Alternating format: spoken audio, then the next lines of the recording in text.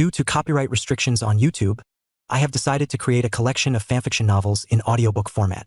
If you would like to access the collection, you can purchase it through one of the following platforms. Patreon or Ko-Fi. You will find both links in the description. After completing your payment, you will automatically receive a link to a private Telegram channel that has a great collection of fanfiction audiobooks in audio format. This is a one-time payment that grants lifetime access to the existing collection. Please note that the collection is continuously expanding. I regularly add new audiobooks over time, so the library keeps growing. If you would like to update a novel or add a new one, you must subscribe to my Patreon. Depending on the tier you select, you will be able to request a specific number of chapters weekly, which I will then produce in audiobook format.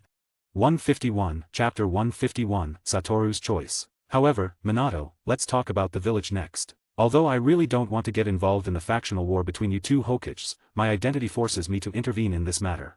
As a disciple of the third Hokage and the teacher of the fourth Hokage, Jiraiya indeed has no choice. Both people are very important to Jiraiya, so he doesn't want to see either of them get hurt. Jiraiya-sensei, I'm sorry, for this matter, I hope you can stay out of it. Suddenly, Minato's expression became serious. Seeing this, Jiraiya was slightly stunned. He felt that Minato at this moment seemed a bit unfamiliar, and for some reason, he also felt a pressure. This is a dispute between me and the third Hokage. If Jiraiya-sensei wants to join my side, then I warmly welcome you. But if Jiraiya-sensei joins the third Hokage's side, then I won't show mercy. Minato, you really have changed. Hearing Namikaze Minato's words, Jiraiya shook his head helplessly. Being Hokage for so many years, changes will naturally occur. After all, I don't want to be a puppet that can be manipulated. Minato spoke some of his inner thoughts. In the first 2 years of his succession to the Hokage title, he had no rights in his hands except for the Hokage title. Over time, his heart naturally developed a disgust for the third Hokage and others, and this negative emotion will deepen over time. The rights he now holds in his hands, to put it bluntly, are all fought out by him bit by bit. The old man is indeed a bit too much. I really didn't expect that the power of Hokage would be so attractive. Teacher, you have never been Hokage, you will never understand. Although Minato is not a person who covets power in his hands, he also does not want to be manipulated like a puppet. His purpose of becoming Hokage is to protect all the people in the village and to make the village stronger. He will use a lifetime to fulfill his promise when he first became Hokage. Therefore, anyone who stands in his way on this road is an enemy. I won't join you, nor will I favor any side. I just hope that when you deal with the old man, you can show mercy. Jiraiya already knew about Yuditen Koharu. For Jiraiya, Yuditen Koharu brought it upon herself, and it was not a pity to die, but he did not want to see this happen to the third Hokage. Don't worry, teacher, if there really is a day when I have to do it to the third Hokage, I won't kill him. Hearing Minato's promise, Jiraiya breathed a sigh of relief. He knew that Minato would not lie to him. Thank you. It's a pity that the third Hokage can't die by my hand.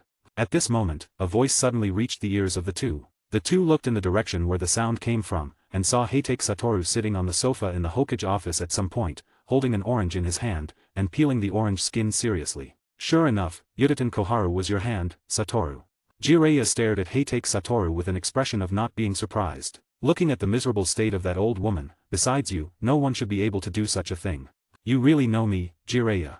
He peeled the orange cleanly, put it in his mouth piece by piece, and talked while eating. Since you are here, then you can also talk about your views on the Akatsuki organization, Satoru. Then Namikaze Minato asked Heitake Satoru. Akatsuki? The current Akatsuki organization is nothing more than a group of rats who dare to hide in the sewer.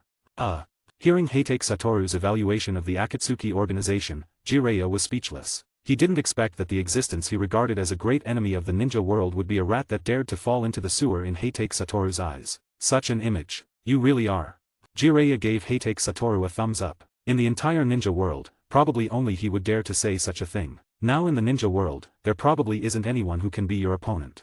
Who knows? But in the future, there should be some interesting opponents. Although the current Akatsuki organization looks strong, compared to the possible enemies that may appear in the future, they are still a bit inferior.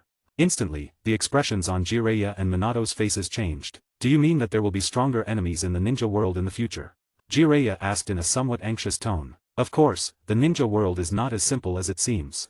In the current ninja world, the only person who could interest Heitake Satoru should be Atsusuki Isahiki, but he doesn't know where Atsusuki Isahiki is now. If he could find Atsusuki Isahiki's location now, then he would definitely go to meet him. Is it because of you?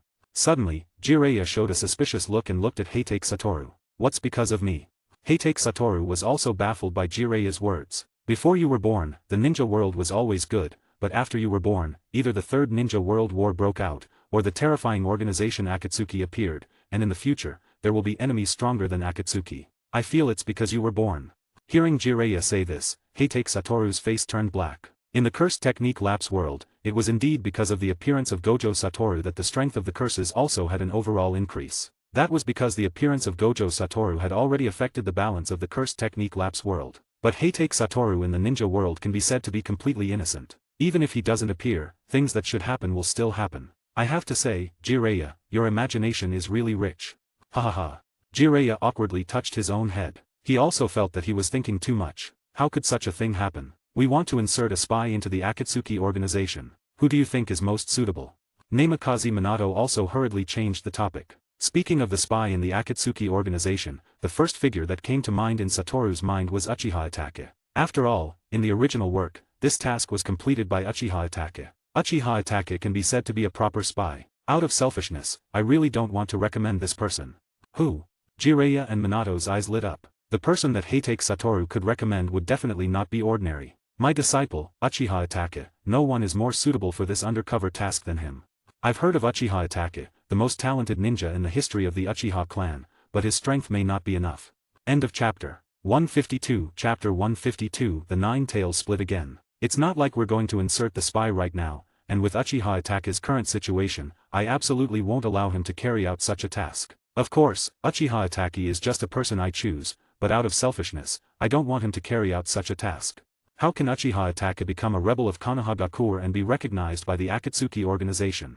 Namikaze Minato spoke. Obviously, he selectively ignored the second sentence that Heitake Satoru said. It's simple, and it's a win-win solution that allows Konohagakure village and the Uchiha clan to live in peace. What's the solution? A look of longing appeared in Namikaze Minato's eyes. The Uchiha clan's problem has always been his heartache. If the Uchiha clan's problem can be solved, his worries will be much less in the future. The reason why there are so many troubles between the Uchiha clan and the village is nothing more than that both the Uchiha clan and the village have radicals who want to start a war. As long as one person eliminates these radicals, it not only solves the problem between the Uchiha clan and the village, but also makes outsiders more recognize the identity of the rebel ninja. Of course, I can personally take action on Danzo's side. Satoru told Minato his plan that he had once told Uchiha Itachi. The expressions on Jiraiya and Minato's faces were different. Jiraiya frowned, obviously not very approving of this plan, but Minato's face was calm. He now clearly understands the truth that if his heart is not cruel, he cannot stand firm. And he also thinks that what Heitake Satoru said is indeed correct. If the radicals on both sides all disappear, then the contradiction between Uchiha and the village has been temporarily perfectly resolved. As for whether there will be radicals in the future, that is unknown. Do you think Uchiha Itachi can do it to his own clan? Namikaze Minato asked. Hearing Minato's follow-up question, without hearing Minato's doubt about this plan, Jiraiya knew that Minato had completely changed. And even if Uchiha Itachi can do it, does he have that strength? As far as I know, there are not a few radicals in the Uchiha clan, almost every elder is a radical. Don't worry about the strength, after all, we are not stupid, we can help Uchiha Itachi clean up secretly, and, if possible, Uchiha Shisui can also perform this task. The last sentence was completely said out of Heitake Satoru's selfishness. Uchiha Shisui, his strength is indeed enough. Hearing the name Shisui, Minato nodded. And Shisui has opened the legendary Mangekyo Sharingan. He can perform this task, which will indeed make people feel more at ease. What? Mangekyo Sharingan? Is it the eye in the legend of Uchiha Madara? Jiraiya said in shock. Yes. Minato nodded. As for why Minato knew that Shisui had Mangekyo Sharingan, it was because Shisui had voluntarily told Minato this news not long after he opened Mangekyo Sharingan. When Minato first learned of this news, he was a little scared. After all, regardless of the other abilities of Mangekyo Sharingan, just the ability to control the tailed beasts is enough to scare people. Fortunately, Uchiha Shisui is not a radical. Otherwise, Minato would definitely take action personally and get rid of him secretly. But even though Shisui was honest with Minato, Minato was still not at ease with Shisui, and even sent Kakashi to secretly monitor Shisui for a while. After confirming that Shisui was completely loyal to Konohagakure, Minato completely trusted Shisui. I didn't expect that even Mangekyo Sharingan is in the village. It seems that no one can stop the rise of the village. Jiraiya sighed, having already recovered from the initial shock. Then this matter, we can first discuss with Shisui. After all, there is no rush to arrange a spy in the Akatsuki organization. Prevention is better than cure. Even if it has been confirmed that Shisui is currently loyal to Konohagakure, no one knows whether this loyal heart will change in the future. Therefore, he is inclined to let Shisui complete this dangerous task. Alright then, I've said all I need to say, and now I'm going to gather some materials. For the time being, I won't be leaving Konohagakure village. As he spoke, a lewd smile suddenly appeared on Jiraiya's face, as if he had thought of something joyful. Jiraiya-sensei, you'd better do a good job of keeping a low profile, don't cause me any trouble. If Jiraiya gets reported, it would be troublesome for him. Alright, I got it. Jiraiya made an okay gesture. Then his figure flashed, and he disappeared, presumably to gather materials at some bathhouse. Sigh. Minato sighed and shook his head helplessly. Jiraiya-sensei really did inherit the true teachings of the third Hokage. That's why they are a true master and disciple. But I feel that you probably have the same thoughts in your heart. Although Heitake Satoru was wearing an eye patch now, Minato could feel Heitake Satoru's teasing gaze. How could it be? How could I be that kind of person? Minato quickly waved his hand and said seriously, but for some reason, he suddenly felt a bit guilty. It's probably because Kushina is quite strict. As soon as Kushina was mentioned, Minato's mind immediately conjured up the image of Kushina in a furious state, her hair standing on end, divided into 9 strands, looking like the 9 tails, which instantly gave him a chilling feeling. Suddenly, Minato wondered if he would become like Jiraiya if Kushina wasn't there. But he felt that the chances of him becoming that kind of person were not high. After all, he considered himself a very upright person. Have you tamed the monster inside you? Then, Satoru spoke again. Hearing this, Namikaze Minato's expression froze, and then he showed a bitter smile. Sure enough, nothing can be hidden from you, but with only a quarter of the power of the 9 tails, I can still suppress it. That's right, Minato also has a 9 tails inside him, and it is half of the 9 tails that was divided from Kushina's body. It has to be said that the 9 tails has now been completely figured out by Namikaze Minato or their family. All 3 members of the family are Jinchuriki of the 9 tails. The 9 tails is probably the first tailed beast to be sealed in 3 people separately. The 9 tails meeting someone like you is really his misfortune. According to my estimation, even if the chakra of the 9 tails is divided into 9 parts, it is still very powerful. How about it, do you want to seal a part too? As soon as the words fell, the 9 tails inside Minato's body started to shiver. He now hates Minato so much that he grits his teeth, but there is nothing he can do. And for Heitake Satoru, the 9 tails is more fearful. He doesn't want a part of his power to be in that person's body. Let's forget it, my strength is already invincible. Hearing Satoru's refusal, the 9 tails inside Minato breathed a sigh of relief. End of the chapter. 153, Chapter 153, Uchiha Rebellion. Time passed, and 2 years later, Konohagakure village fell into an unprecedented tranquility. Neither the Uchiha clan nor the old party led by the third Hokage made any moves. But the more this happened, the more Minato dared not take it lightly. For Minato, this was more like the calm before the storm. He didn't believe that these 2 groups would remain indifferent in the face of his rising power. Hokage-sama, I have important matters to report. At this moment, Shisui suddenly appeared next to Minato and said with a serious face. Seeing Shisui's appearance, Minato waved his hand, and the umbu protecting Minato immediately disappeared. Speak, what's the matter? After feeling that all the umbu around him had disappeared, Shisui began to speak. People from our clan are planning to rebel. Upon hearing Shisui's words, Minato was only shocked for a moment, and then immediately fell into calmness. He had anticipated this matter early on. If a major conflict did not break out, the people of the Uchiha clan would not give up. What does Uchiha Fugaku mean? Fugaku, the clan leader's power, has gradually been emptied by several elders. Although he disagrees with the rebellion, his opinion is now negligible to the people of the Uchiha clan. Do you have any solutions? Minato continued to ask. Hearing Minato's words, Shisui's expression struggled slightly. I can use my Mangekyo Sharingan's Genjutsu Kota Amatsukami to quell this rebellion. Oh. Upon hearing Shisui say this, Minato frowned, and a serious look appeared on his face. Kota Amatsukami? What kind of ninjutsu is that? Minato asked in confusion. Kota Amatsukami is the strongest genjutsu I obtained after activating Mangekyo Sharingan. It can directly modify a person's will. As long as I modify the dominant person's will, the rebellion will naturally be quelled.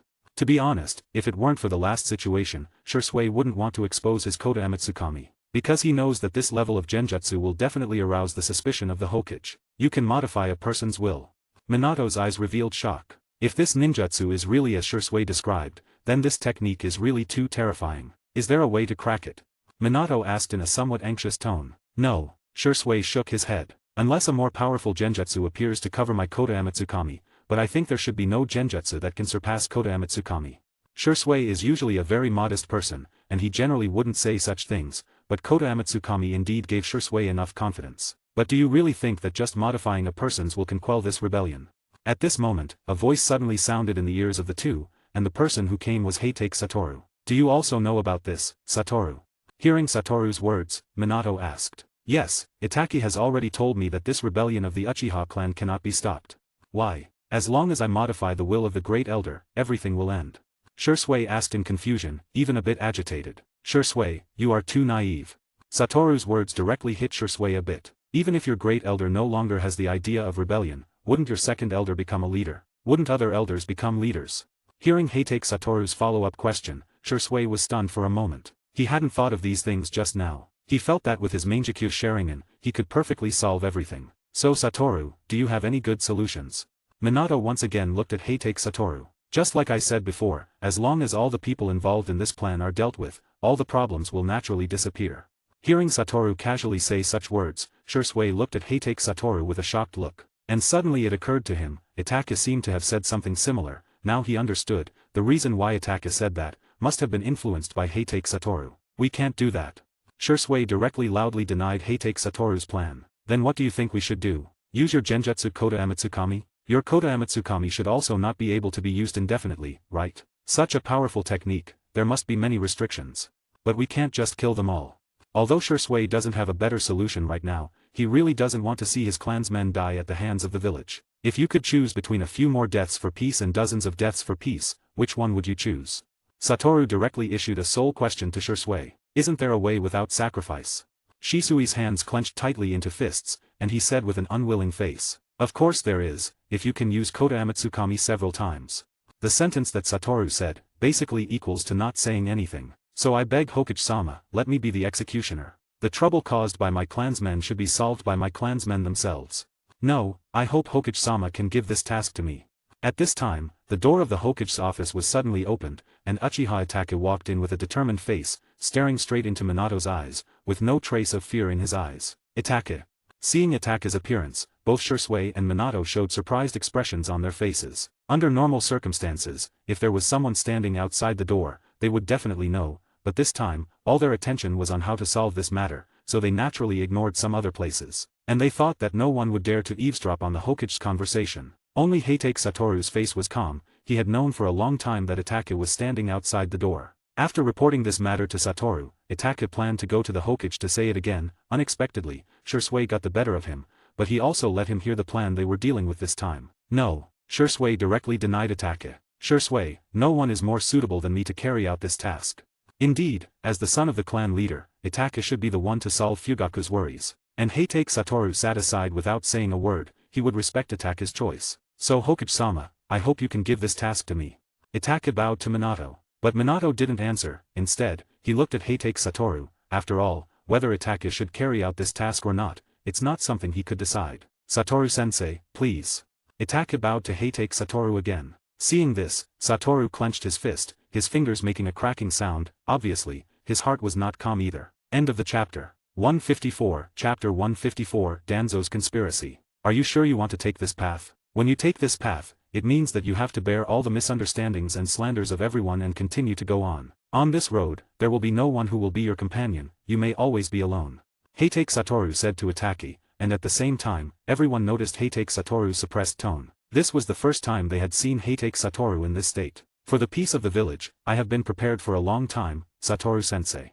Itaka looked at Heitake Satoru with determined eyes. These eyes have shown Uchiha Itaka's determination. He does not allow himself to back down. Then follow your own wishes, but if you encounter any difficulties outside, you can come back to me, I am always welcome here.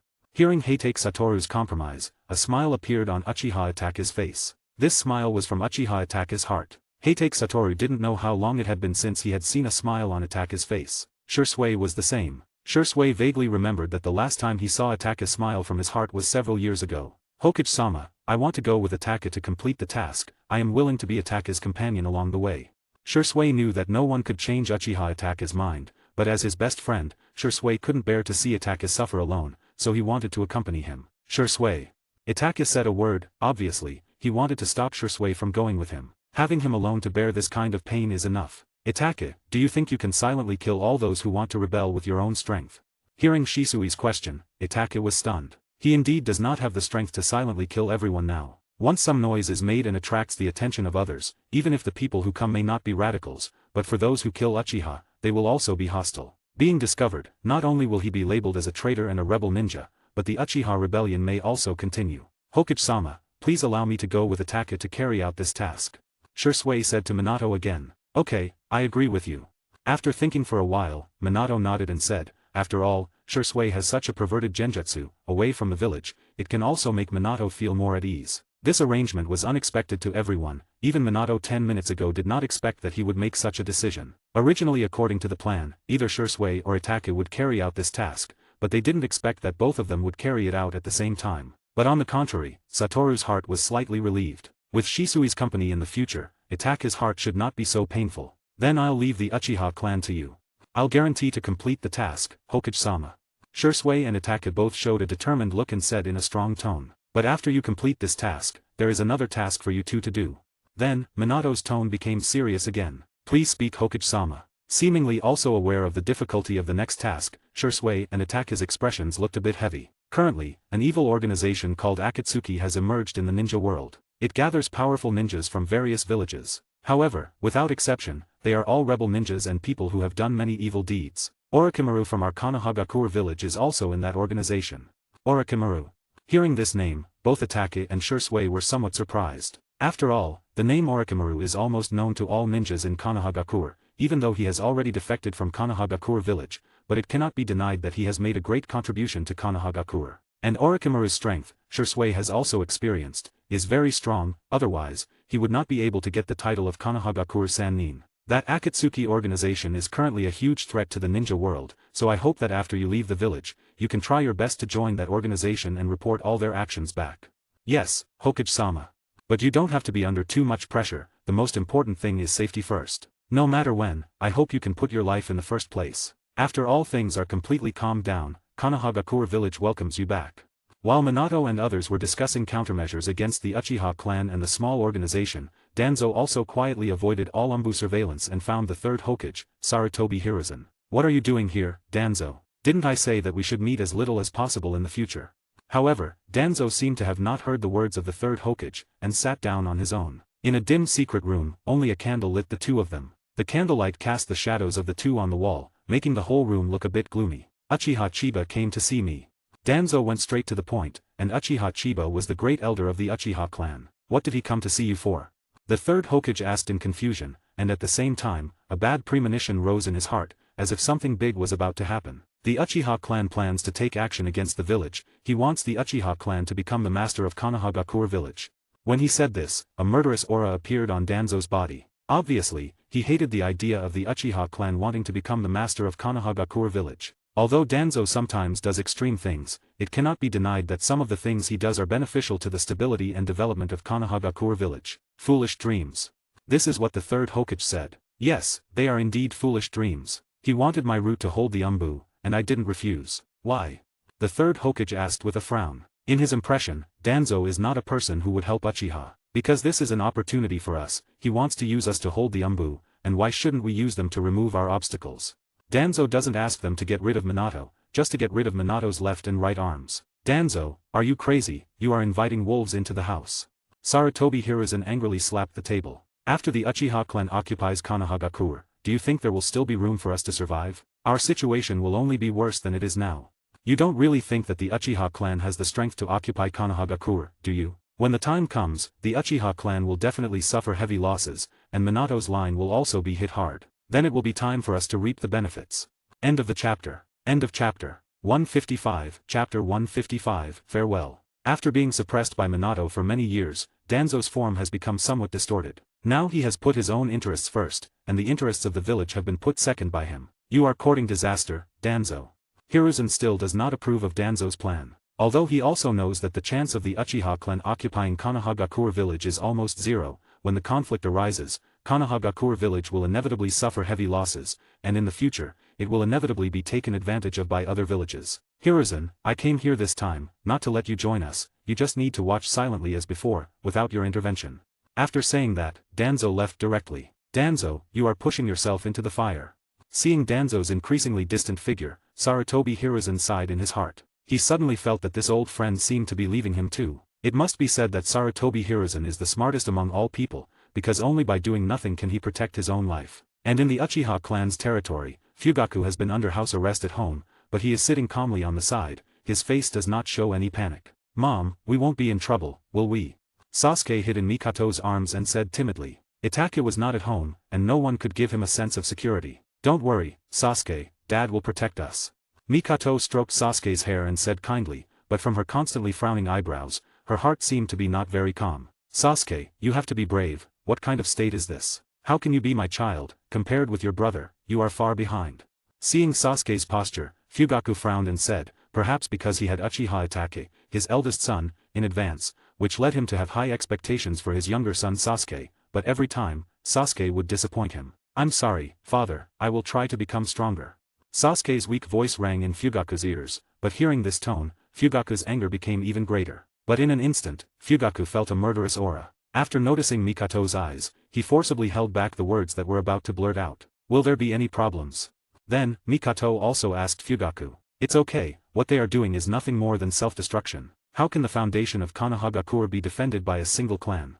Hearing the conversation between the two, Sasuke stared at the two in a daze. Although he was not young, he had never cared about these political matters, so he didn't know what had happened. Just then, a figure suddenly flashed in. Seeing the person, all three faces showed excited looks. Brother! Sasuke shouted excitedly. The person was Uchiha Itachi. Sasuke quickly broke free from his mother's arms and ran towards Itachi. Brother, where have you been? I'm so scared. Sasuke acted like a baby in Itachi's arms. I'm sorry, Sasuke, brother has to do a very important thing, you may have to work hard to go on your own in the future.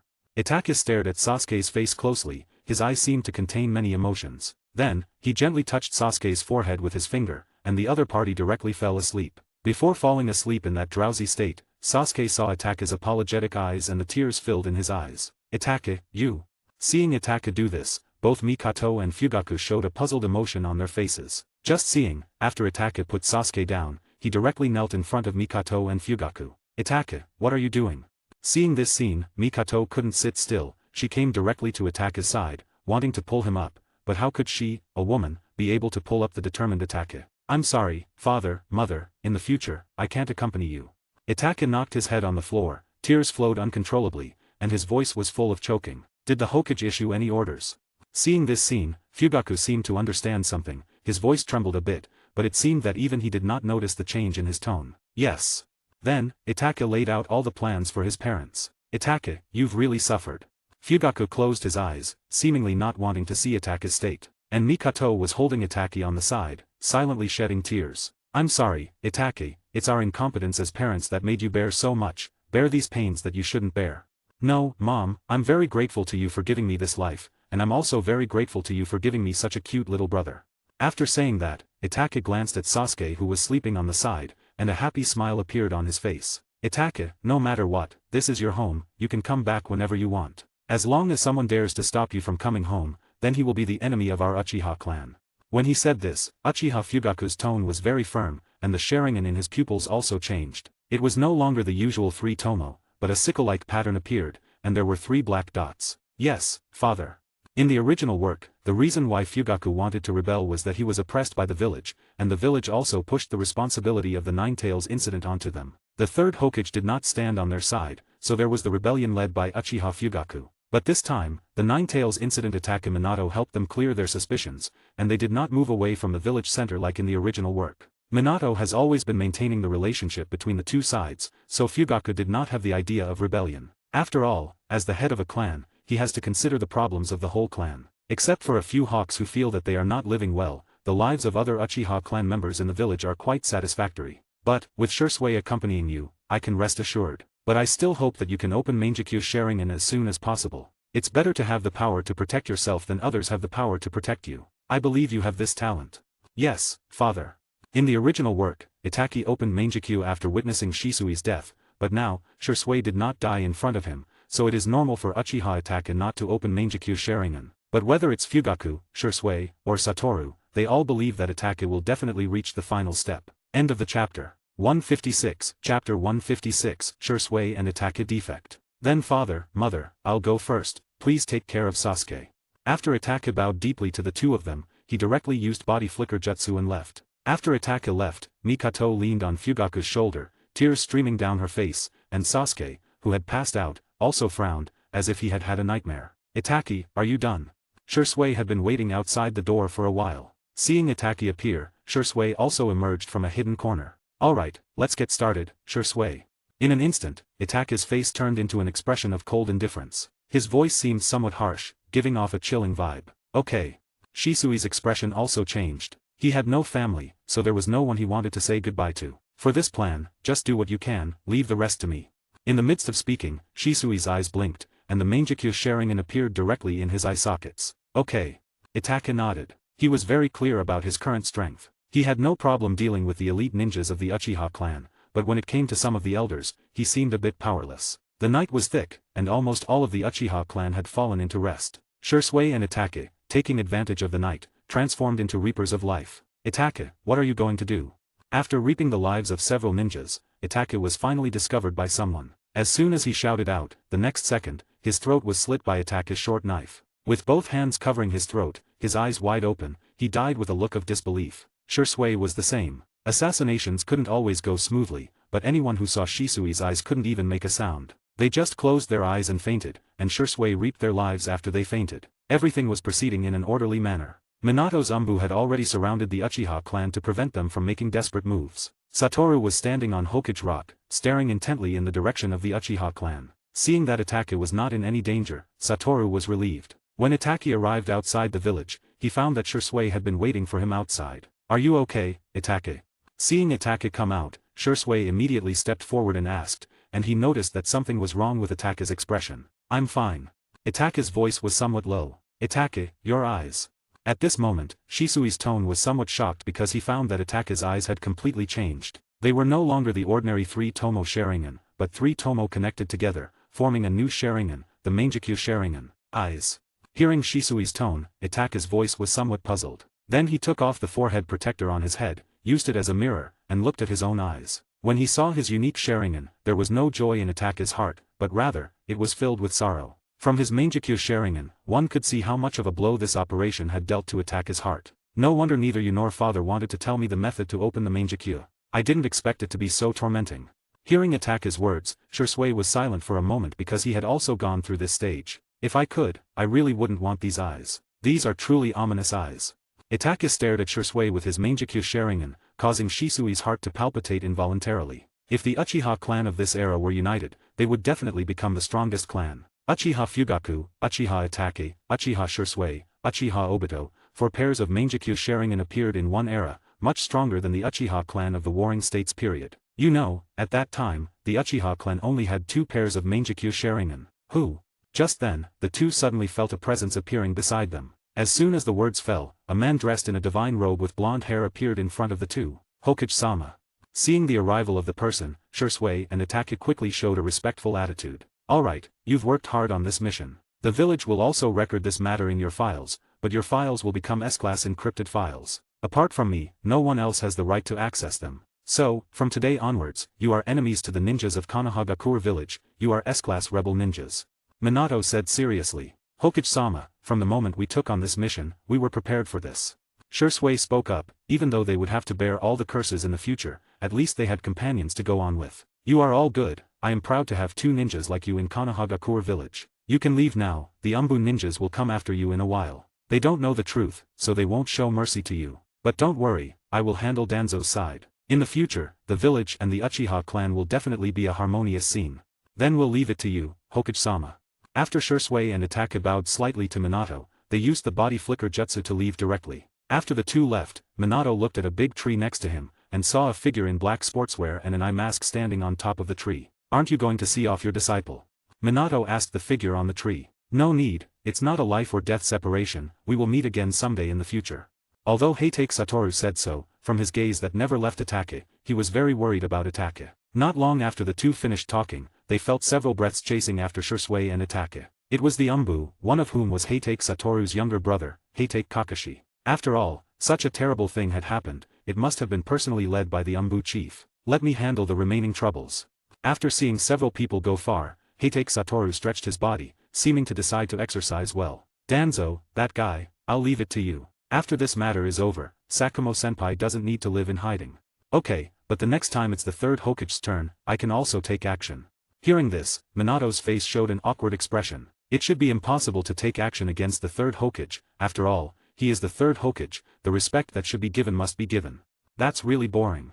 After saying that, under the moonlight, Heitake Satoru's figure also disappeared in front of Minato. End of the chapter. 157, Chapter 157, Playing with Danzo. Heitake Satoru, who disappeared in front of Minato, came directly to the base of the root, and in just an instant, he solved the two roots guarding Danzo. Heitake Satoru, this is not where you should come. Seeing Heitake Satoru's appearance, Danzo squinted his eyes and said, a sense of vigilance rose in his heart, his left eyelid twitching. You were also involved in the Uchiha clan's affairs, weren't you, Danzo? Hearing this, the bad premonition in Danzo's heart became stronger and stronger. What do you mean by that? I don't understand. Danzo did not admit it. After all, he did not participate in the first place, it was just that the people of the Uchiha clan sought his cooperation. It's okay, you don't need to understand, you just need to know that your life is short. After saying that, Heitake Satoru came directly to Danzo's front in an instant, one hand pressed on his head. The next moment, from the gap in Heitake Satoru's hand, Danzo saw that the surrounding environment had all changed, the location was no longer his route. Do you intend to make a move on me, Heitake Satoru? Do you know what kind of crime it is to strike an elder?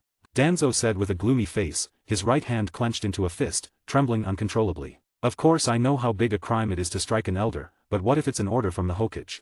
Hearing Heitake Satoru's playful words, Danzo's eyes widened instantly. Minato actually wants to get rid of me. I don't believe he has the guts. Let Minato come out, I want to hear him say it himself. Danzo said anxiously, because he felt that he might not see tomorrow's sun. Hokage-sama is busy with a myriad of affairs, how could he care about such a trivial matter? So, are you planning to resist, or are you planning to accept your fate obediently, Danzo-sama? After hearing Heitake Satoru's words, Danzo knew that he couldn't change anything now. All he could do was to escape from Heitake Satoru's hands and strive for a glimmer of hope. Wind release, vacuum wave. Without saying much, knowing that Heitake Satoru wouldn't give him a chance to survive, Danzo immediately retaliated, using his most proficient wind release ninjutsu. Even though the vacuum wave is a B-rank ninjutsu, as Danzo's most familiar ninjutsu, he can already release it without seals. A scythe-like breath directly cut towards Heitake Satoru, but when this attack fell in front of Heitake Satoru, it was blocked by an invisible wall. Danzo didn't plan to have a protracted battle with Heitake Satoru. The moment he released his ninjutsu, Danzo immediately turned around and ran towards the direction of Konohagakure village at a fast pace. As long as he ran to Konohagakure village, he would be safe. He believed that Heitake Satoru wouldn't dare to make a move on him in front of so many people in Konohagakure village. You're really decisive in running away, Danzo. Seeing Danzo's figure disappear in front of him, Heitake Satoru's mouth curled up slightly. He didn't think Danzo could escape from his palm. The next moment, Heitake Satoru's figure disappeared on the spot. That kid has a jutsu that seems to be a space ninjutsu, I must run faster. While running, Danzo thought to himself, or under the threat of death, Danzo burst out with a speed that he had never had in his life. Running so fast, where do you want to go, Elder Danzo? Just then, a voice suddenly came from in front of Danzo. Hearing this voice, Danzo braked urgently, but his body still couldn't control itself and slid forward a few meters, leaving 2 deep marks on the ground. How is this possible? Danzo looked up at the figure standing on the tree trunk, his face full of disbelief and shock. Looking at your expression, it seems that what's happening now has transcended your understanding of common sense. Heitake Satoru jumped down from the tree and landed 3 or 4 meters away from Danzo. Wind release, vacuum serial waves. Danzo didn't seem to plan to let Heitake Satoru speak. His hands quickly formed seals, and the speed of the seals made his hands look like a series of afterimages. Then, Danzo's chest swelled up, and then he opened his mouth and blew towards Heitake Satoru's direction. Several scythe-like breaths directly cut towards Heitake Satoru. And Danzo's body also followed the speed of his ninjutsu release, planning to break through from the other side of Heitake Satoru. But when he broke through, he found that in an instant, Heitake Satoru had already appeared in front of him. Don't be in such a hurry, Elder Danzo. Raising his fist, Heitake Satoru directly hammered a punch towards Danzo. However, Danzo's reaction speed was not slow. He pulled out a short knife from behind and directly blocked Heitake Satoru's fist. Danzo also used this reaction force to retreat a large step backward. Is this your rumored ability similar to absolute defense? Danzo, holding a short sword, stared at Heitake Satoru and said with a serious face. That's right, because there is an infinite distance between you and me, so your attack will never be able to hit me. If I explain it this way, you should be able to understand. How foolish, to tell your enemy about your own abilities. But even if you know about my abilities, do you have a way to break them? Hearing what Heitake Satoru said, Danzo's face sank. Every ninjutsu has its weaknesses, even your absolute defense is no exception. Although he said so, Danzo had no confidence at all. Oh, if you can find it, feel free to try. I'm in a good mood now, I can let you live a little longer. At these words, Danzo was immediately furious, gritting his teeth in anger. No one had ever spoken to him like this before. He had never had anyone let him live a little longer because the enemy was in a good mood. In the past, it was his own good mood that might let the enemy live a little longer. Now it can really be said that the wheel of fortune has turned. Danzo took out 2 shuriken, blew with his mouth, and suddenly a series of wind blades appeared outside the shuriken. Then, Danzo directly threw the shuriken towards Heitake Satoru's direction. This kind of attack is useless. With this kind of attack, you will never be able to find my flaws in your lifetime. Heitake Satoru's limitless technique does indeed have flaws, which is poison, but he would not be so foolish as to tell the enemy about the flaws of the technique. Opportunities to play with his own enemies are not many. So Heitake Satoru decided to have a good time playing with Danzo. The two wind-release shuriken, when they were close to Heitake Satoru's body, could never go any further, and they were also repelled by a strong repulsive force. Everything that was cut by the wind-release shuriken appeared a smooth cut, which shows how powerful Danzo's two shuriken attacks are. End of the chapter. 158. Chapter 158. Danzo begs for mercy. But even if the attack was so powerful, it was still useless to Heitake Satoru. If your strength is just like this, it's really too boring, Elder Danzo. As soon as the words fell, Heitake Satoru's figure had already reached Danzo's side. One hand directly locked Danzo's neck, squeezed hard, heard a crack sound, then Heitake Satoru let go of his hand. Only to see, Danzo, like a puddle of mud, directly collapsed, his wide-open eyes seemed to indicate his unwillingness to die. But in the next moment, Danzo's body disappeared, and Satoru also felt that someone appeared behind him, holding a kunai and stabbing at him. Elder Danzo, do you think this kind of sneak attack will be useful to me? Heitake Satoru's tone did not change at all, as if he had expected Danzo to resurrect from the dead. Just then, Heitake Satoru's body directly erupted with a terrifying aura. This aura instantly blew Danzo away. And Heitake Satoru also flashed to catch up with Danzo's flying figure. A downward spinning kick directly embedded Danzo in the ground centered on Danzo, cracked all around. Satoru didn't hold back at all with this kick, because he knew that Danzo had many lives to spare, and he could take his time playing with him. The next second, the figure of Danzo embedded in the ground disappeared, and not far from Satoru, Danzo appeared again, his face very solemn. The Izanagi of the Uchiha clan. How do you know? Seeing that Satoru had immediately figured out his technique, Danzo said in shock. Izanagi, as a secret technique of the Uchiha clan, was known to few people even within the Uchiha clan. Danzo knew about it because he had learned it from his teammate, Uchiha Kagami. Humph, you have no secrets in front of me. Satoru lifted a corner of his eye mask, revealing the covered blue eye of heaven, looking down at Danzo, a trace of mockery in his expression. Damn, you Kekii Genkai bastard. Danzo gritted his teeth. I suppose you only have 3 lives left now. Hearing this, Danzo's face turned pale. I absolutely can't let you live. Danzo directly bit one of his fingers, then slapped the ground with one hand. Summoning Jutsu. A creature with a pig's body, an elephant's nose, and tiger's claws appeared in front of Heitake Satoru. Devour him, Baku. Hearing Danzo's words, the creature opened its mouth, and a terrifying suction force erupted from it, sucking everything in front of it into its mouth, whether it was trees or land, using the power of wind release. And Heitake Satoru stood there as if nailed to the ground, not moving at all. Absorption ability? Let's see which is stronger, your absorption power or my blue dot. Just then, Heitake Satoru stretched out a finger, and a blue ball appeared on the tip of his finger, and the next second, it was directly swallowed by Baku. And after Danzo's summoning beast came out, he immediately ran towards the direction of Konohagakure village again at a fast pace. What he said just now about absolutely not letting Heitake Satoru live was just a bluff. His goal has never changed from the beginning, that is, to live and return to Konohagakure village. Because he knew that even if he had 10 lives, 100 lives, he would definitely not be a match for that monster. Suddenly, Danzo, who was running away, stopped because he felt that his summoning beast had disappeared. Heitake Satoru looked at the empty scene in front of him and sighed slightly. It seems that my blue is still more powerful.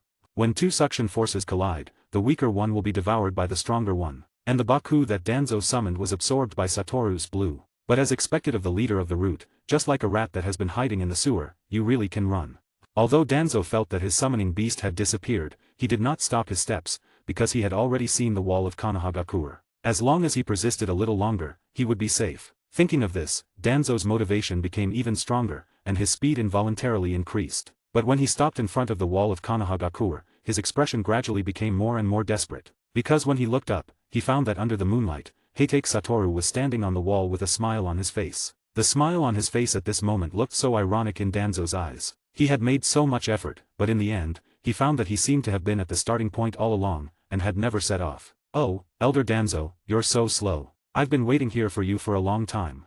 Heitake Satoru raised his palm, looking like he was greeting Danzo. Heitake Satoru, even if I die, I will drag you down with me. You are indeed the most unstable factor for the village. Although Danzo despises Minato, after all, Minato is the Hokage and would not do anything to harm Konohagakure village. But he is not sure about Heitake Satoru. If Heitake Satoru causes some trouble, no one can stop him. want to die with me? Then do your best.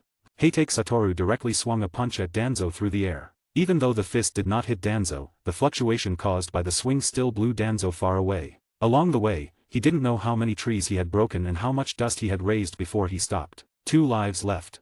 Just as Danzo, who had just resurrected, was about to react, he felt a sharp pain in his chest. Looking down, he found a slender palm had directly pierced his chest. The last one. Before he lost consciousness in this life, he heard these 4 words from Heitake Satoru. Can you spare me? This was what Danzo said when he was down to his last life. When his life was down to the last one, he couldn't help but want to beg for mercy. For the first time, he felt that death was so close to him. Spare you? When you plotted against my father, you were already on my kill list. Sakumo is not dead, why are you so aggressive? I have already been killed by you 4 times, isn't that enough? Danzo had long since investigated that Sakumo was not dead, but he dared not make this matter public, because that would only make him die faster. Yes, my father is not dead.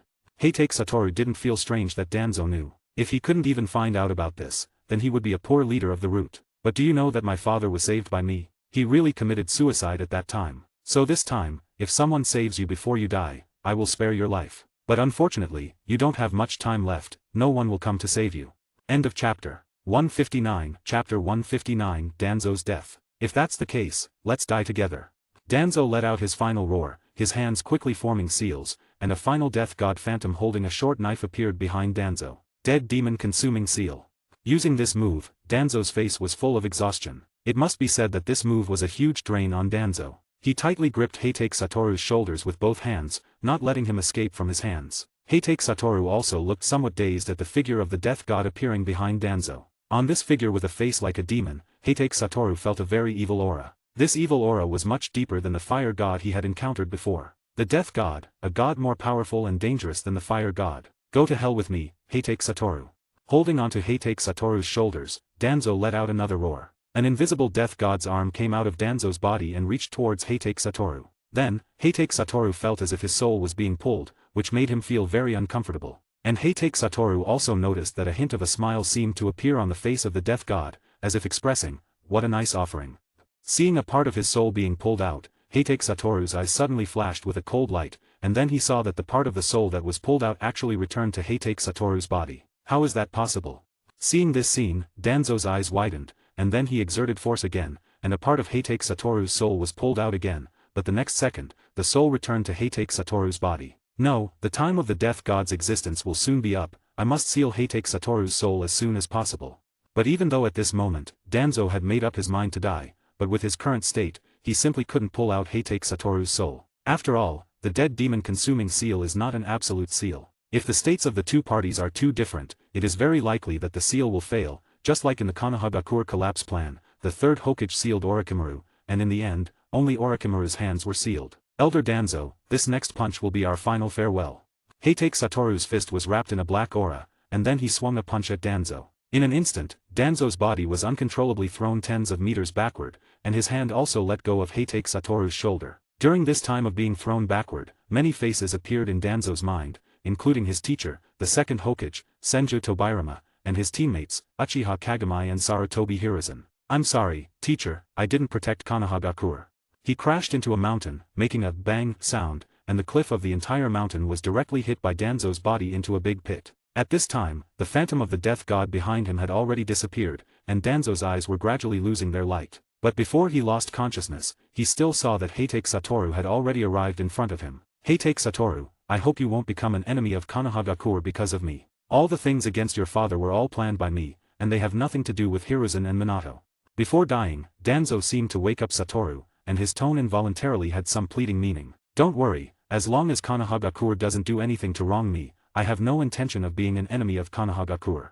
After hearing this sentence, Danzo breathed a sigh of relief, and the expression on his face seemed somewhat relieved. I've been fighting for the position of Hokage all my life, and I didn't expect to fail in the end. It's an honor for Konohagakure to have a strong person like you.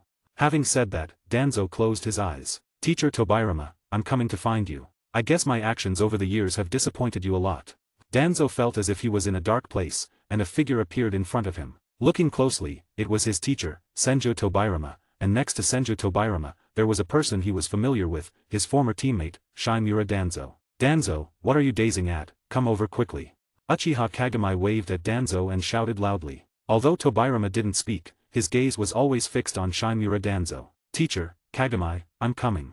Suddenly, Danzo felt that death didn't seem so terrifying. Danzo took a step and started running faster and faster toward Senju Tobirama and Uchiha Kagami. Standing in front of Danzo, Heitake Satoru also felt that Danzo's soul fire had dissipated. I guess this counts as revenge. For some reason, seeing Danzo's death, Heitake Satoru didn't feel any joy in his heart. But the mission was completed. Satoru had to report to Minato, picked up Danzo's body, teleported, and returned to Konohagakure village. The mission is completed. Satoru placed Danzo's body in front of Minato. Seeing Danzo's dead appearance, Minato also sighed a bit. He didn't expect that a dignified leader of Konohagakure, the elder of the root, would die at the hands of his own people. Now there's only the third Hokage left, he can't make any big waves, why don't you spare him?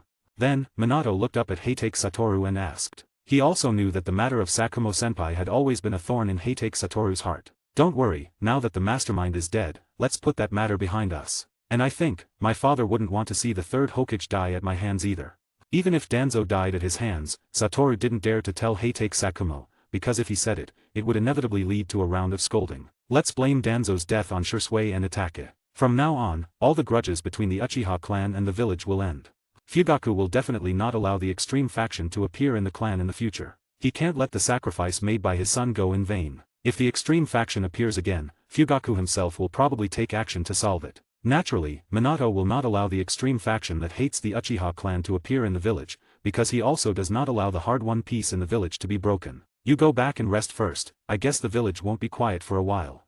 After all, such a big thing happened, it can be concealed for one night, but it will definitely be known to everyone the next morning. Okay. Satoru didn't make any excuses and left directly. After Satoru left, Minato also looked at Danzo's body. But when he noticed the circular seal on Danzo's belly, his expression suddenly froze. Obviously, he knew what this seal was. Dead demon-consuming seal can't even deal with Heitake Satoru. I really can't do anything about him. End of the chapter. 160, Chapter 160, Itake, Shisui, S-Class Rogue Ninja. Early the next morning, the atmosphere in Konohagakure village changed instantly. After all, such a thing happened to the Uchiha clan, it couldn't be concealed. The news of the death of the Uchiha clan's elder had been spread. The threshold of Fugaku's house had almost been trampled by other people of the Uchiha clan. They all asked Fugaku to find out the murderer who killed the elders. But Fugaku just sat there, closed his eyes, and said nothing. And Sasuke was in another room, curling his body into a ball, shivering. Although he was still young, he obviously knew what had happened. The culprit who caused all this was his own brother, Uchiha Itake. He really wanted to ask Itake loudly right now. Why? Why did you do this? Why did you kill the people in the clan? Why did you kill those elders? Obviously, Sasuke doesn't know the deeper things now, he only knows that his brother has done something sorry for the clan. Clan leader, you have to say something. I feel that the murderer must be someone from the village. We might as well go directly to the Hokage and ask him to hand over the person. A member of the Uchiha clan saw that Uchiha Fugaku was silent, and his tone became somewhat anxious. Who is the murderer? We are currently investigating. Once the investigation is clear, we will definitely give you all the truth.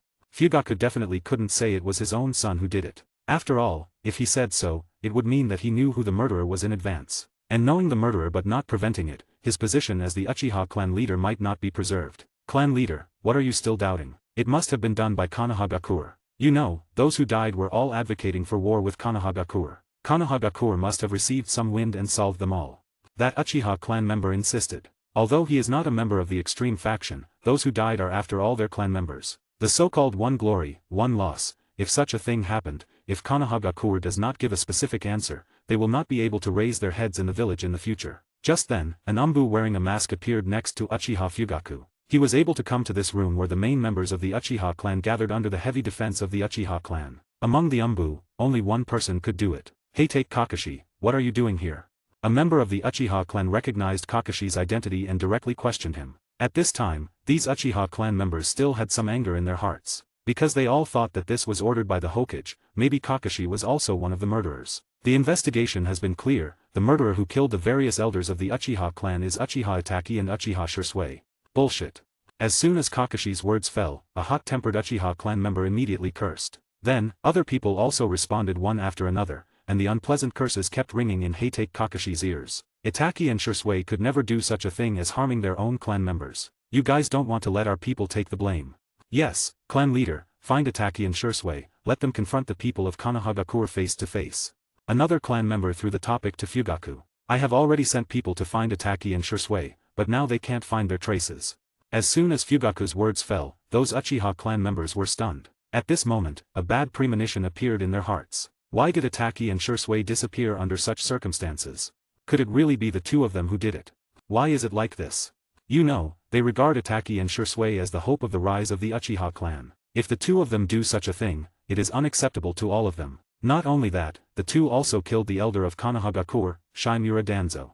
Kakashi continued to say, the news of Danzo's death must be told to them as soon as possible, so that these Uchiha clan members can calm their hearts. Danzo is dead too. Why did they do this? Most of the Uchiha clan members expressed doubts, but there were also some smart people who were thinking about the reasons why Ataki and Shursui did this. Ataki and Shursui are really stupid. An older-looking member of the Uchiha clan suddenly burst into tears. Obviously, he had figured out what the reason was. Before, it was just the people of the Uchiha clan who died, and he didn't understand. But now with Danzo's death, he fully understood. Elder, what exactly is going on? A member of the Uchiha clan asked urgently, and the others also cast their eyes on him. They all wanted to know what the reason was for Ataki and Shursui to do this. Ataki and Shursui killed all those who wanted to start a war or were detrimental to the clan. They did this because they wanted the village and our Uchiha clan to live in peace. Is that so? After hearing the explanation of the elder, the crowd showed expressions of sudden realization. They are really stupid. If they didn't want to start a war, we could have stopped it together. Why did they have to walk down this dead end? At this moment, some people who were wise after the event expressed their conclusions. Currently, Uchiha Ataki and Uchiha Shursui have been listed as S-class rogue ninjas by Hokage-sama. Anyone who encounters them can directly kill them. After seeing that the people's mood had calmed down a bit, Kakashi added salt to their wounds. Upon hearing this, Uchiha Fugaku's steady figure trembled involuntarily. Although he knew that the two of them had other tasks, others didn't know. What they knew was that Uchiha Ataki and Uchiha Shursui were the murderers who killed the elders of the Uchiha clan and Konohagakure. Uchiha Mikato was even in the small room next door, holding Sasuke, crying bitterly. Clan leader, even though Ataki and Shursui did it for the good of our clan, they are also the murderers who killed the elders. I think our Uchiha clan should personally capture these two. Although the actions of Uchiha Ataki and Shursui made them feel a pity, they had to avenge those dead elders because they were also people of the Uchiha clan. But Uchiha Fugaku still remained silent and did not respond. Clan leader, you can't cover up for Ataki just because he is your son. Okay, since you all think so, then you can go and capture Uchiha Ataki and Uchiha Shursui at any time. But let me tell you in advance, Uchiha Shursui has already activated the Mangekyo Sharingan. Whether you are his opponent or not, you should weigh it carefully before you set off. Fugaku didn't know that Ataki had also activated the Mangekyo. Otherwise, he would definitely not be so sad. After all, Fugaku is also a selfish person. If killing a few elders can make Ataki stronger, Fugaku would be happy to see it. After all, he, who possesses the Mangekyo Sharingan, knows how powerful the Mangekyo is. End of the chapter. 161, Chapter 161, Satoru's Regret. Soon, the deeds of Shursui and Ataki had spread throughout the entire Konohagakure village, and almost everyone was in a state of disbelief. They would never think that such a terrible thing would happen in this era of peace. Teacher, has Ataki really become an S-class rogue ninja? Tenma and Shinko immediately found Heitake Satoru, looking at Heitake Satoru eagerly, especially wanting to get an answer from Heitake Satoru. That's right. Heitake Satoru nodded. Although the two of them have a good relationship with Uchiha Ataki, because Uchiha Ataki is carrying out an absolute secret mission, no one can know except him, the fourth Hokage, and Ataki's parents, not even Tenma and Shinko. Damn it, why? Why would Ataki do such a thing? Tenma uttered a series of angry questions. He couldn't understand why his teammate who he spent day and night with would do such a thing. Even Shinko's eyes were already red. Teacher, does Ataki have any unspeakable secrets? You know his character, he would never do such a thing. Yes, teacher, Ataki is such a kind person, how could he possibly do such a thing? Shinko also spoke to Satoru. At this moment, Satoru's face was very ugly. He didn't want to see his disciple in such a situation, but this was the choice he made. No more words, Ataki's defection has become a fact. Satoru also directly interrupted the two people who wanted to continue speaking with a stern voice. Hearing the change in Heitake Satoru's tone, Tenma and Shinko both lowered their heads and fell silent. After a while, Tenma raised his head with a determined look in his eyes and looked at Heitake Satoru. Teacher, I apply to leave the village to bring back Uchiha Ataki. I will make Uchiha Ataki kneel in front of the elders, confess his sins, and then beg for Hokage-sama's forgiveness. Nonsense. Heitake Satoru directly scolded Tenma. Do you think you can be Ataki's opponent, and there is Uchiha Shursui next to Ataki, do you want to go to death? Even if I risk my life, I will bring Uchiha Ataki back. And I must ask clearly what the reason is for Ataki to do this. He definitely won't kill people in the village for no reason. Tenma's hands were tightly clenched, enough to see how restless his heart was at this moment. Yes, teacher, I also apply to bring back Uchiha Itachi. Shinko also echoed on the side. To them, teammates are family. Although Uchiha Itachi is stronger than the two of them and his thoughts are more mature, in their hearts, they still regard Uchiha Itachi as a younger brother. Although Heitake Satoru had already seen the determination of these two people, he would never allow these two people to carry out this kind of mission. No, the response to the two of them was still Heitake Satoru's cold tone. Why, teacher, are you so cruel to watch Itachi go astray? Because I can't stand by and watch my two disciples go to death. As soon as the words fell, Tenma and Shinko immediately fell silent. Sorry, teacher, we didn't think it through. Seeing Heitake Satoru's loss of composure, Tenma and Shinko also realized their mistakes. You two go back first, don't go on missions recently, I will personally negotiate with Hokage-sama about Itachi's matter. Yes, teacher. The two did not say goodbye to Heitake Satoru too much, and directly turned around and left. They are not interested in anything now. Heitake Satoru also came to Heitake Sakumo's shop with a gloomy face. Every time he was in a bad mood, he would come to his father to calm down. I knew you would come. Seeing Heitake Satoru's appearance, Sakumo didn't feel any surprise. He took out a plate of desserts and put it in front of Heitake Satoru. But the food that used to make Heitake Satoru's eyes shine, now he has no desire to eat at all. Danzo is dead. Heitake Satoru said calmly, but the calmer his tone, the more turbulent his heart. I know, it's all over the place outside, I heard it a long time ago. Although the rumor is that Uchiha Itachi did it, I guess the real killer of Danzo is you. Sakumo also seemed to have guessed the truth of the matter a long time ago, and there was not much expression on his face. Yes, I feel that I am not doing a good job as a teacher. Heitake Satoru raised his head, as if he would shed tears if he lowered his head. The things I did, but I need my own disciple to take the blame for me. A helpless smile appeared on Heitake Satoru's face, but no matter how you look at this smile, it seems particularly forced. And I also have the ability to prevent Itachi from carrying out this mission, but I still didn't do it. As a teacher, it seems that I haven't done anything for Itachi.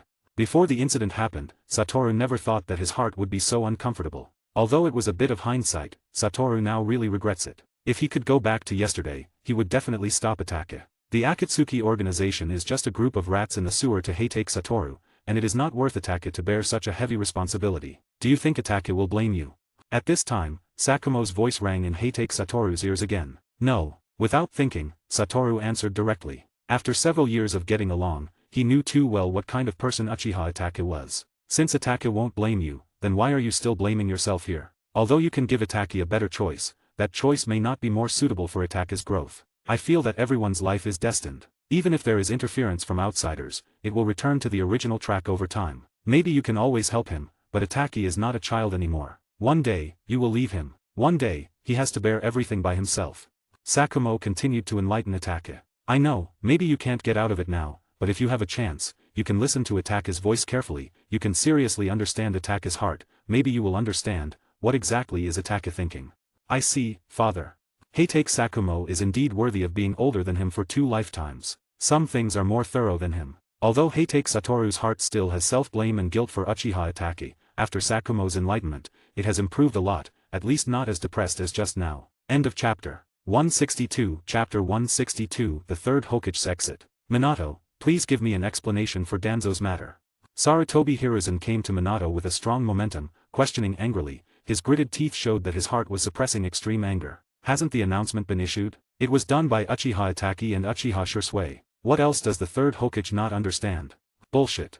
As soon as Minato's words fell, Hiruzen couldn't help but curse. Even though Uchiha Itachi is known as the first genius of the Uchiha clan, and Uchiha Shisui is not weak, how could they silently defeat Danzo? You know, Danzo is the leader of the root, and the cards he holds in his hands will definitely not die so easily. If they fight with the two, it will definitely cause a huge movement. Why didn't I hear any movement last night? When Sarutobi Hiruzen got up today and heard the news of Danzo's death, his eyes went dark and he almost fainted. Even when his wife died back then, he didn't feel this way. I didn't hear it either. Maybe Danzo-sama was killed by Shisui and Itachi in seconds.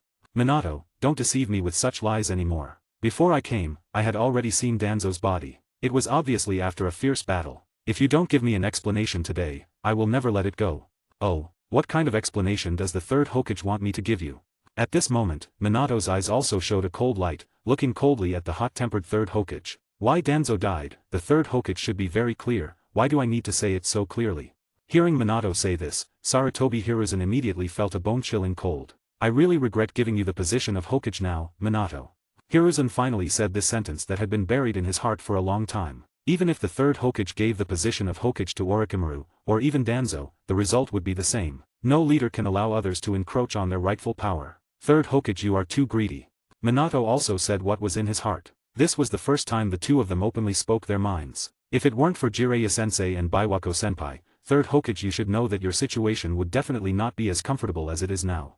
Minato continued. After all, Jiraiya is the third's disciple, and Baiwako-senpai once helped Kushina gave birth to Naruto. These two people are both kind to Minato. If it weren't for these two people, Minato would have put him under house arrest a long time ago. Minato, but after all, Danzo has made so many contributions to Konohagakure. Even if you don't like him, he doesn't deserve to die.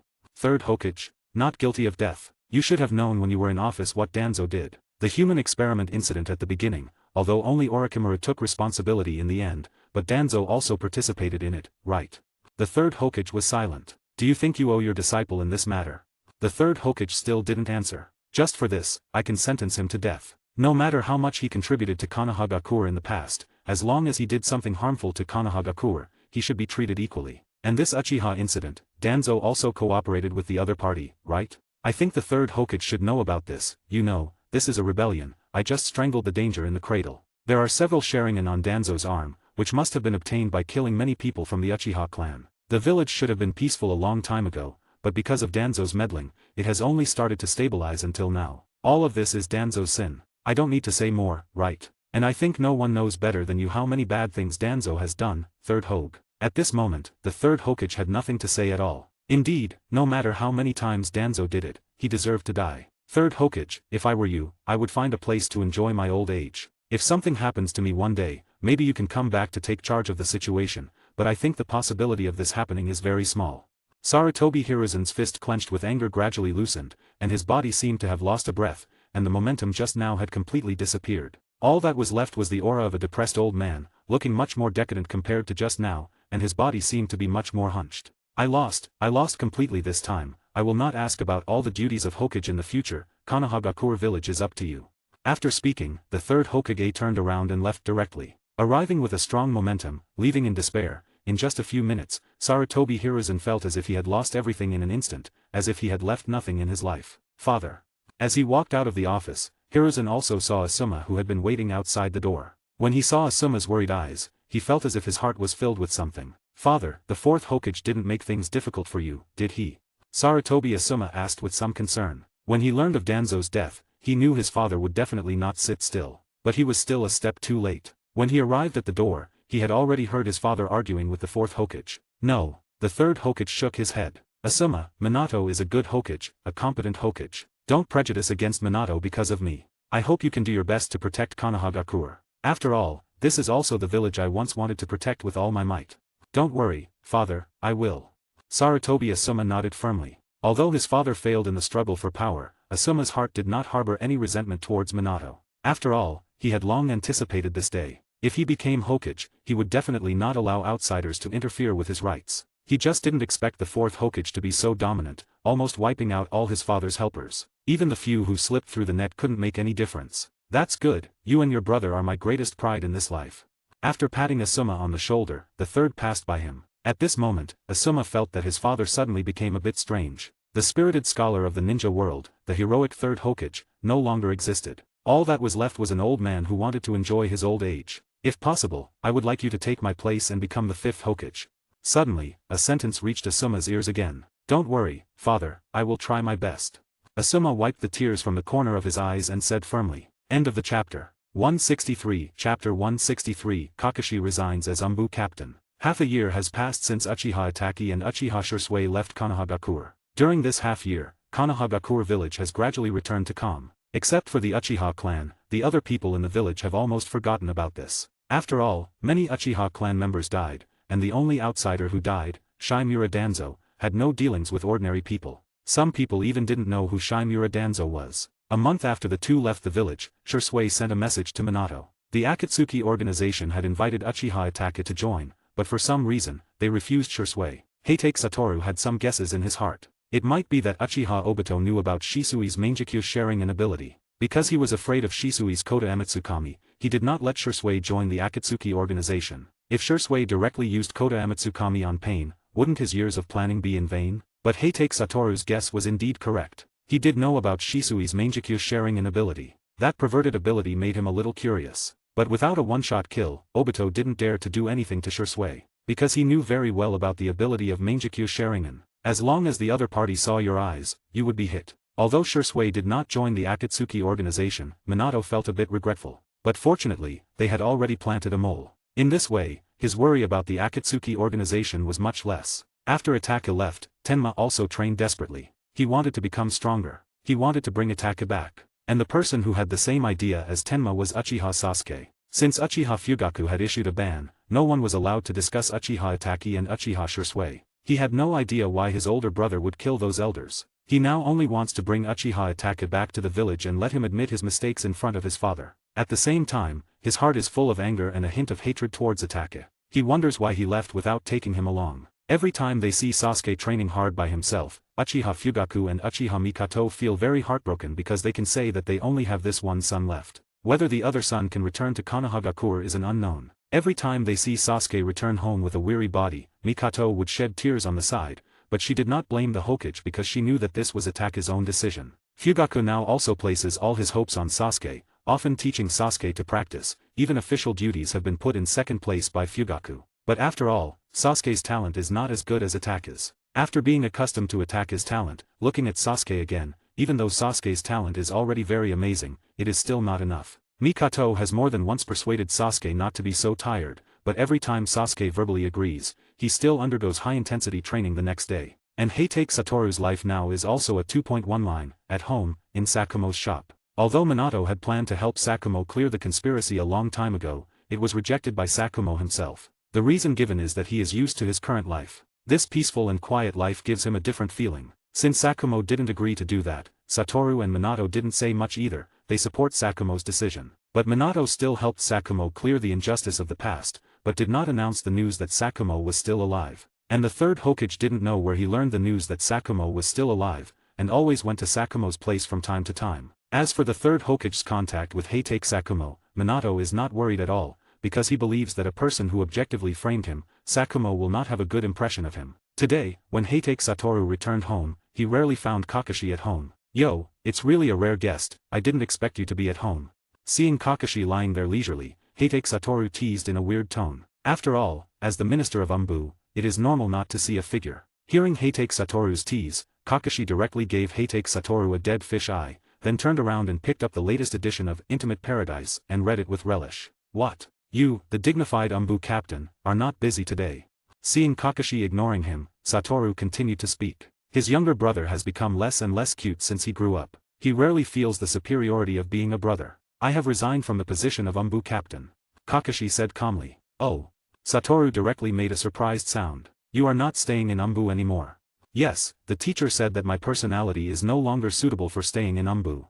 "Indeed, if you stay in Umbu any longer, you won't be like a normal person."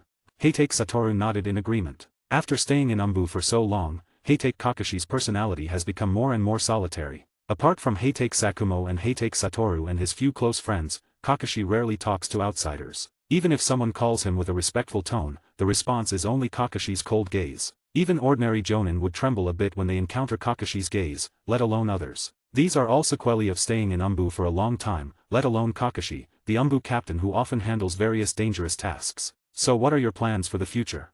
"The teacher wants me to be a team leader like you used to be." "Team leader? You? Haha, don't make me laugh." After hearing Kakashi's words, Heitake Satoru burst into laughter. If anyone becomes Kakashi's disciple now, it would be more uncomfortable than death. Kakashi now can't lead anyone at all. The only people he can lead now are cold-blooded killers. Seeing Heitake Satoru's undisguised laughter, Kakashi directly had a full head of black lines. "What are you laughing at? If you teach students now, I guess those students won't survive a day under you. Let's go."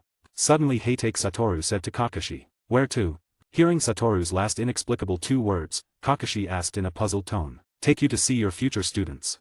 Heitake Satoru hooked his hand at Kakashi, and then the two slowly came to the entrance of the ninja school. At this time, it happened to be the end of school for the students. Looking at the lively expressions on the faces of these students, Kakashi's face was momentarily stunned. It seems that such a lively expression has never appeared on his face. End of chapter. 164. Chapter 164, Kakashi being ignored. "How about it? Do you think you are suitable to lead these children now?"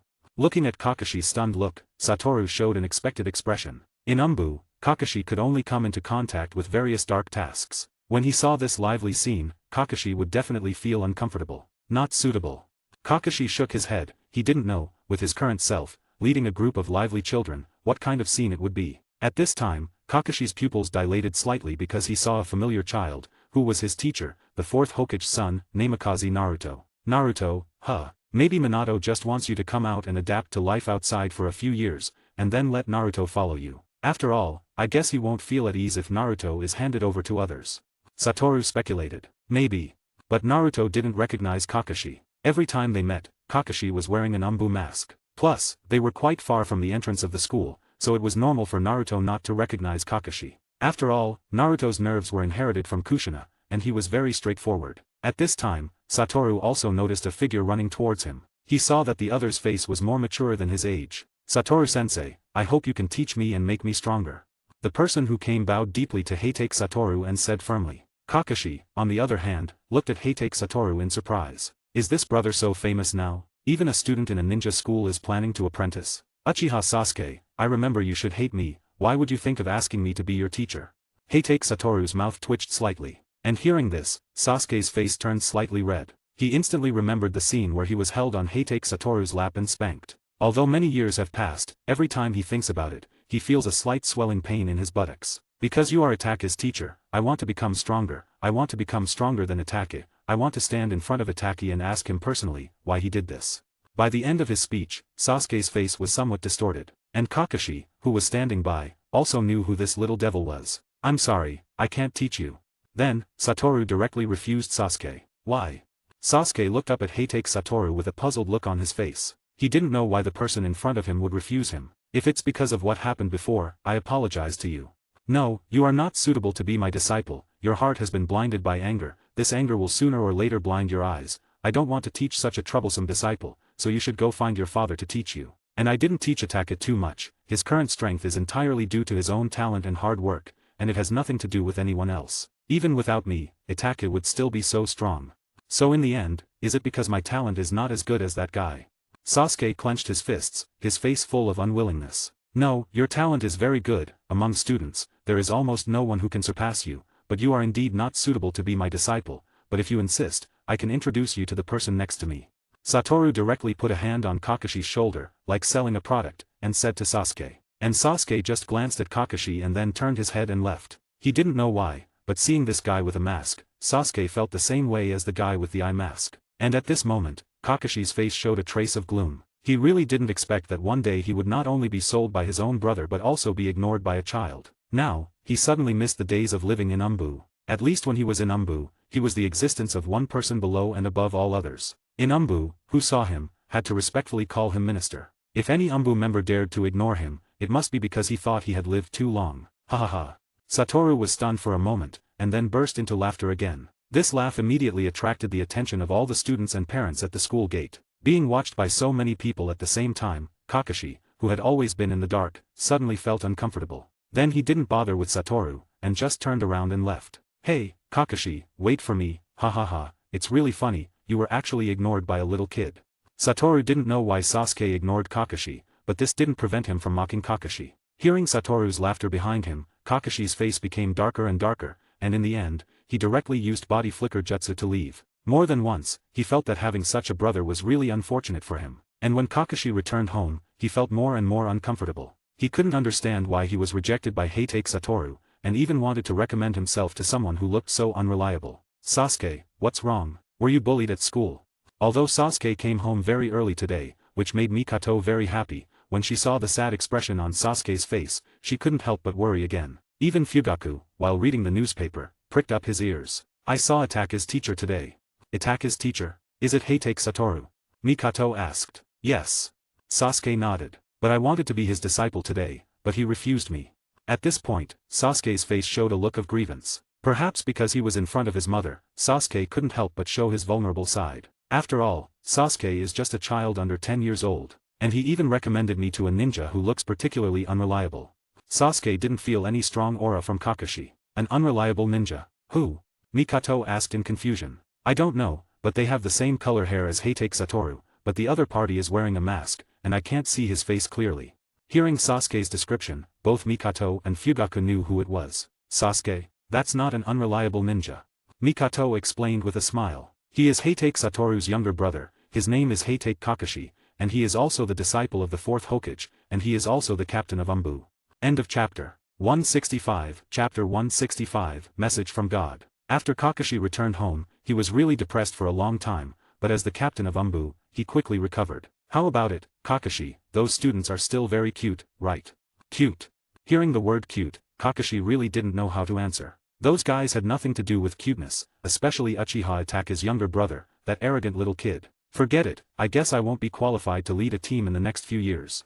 Admittedly, Kakashi's personal strength is very strong, but the principle he follows in executing Umbu tasks is to put the task first and the life of the teammate second. But in the ninja team, it is just the opposite, their own and teammates' lives should be put first, and the task second. So if Kakashi leads a team now, there will inevitably be some major mistakes. But it's just right, these years can be considered as a good rest for Kakashi, a long vacation. After all, since Kakashi graduated from the ninja school, he has hardly had any rest. First, he executed tasks in Minato's team, experienced the ninja war, and then joined Umbu after Minato succeeded Hokage. The tasks in Umbu can be said to be more busy, almost no holidays. Heitake Satoru, Hokage-sama has a task for you. Just then, an Umbu suddenly appeared and spoke to Heitake Satoru. I know, you go down first. Yes. Before this Umbu left, he also nodded at Kakashi and greeted him. After all, as his former boss, even if he is not now, the respect that should be expressed still needs to be expressed. It seems that your teacher really troubles us brothers. He just let you out, and now it's my turn to be the tired one. Satoru said with a sigh. You'll be fine. Kakashi directly rolled his eyes. Now, in the entire Konohagakure village, which Jonin doesn't know that you are the only one who can disobey the Hokage's orders? You do the tasks you want to do and don't do the ones you don't want to do. Haha, really? Have I become such a person? Satoru touched the back of his head, speaking with a somewhat embarrassed tone. Alright, you should go. Maybe the teacher has some urgent task for you. Seeing Satoru still chatting with him here, Kakashi couldn't help but urge him. Sure enough, Kakashi, you are no longer the cute little brother I used to know. Now you even want to drive me away. Seeing Heitake Satoru's dramatic demeanor, Kakashi's eyelids couldn't help but twitch. The desire to scold someone can't be hidden, just like Kakashi's gaze now. Because I really don't want to see you now. Kakashi's words were like a sharp blade, directly piercing Heitake Satoru's heart, and it was the kind that drew blood. You really hurt my heart. Heitake Satoru covered his heart with both hands and fell straight down. And Kakashi didn't seem to want to continue bickering with Heitake Satoru, so he just turned around and left. Kakashi knew that if he continued to deal with him, Heitake Satoru would definitely not leave. Ah, what an unlovable little brother. Watching Kakashi's retreating figure as he went inside to rest, Heitake Satoru sighed, and then also used body flicker jutsu to leave. The next second, he appeared directly in the Hokage office, in front of Minato. Ah, I was just having a heart-to-heart with my cute little brother, but I didn't expect you to call me over all of a sudden. I really am a hard-working person. Sitting on the sofa, tapping his legs, he picked up an apple from the table and spoke as he tossed it. And Minato's face showed the same expression as Kakashi's just now. Because of this task, now in Konohagakure village, besides you, only Kakashi can do it. I guess you don't want Kakashi to go on a mission just after he has rested, right? Oh, what task? Satoru's face showed a hint of emotion. Only he and Kakashi could do it. You know, Kakashi's strength in Konohagakure village is now enough to rank in the top 5. This means that this task may be quite difficult and possibly very interesting. A task related to God. When he said this, Minato's face instantly became serious, and his tone also became serious. God, is it the fire god again? Satoru's tone fluctuated a bit, because now only God can arouse his interest. No, it is said to be the water god. Since the incident of the fire god last time, Minato has been paying attention to the possible appearance of gods everywhere. According to Heitake Satoru's report, every god is very powerful. If a god really appears, it will definitely be an unprecedented crisis for the ninja world. First the fire god, then the water god. How many gods are there in this world? Heitake Satoru muttered to himself, which is also Namikaze Minato's inner doubt. I don't know, but I feel that they won't have too many ninjutsu, otherwise, wouldn't this world fall back into a life ruled by gods? Minato also expressed his guess. Satoru also knew why this task could only be done by him and Kakashi in the village now, because among the ninjas in the village, only Kakashi mastered senjutsu. Although Minato is also Hokage, he cannot leave Konohagakure village. And besides Kakashi in the village, Satoru is the second person who can hurt God. Then I'll take this task. But the accuracy of this task is not very high, it's just that a person suspected to be the water god has appeared, but whether it's true or not, we still don't know. It's okay, just consider it as going on a trip. After all, it's been a long time since I left the village. After this task is over, you don't have to return to the village, you can continue to investigate the gods that may appear in the ninja world. As for where you want to investigate, it's up to you. Hearing Minato say this, Heitake Satoru was silent for a while. Thank you. In the end, Heitake Satoru slowly said these two words. What Minato did can be said to have given Heitake Satoru full freedom. He knew that Satoru had always been worried about his disciple, Itachi. Although he admitted that Itachi was indeed very outstanding, in Satoru's eyes, he was still a child. He did this also to facilitate Satoru to meet Itachi. After the Akatsuki organization's matter is resolved, I will revoke the warrant for Itachi and let him return to the village. Then I'll thank you for Itachi here first. The matter of revoking the warrant for a rogue ninja has never happened before, and in the future, there may not be many people who can enjoy this treatment. After all, not everyone has the courage to bear humiliation and burden. End of the chapter. 166, Chapter 166, Disciples of the Water God. After receiving the task, Satoru set off after saying goodbye to Kakashi, Sakumo, and his other two disciples. After all, he didn't know when he would be able to come back this time he went out. It could be a month, or it could be a year. But Satoru also left contact information for several people, in case they need his help and can't find him. According to the news from the Umbu who investigated this matter, the water god appeared on a small island, which is overseas. Normally, most of the islands in the sea are under the jurisdiction of the Land of Water, but they divided a small part of the island's territory to the Land of Fire in order to redeem the 7 ninja swords of the 7 ninja swordsmen. Although the territories given were very poor islands, but because of the uncertainty of the news, Heitake Satoru was not in a hurry. Because the news from Umbu was that the water god had already appeared, but the appearance of the water god could not be without any movement, so the possibility of false news was 90%, but they could not let go of that 10% possibility. Satoru directly came to the port of the Land of Fire, bought a small boat, and then sailed alone towards the island of the task target. But because Heitake Satoru is not a professional helmsman, the speed of sailing was a bit slow. I didn't expect that I would one day be sailing on the sea in a small boat. Maybe I could become the pirate king in the future. Satoru suddenly thought of something unreliable in his mind, and also wondered if there would be huge sea beasts in this deep sea. Probably after drifting on the sea for 2 days, Satoru really couldn't stand the loneliness of being alone. At the beginning, it was okay, but as time went on, it became more and more boring. If he stayed another day, Satoru felt that he was going to get depressed. In the end, after finding the destination, Satoru directly used Blue to move there. I will never take a boat again, no, I will never take a boat alone again. Heitake Satoru swore in his heart. But this island seems a bit weird. The moment he stepped onto this island, Satoru noticed something wrong with the island. He flew directly to the sky above the island and took in everything on the small island at a glance. Indeed, something is wrong. Heitake Satoru muttered to himself in his heart. The islands that the Land of Water divided to the Land of Fire are all very poor, but on this island, there is no sign of poverty at all. Although these people's clothes are full of patches, but each person's face is filled with happy smiles, and everyone is working, not worrying about food and drink, and there are a lot of food stored at home. This food is not something that people in poor areas can accumulate. But Heitake Satoru observed through Rikugen that these people's physique must have been malnourished for a long time, and being able to eat enough is something that has only happened recently. Moreover, the mental state of these people also made Heitake Satoru feel something was off. But he didn't see any chakra in their minds, which means they weren't under any genjutsu. That Umbu, Heitake Satoru can't contact him now, it's very likely that he has already encountered an accident. Let's find someone to chat with and get some information first. When Heitake Satoru's body fell from the sky and slowly walked into the village, it naturally attracted the attention of the villagers. Young man, are you here to worship the water god too? An old lady looked at the appearance of Heitake Satoru, and immediately showed a kind smile on her face, walked up and greeted Heitake Satoru. Hearing this, Heitake Satoru was slightly stunned, and then immediately reacted. Yes, Grandma, but I have always heard the legends from outside. I don't know if what they said is true, there are good ones, and there are bad ones. Grandma, can you tell me about the water god? Of course, young man. I tell you, don't listen to the nonsense of outsiders, the water god is a great good person, he gives us the hope to live. Hearing the old lady's worshipful tone towards the water god, Heitake Satoru became more and more interested. He was curious about what had happened that made these villagers become loyal followers of this water god. Before the water god came, our village was a well-known poor village. The old lady said on the side, and Heitake Satoru nodded in agreement on the side. But a month ago, the water god suddenly came to our village, he said, he will bring us the hope of life. The more she said, the more obvious the worshipful expression on the old lady's face. So what exactly did this water god do for you?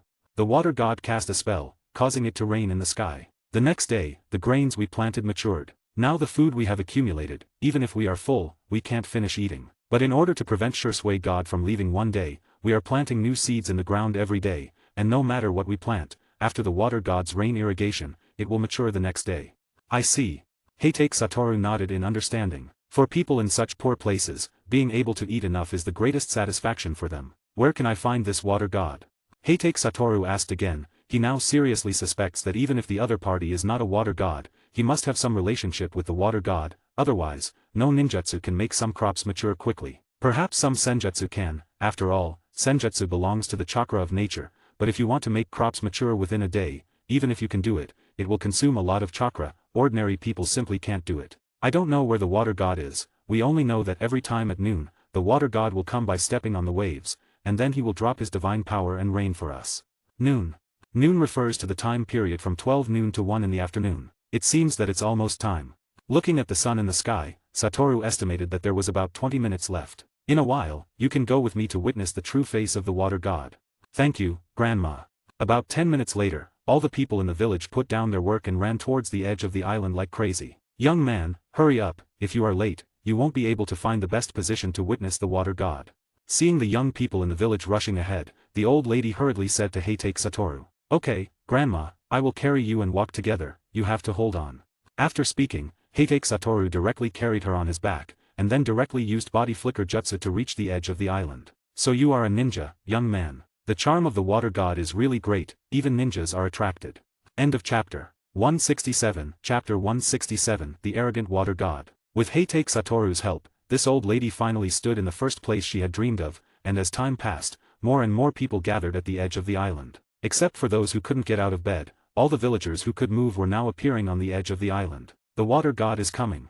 Suddenly, a young man shouted, and everyone's eyes were tightly staring at the distance. They saw a man with deep blue long hair stepping on the waves. He stood on top of the waves, and the waves were carrying him towards the island. This terrifying chakra, it's indeed correct, he does have some connection with those gods. Through Rikugen's observation, Heitake Satoru observed that there was a large amount of chakra in the other's body. Although this amount of chakra was not as shocking as the tailed beasts, it was not an amount that could be stored in a human body. And Heitake Satoru also found a wave-shaped mark on the other's forehead, similar to the flame-shaped mark on the forehead of the fire god believer he met last time. However, Heitake Satoru also found another unusual thing about this person, that is, this person's mental power is also extremely terrifying. Water God. Seeing the other's figure appearing from far to near, these villagers directly knelt on the ground, expressing their respect to this water god with their bodies. Thank you, water god, for giving us a second life, giving us the hope to live. These kneeling villagers spoke in unison, and that water god seemed to enjoy this treatment very much. He stepped on the waves and looked down from above. There was a hint of mocking on his face, and he nodded in satisfaction. Of course, he naturally noticed Heitake Satoru, who stood out among the crowd. Among all the people present, only Heitake Satoru was still standing, but he was not surprised at all, because he knew that the other party was an outsider, and after enjoying his grace, he would naturally become like these ignorant villagers, submissive. But suddenly, a deep blue light appeared in his eyes, and a trace of solemnity appeared in his eyes looking at Heitake Satoru. Water God, please bless us with the rain of grace again. Suddenly, these villagers who were kneeling on the ground spoke again. Good, you are very lucky to be able to receive the favor of this god. This god will let you live a long life. Suddenly, the other's hands made a seal, and the originally clear sky suddenly started to drizzle, but there was still a big sun in the sky, and the rain that was falling now seemed like a sun shower. Heitake Satoru naturally also observed the other's seal. The seal was very simple. He tried it a little bit in his mind, but when he got to the last step, he found that he couldn't complete this seal at all. He clearly remembered the last seal, which could be used if sealed alone, but if it was paired with the previous few seals, the last seal could not be sealed, which was very strange. The light rain slowly covered the entire island, and everyone was bathing in this light rain, and Heitake Satoru was no exception. But this light rain could never go any further when it was very close to his body. Seeing this, Heitake Satoru's brows also frowned. His limitless technique reacted to malice, and since it reacted to this rain, it means that this rain is not a good thing. But he found that these villagers bathing in the rain did not show any discomfort on their faces, but instead showed a look of enjoyment, as if this rain was a drug that could bring them happiness. Suddenly, a light flashed in Heitake Satoru's mind, as if he had thought of something. Could it be poison? Thinking of this, Heitake Satoru carefully observed these people's bodies with Rikugen. He saw that when this rain fell on these people, it seemed to turn into a special energy and poured into these people's minds. Originally, the limitless technique had no way to react to poison, but after Heitake Satoru's years of attempts, it has reached the level of distinguishing poison. It can be said that Heitake Satoru is now truly invincible. How about it, outsider, have you felt the grace of the gods? Suddenly, the water god turned his head and looked directly at Heitake Satoru, and a touch of deep blue light appeared in his pupils again. Humph, the grace of the gods. Could it be a kind of spiritual poison that controls humans? Heitake Satoru said disdainfully. And those villagers at this time seemed to not hear Heitake Satoru speaking at all, and were completely immersed in this rainwater. Hearing Heitake Satoru say this, the other party's expression was slightly stunned, and then the black pupils were completely occupied by the deep blue light. Sure enough, the person who can make the fire god suffer, indeed has some places different from ordinary people. This time, his voice changed, as if it became more majestic. As soon as the voice came out, people's hearts would unconsciously feel a strong shock. Are you the water god? Originally, Heitake Satoru thought that this person was a believer like the person of the fire god he had met before, but now the other party's tone of speech is clearly not like a believer's tone, but more like the water god himself. Of course, I am the water god. The other party spread his hands with an expression of course. I presume you must have used some means to occupy this person's body. At this time, you should be considered a part of your body, or can be described as a clone. Heitake Satoru's Rikugen stared at the other party carefully, and instantly analyzed the other party's body clearly. Really good, human, I admire you. The other party clapped his hands and praised Heitake Satoru with a smile. I presume it's because of your special eyes. I feel a very powerful force in your eyes. This force makes me feel palpitations. But I can give you a chance to become my believer, as long as you offer your eyes, I can give you infinite power. Ha ha. Heitake Satoru couldn't help but laugh out loud. And hearing Heitake Satoru's undisguised mockery, the water god's brows frowned instantly. Sorry, let me laugh for a while, your words really want to laugh me to death. What are you laughing at? The water god said solemnly. Let me offer my eyes to you, and then give me a chance to submit to you. You wouldn't be a fool, would you? Who can say such stupid words? Who gave you the courage? When he said the last sentence, Heitake Satoru's tone also changed, and the momentum of his whole body was much different from before, and the surrounding air became much heavier. The falling light rain also stopped at this time. And without the blessing of the spiritual poison, these villagers suddenly felt a very oppressive feeling. End of the chapter. 168. Chapter 168. Trembling Heitake Satoru. These villagers who were kneeling on the ground seemed to react a bit at this time. They first looked up at the gloomy water god, and then looked at the outsider who was comparable to the water god. They dare not speak now, and the old lady who brought Heitake Satoru is now lying on the ground shivering. She regrets very much now, why did she bring Heitake Satoru? And her heart is also very scared. She doesn't know if the water god will punish her because of this person. She doesn't want her good days to just start, and she will go first. That is really too much loss. Hey, young man, hurry up and apologize to the water god, ask for the forgiveness of the water god. The old lady quietly tugged at Heitake Satoru's pants and whispered, Don't worry, grandma, I'll be fine. Hearing Heitake Satoru say this, the old lady was speechless. I'm not afraid that you'll be in trouble, I'm afraid that I'll be in trouble. It was originally a heartfelt word, but for some reason, she blurted it out. Ah ha ha. Suddenly, Heitake Satoru showed an embarrassed expression. He originally thought the other party was concerned about him, it turns out he thought too much. Don't worry, grandma, you won't be in trouble either.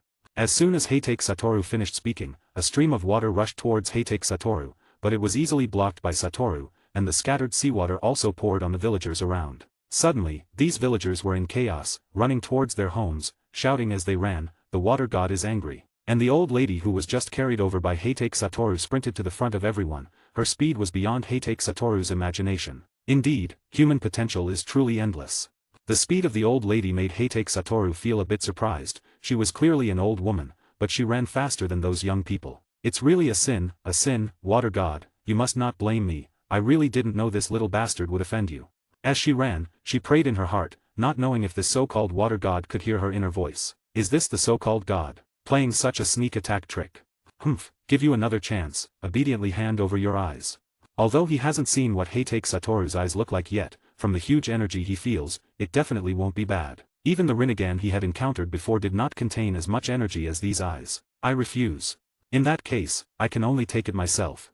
After saying that, several streams of water appeared directly from the sea, and rushed towards Heitake Satoru. Anything, Heitake Satoru can touch, just like this seawater, but when the seawater is used to attack him, the seawater carries malice. And his limitless technique can just react to these malice. So, even if he doesn't react at all, he won't be in trouble, but if he doesn't move at all, wouldn't that be too boring? Although the speed of the water flow is very fast, the goal is also very obvious. It is the place where Heitake Satoru just stood. As long as he leaves there, then the attack of the water flow will naturally be easily avoided by him. Of course, Heitake Satoru is definitely not the kind of person who sits and waits for death. Others have already attacked him, he has to fight back anyway. Just a simple body flicker jutsu, Heitake Satoru has already arrived in front of the other party, his right hand clenched into a fist, and directly punched out. The scene in the imagination did not appear. Originally Heitake Satoru thought that he could punch the other party out with a punch, but in reality, when his fist was about to touch the other party, a water curtain suddenly appeared, directly absorbing all the power on his fist, and also directly rebounded that force back, acting on him. The other party was fine, but it made him retreat tens of meters away. This can be said to be the first time he tried the power of his fist. It is indeed very powerful. Water is a substance that is both rigid and soft. It can be soft 1 second and rigid the next. Do not try to challenge the authority of the gods. In this area, I am invincible. The other party spread his hands and several water tornadoes rose directly into the sky. A scene like the end of the world appeared in front of Heitake Satoru. And the villagers on the island were completely scared, hiding in their homes shivering. Seeing this battle, they knew the water god was angry. At this moment, they hated Heitake Satoru to death, and the old lady who brought Heitake Satoru with them, they already called her an old hag in their hearts. And that old hag was already hiding in the bed, not even daring to stick her head out. She didn't know what was happening outside, she could only hear the violent wind outside. It's really interesting.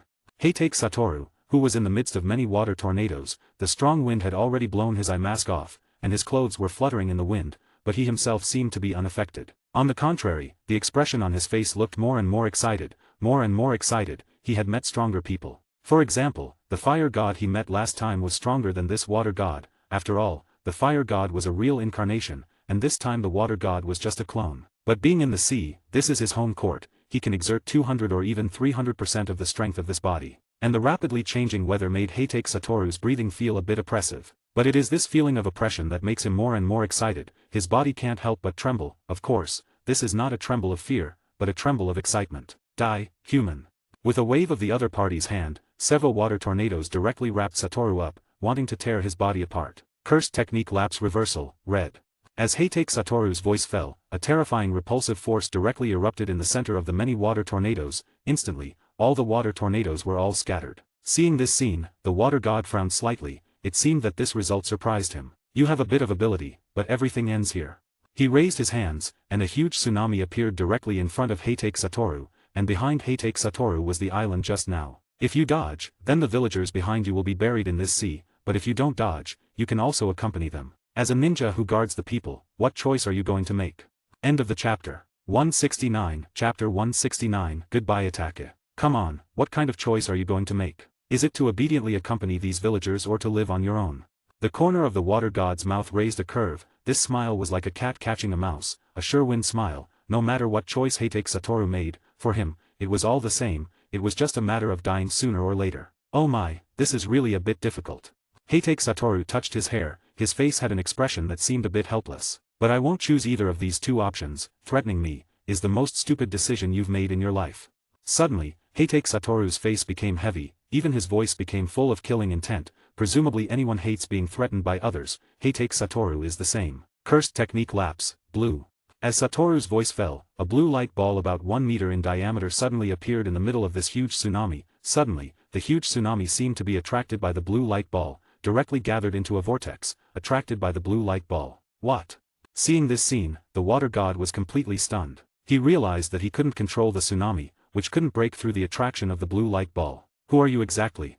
For the first time, a sense of detachment rose in the water god's heart. Although he is not the strongest among all the gods, he is definitely not just an existence that humans can defeat. At first, he just thought Heitake Satoru was a troublesome existence, but now, he feels that the other party is making him nervous. Me, I'm just a ninja who happened to come to carry out a mission. With that, Heitake Satoru clenched his hands, and the hollow technique, purple, was formed instantly. At this moment, the water god completely felt a sense of threat. No, it's impossible. This is definitely not a ninjutsu that should appear in this world. Who are you? He knew that he would definitely die if he took this move. Although this body could only be considered a clone, once this body died, it would cause great mental damage to his main body. It would take at least several years to recover. I've already said, I'm just someone who happened to come to carry out a mission. With a snap of Heitake Satoru's fingers, the hollow technique instantly rushed towards the water god. The sea surface that it passed was instantly split in half. Even if there was a constant flow of seawater, it could not be filled. I won't die, human. The next time we meet, I will definitely kill you. You will become the common enemy of all gods. After the last word fell, the other party was completely swallowed by the hollow technique. Then I hope that when I meet with your god bodies, let's see, whether you kill me or I kill the gods.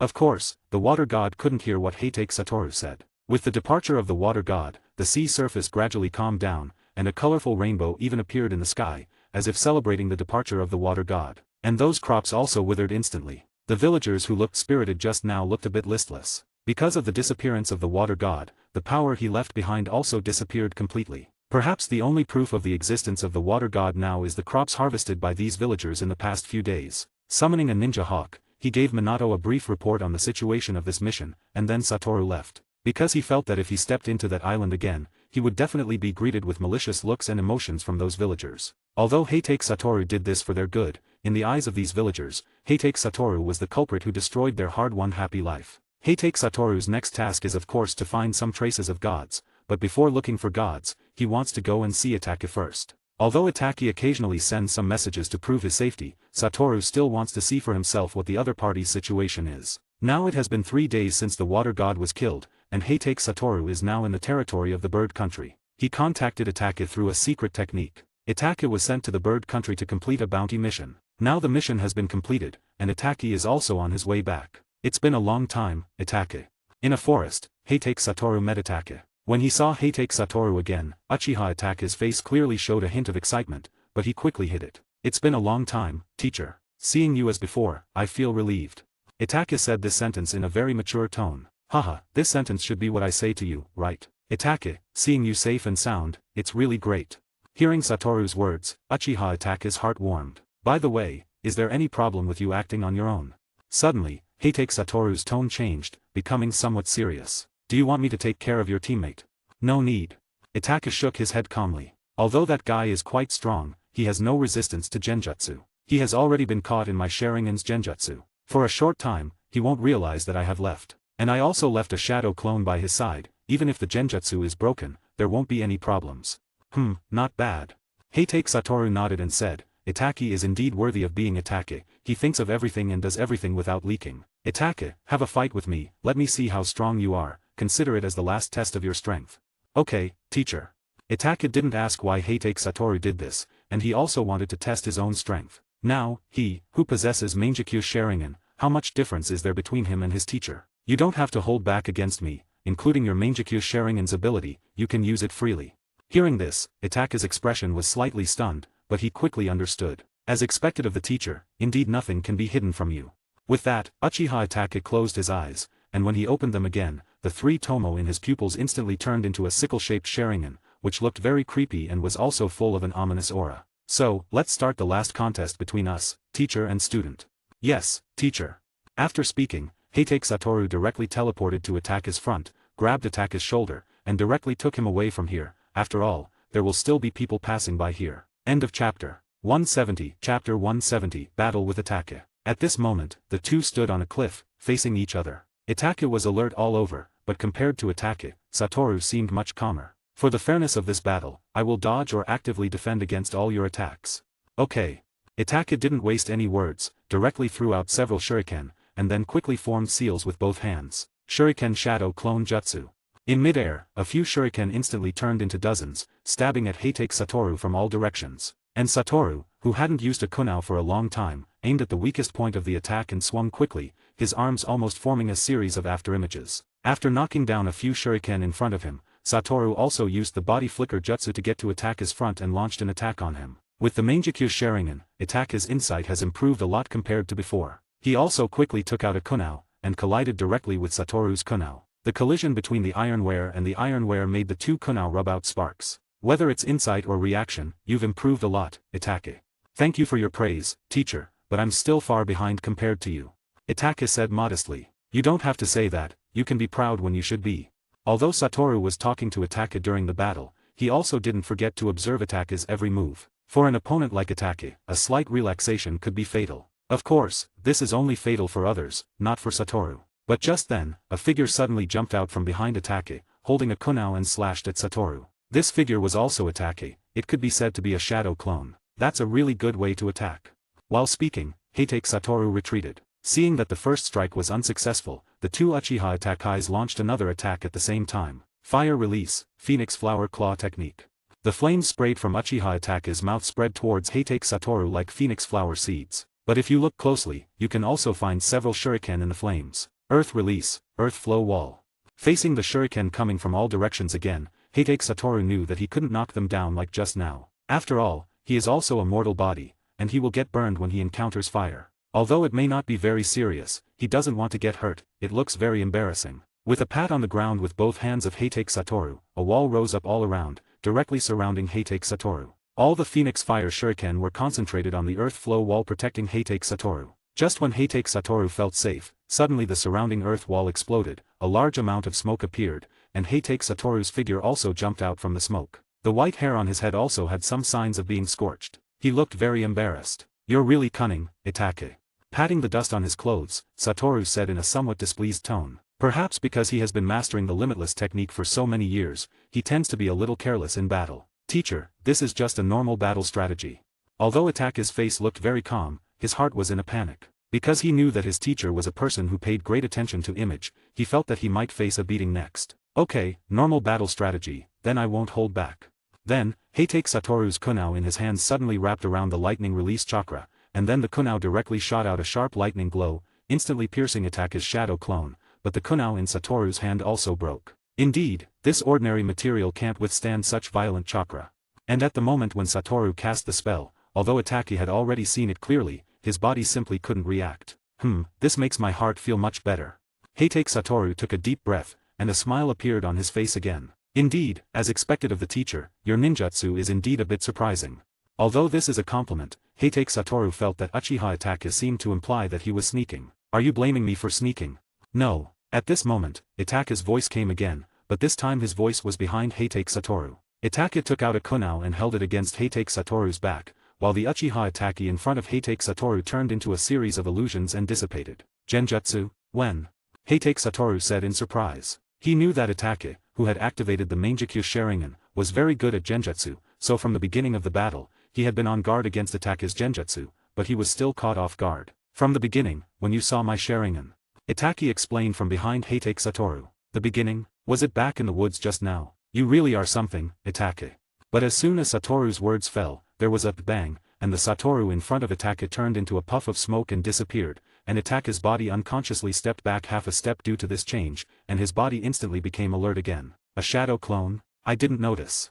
Itake was somewhat shocked at this moment. He didn't notice when Satoru replaced the shadow clone with his real body, because Satoru never left his sight, unless the other party used the shadow clone in front of him. But obviously this is impossible. Earth release, double suicide decapitation jutsu. Suddenly a palm suddenly sprang up from the ground, heading straight for Uchiha Itake's ankle. But although Itake was shocked just now, his vigilance did not decrease. When he noticed the movement under the ground, he quickly retreated. "Tisk, as expected, this low-level ninjutsu has no effect on you." Satoru came out from under the ground and said in a somewhat helpless tone. He knew long ago that this move was unlikely to work on Itake. "The shadow clone was used when I used the earth flow wall. When I used the earth flow wall, the real body had already burrowed into the ground." Heitake Satoru seemed to see Itake's confusion and explained. "So it was then." Itake also made a guess at that time, because only when Heitake Satoru was surrounded by the sight of the earth flow wall did he leave his sight. "Itake, let's start fighting seriously next. You haven't used the technique carried by your Mangekyo Sharingan yet." Suddenly, Satoru's tone changed. Although their battle just now seemed very intense, only the two of them knew that this was just a small fight that couldn't make it to the stage for them. "The real battle starts now." "Okay." Itake nodded seriously. End of chapter 171. Chapter 171, Itake's sudden illness. In an instant, Heitake Satoru suddenly felt a creepy feeling, the limitless technique on his body unconsciously activated, and then a black flame appeared in front of Heitake Satoru. In an instant, Satoru instantly retreated more than 10 meters away. "Amaterasu." Itake's voice followed, and then Itake's right eye also shed blood tears. Seeing that the attack was unsuccessful, Itake's face showed an incredible expression. He never thought that his sudden attack, Amaterasu, would be dodged by his teacher without injury. "I'm sorry." Then, Heitake Satoru also remembered that he had broken his promise, and then came to the side of the burning Amaterasu again, directly reaching out his arm. "No, teacher." Itake wanted to speak out to stop him, but it was too late because Satoru's arm had already collided with the pitch-black flame. The flame of Amaterasu climbed slowly from the palm to the upper arm like maggots gnawing on bones. Then, Itake quickly came to Satoru's side. He was very clear about the characteristics of his Amaterasu flame. It would never extinguish before burning the target. "Are you okay, teacher?" Itake asked with concern. And because of the burning sensation in his arm, Heitake Satoru was also in pain, gritting his teeth. He didn't know when was the last time he experienced this kind of pain. "The fight is not over yet, Itake. Any carelessness is not allowed. Mercy to the enemy is cruelty to oneself." Satoru pushed with his left palm, and instantly pushed Itake tens of meters away. Indeed, it is the most powerful physical attack. This pain is really not false. Then, Satoru turned his left palm into a knife, and directly cut off the entire shoulder. Teacher. Itake, who had returned to the field, saw Hatake Satoru who had lost an arm, and his heart was instantly panicked, and there was also a trace of guilt. He didn't expect that a contest would result in such consequences. Itake, don't think too highly of yourself. It's just an arm. At this level, it's not even an injury to me.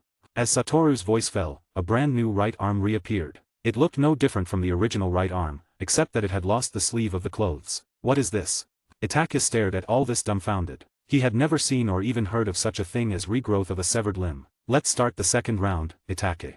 After shaking his newly born right arm, Satoru directly teleported to Itake's front, clenched his right fist, and directly punched Itake. So fast. Itake muttered to himself, crossed his hands in front of his chest, and Satoru's fist directly hit Itake's arm, once again knocking Itake tens of meters away. After all, more than a dozen trees were broken in half. Before flying out, a crack sound also reached Satoru's ears. If he didn't guess wrong, it should be Itake's arm that had a fracture or broken bone. What a heavy fist. Itake sat under a tree, panting heavily. Although he always knew that Hatake Satoru had a power similar to brute force, he didn't expect that the power of this fist was so terrifying. Before resisting, Itake also used chakra to attach to the surface of his arm, increasing the defense of the body surface, but this was still useless in front of Hatake Satoru's fist. After shaking his somewhat painful right arm and finding that he could move freely, Itake stood up again. Luckily it's not broken. Itake muttered to himself, at least he still had the power to fight. If he lost an arm, not only would it reduce the speed of ninjutsu release, but it would also reduce the power of ninjutsu, and it would also be very inconvenient to move. How about it, Itake? Then, Satoru's voice rang out in front of Itake, and Hatake Satoru had already appeared in front of Itake at some point. Teacher, you really good. Your strength is not ordinary. I am not your opponent. Itake spoke in a somewhat calm tone. Obviously, this result was already within his expectations. Although he had activated the Mangekyo Sharingan, he had never known where the peak of Satoru's strength was after following Hatake Satoru for so many years. In any battle, Satoru always showed an easygoing state. No matter whether his opponent was a taijutsu master or a ninjutsu master, Satoru always had a confident smile on his face. Come on, let me see the power of your left eye. Tsukuyomi. Itake didn't say much, and in an instant, Satoru was pulled into a special space. The sky was filled with blood-red color, the land was black, and there was a red moon. When Satoru came back to his senses, he found that he had been tied to a cross. Teacher, in this world, all time, location, and mass will be under my control. Uchiha Itake stood in front of Hatake Satoru and slowly explained. Seeing himself in this state, Satoru's mouth twitched. This was the first time he had been dominated like this. Come on, Itake. It might hurt a bit, so, teacher, you have to bear with it. Satoru just wanted Itake to stop dawdling and get to work, but before he could say this, Itake's long knife had already stabbed at his body. That's really powerful. After Itake stabbed a knife, Satoru exclaimed with gritted teeth. And Satoru found that there were more and more similar scenes around him, the same him being tied to the cross, the same Itake stabbing him with a knife. And he could feel the pain on any body. Thinking of the original Kakashi who could be stabbed for 72 hours and still not die after waking up, he couldn't help but admire Kakashi's spirit. Ordinary people would probably die of pain if they were stabbed a few times. And he found that in this world, his limitless technique couldn't play any role at all. Just like a domain, everything in this space is under Itake's control. Although this feeling is quite cool, I'm sorry, Itake, I don't want to continue enjoying this feeling. Just as Satoru was preparing to counterattack, this space suddenly shattered on its own. When Satoru came back to his senses, he found that Itake was already kneeling on the ground with blood in his mouth. Seeing this, Satoru directly teleported to Itake's front. What's wrong, Itake? Satoru asked in a somewhat serious tone, and the expression on Itake's face was full of confusion. Obviously, this was the first time he had experienced this situation. I don't know, it's uncomfortable inside my body like being pricked by a needle. As soon as he finished saying this, Itake directly covered his body and lay on the ground, his body trembling. At this time, Satoru was also a little panicked, his heart beating very fast, his limbs couldn't help trembling, a deep sense of powerlessness arose in his body, and his heart was also full of fear. End of chapter. 172. Chapter 172. Reverse Summoning Technique. Although the battle ended abruptly here, both of them knew that the final victory definitely belonged to Satoru. Let's go, Itake, I'll take you to Tsunade. He suddenly remembered that Itake in the original story died of illness. Even if he fought with Sasuke and released a sea of techniques, he would not be easily defeated by Sasuke. No, teacher. Itake suddenly grabbed Satoru's arm. I can't go. If I go to find Tsunade, then my mission this time will be in vain. Everything I did before, everything I did to the clan, will all be meaningless. Itachi spoke in a broken voice. Although the people of the Uchiha clan he killed were all people who wanted to cause rebellion, after all, they were also surnamed Uchiha, and many people had been very good to Itachi. When he accepted this mission, Itachi was already prepared for death. No one knows what Itachi felt when he swung his sword at his fellow clan members, what kind of struggle he made. Perhaps only Shursui, who performed the same task as him, knew. Do you think the mission is more important than life? Satoru couldn't help but ask loudly, even sounding a bit angry. Yes. Itachi looked up and stared at Satoru, his eyes full of determination. For me now, the mission is more important than my life. I can't bear such a curse in vain. Obviously, the Konohagakure traitor is always a thorn, deeply stuck in Itachi's heart, leaving a wound that can never be erased. Itachi, you know, that's just temporary. But if my mission fails, then the curse will never be washed away. At this time, perhaps because of the emotional excitement, Itachi felt a lot less pain in his body. No, this matter is not up to you, you must listen to me. Originally letting Itachi perform such a task had already filled Satoru's heart with regret and regret. He didn't want to add to this regret and regret. Teacher, if you don't let me continue this mission, I would rather die here now and let the teacher become the hero who killed the Konohagakure traitor. Hearing what Itachi said, Satoru didn't dare to make too many moves. He knew that Itachi would definitely do what he said. Even if he saved Itachi this time, but when Itachi had a desperate heart, he couldn't always watch Itachi. He was not a god, and he must have been negligent. He could save the other party once or twice, but as long as there was a mistake, everything would be over. Teacher, please let me continue the mission, please. This is the first time Uchiha Itachi has pleaded with Satoru. Although Satoru really wanted to refuse, he knew very well what the consequences of refusal would be. Okay. After making a choice, Satoru finally agreed to Itachi's plea. Thank you, teacher. Itachi breathed a sigh of relief. He was really afraid that no matter what he said, Satoru would not agree. But this time I agreed to you, you must also promise me one thing, otherwise, no matter what, I will not let you perform this mission again. You say. I will take Tsunade to see you. You must meet Tsunade. Even if you are performing a mission, you cannot give up treatment for the disease in your body. I believe that with your strength, it should be easy to shake off your teammates. Hearing Satoru's tone that could not be refused, Itachi finally compromised. Okay. Itachi replied, anyone facing death will be filled with fear, even someone like me. Even though I am prepared for death, when it comes, I am sure to be filled with panic. So, I don't want to die, and there are people I care about, my parents, Izumi, and Sasuke. Each of them holds a very important place in my heart. Especially Sasuke, who occupies 3/4 of my heart. The remaining 3 people occupy the remaining quarter, and the rest are others. Alright, you should tidy up and go home. Given your current physical condition, your genjutsu and shadow clone will probably be unstable. I will find Tsunade as soon as possible and then come to find you. Okay, teacher. After Itachi had rested for a while and left safely, Satoru's face instantly darkened. Standing on the cliff, looking into the distance, his fists clenched tightly, watching the setting sun, just like Heitake Satoru's current mood, gradually losing its light. Heitake Satoru knew that Tsunade would definitely appear in a casino, but the ninja world is so big, and every country has casinos. He didn't know which casino Tsunade would appear in. He took out a scroll from his ninja tools bag, slapped it with his right hand, and a puff of smoke appeared. After the smoke dissipated, a small dog wearing a Konohagakure forehead protector appeared in front of Satoru. Satoru-sama, what can I do for you? When Pakun came out and saw Heitake Satoru, his dog face was a bit stunned, but he immediately reacted and said respectfully. Since Satoru did not sign a contract with their dog clan, Satoru could only use the summoning scroll as a medium to summon them. Call Kakashi over to me using the reverse summoning technique. Hearing this, Pakun looked troubled. Although our clan can use the reverse summoning technique, I don't have enough chakra to do it with my current chakra level. The reverse summoning technique is the same as the summoning technique. The more chakra the other party has, the stronger they are, and the more chakra is needed for summoning. With Kakashi's current strength, even if all of their dog clan were summoned, they might not be able to reverse summon Kakashi. Don't worry, you just use the technique, and leave the chakra to me. Okay, Satoru-sama. Then, Pakun also took out a scroll from his bag, which was filled with dense techniques. You can start now, Satoru-sama.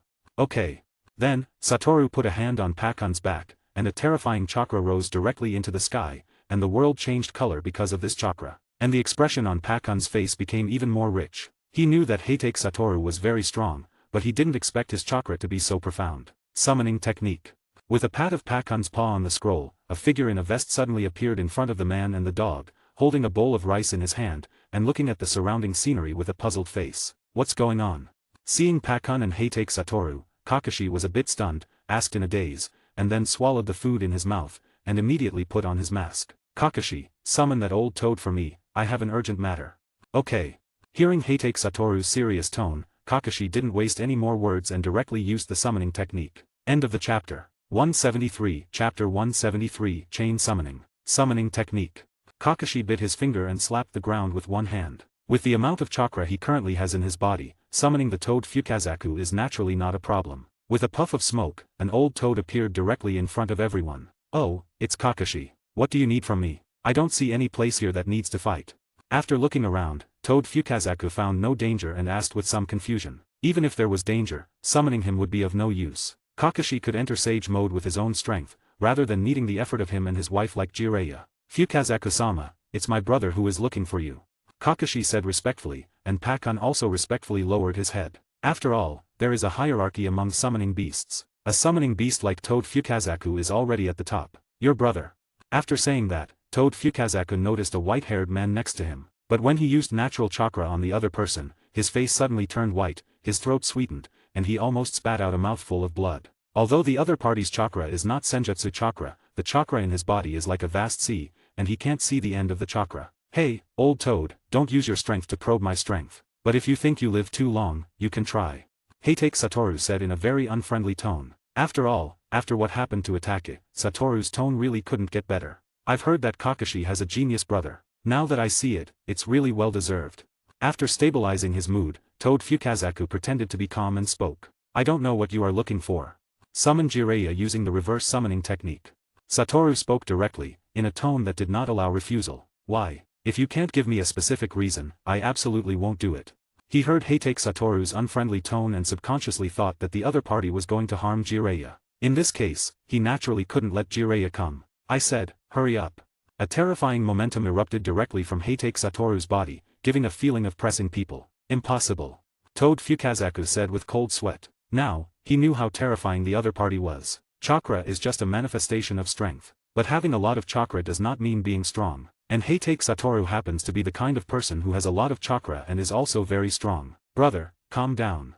It seemed that he realized that Satoru's state was wrong. Kakashi hurriedly spoke. He knew what his big brother's character was. Although he usually looks happy, when he goes crazy, he really doesn't care about anything. Fukazaku-sama, please summon Jiraiya-sama. My brother will definitely not hurt Jiraiya-sama. There must be something urgent that needs Jiraiya-sama's help now. I hope Fukazaku-sama can help.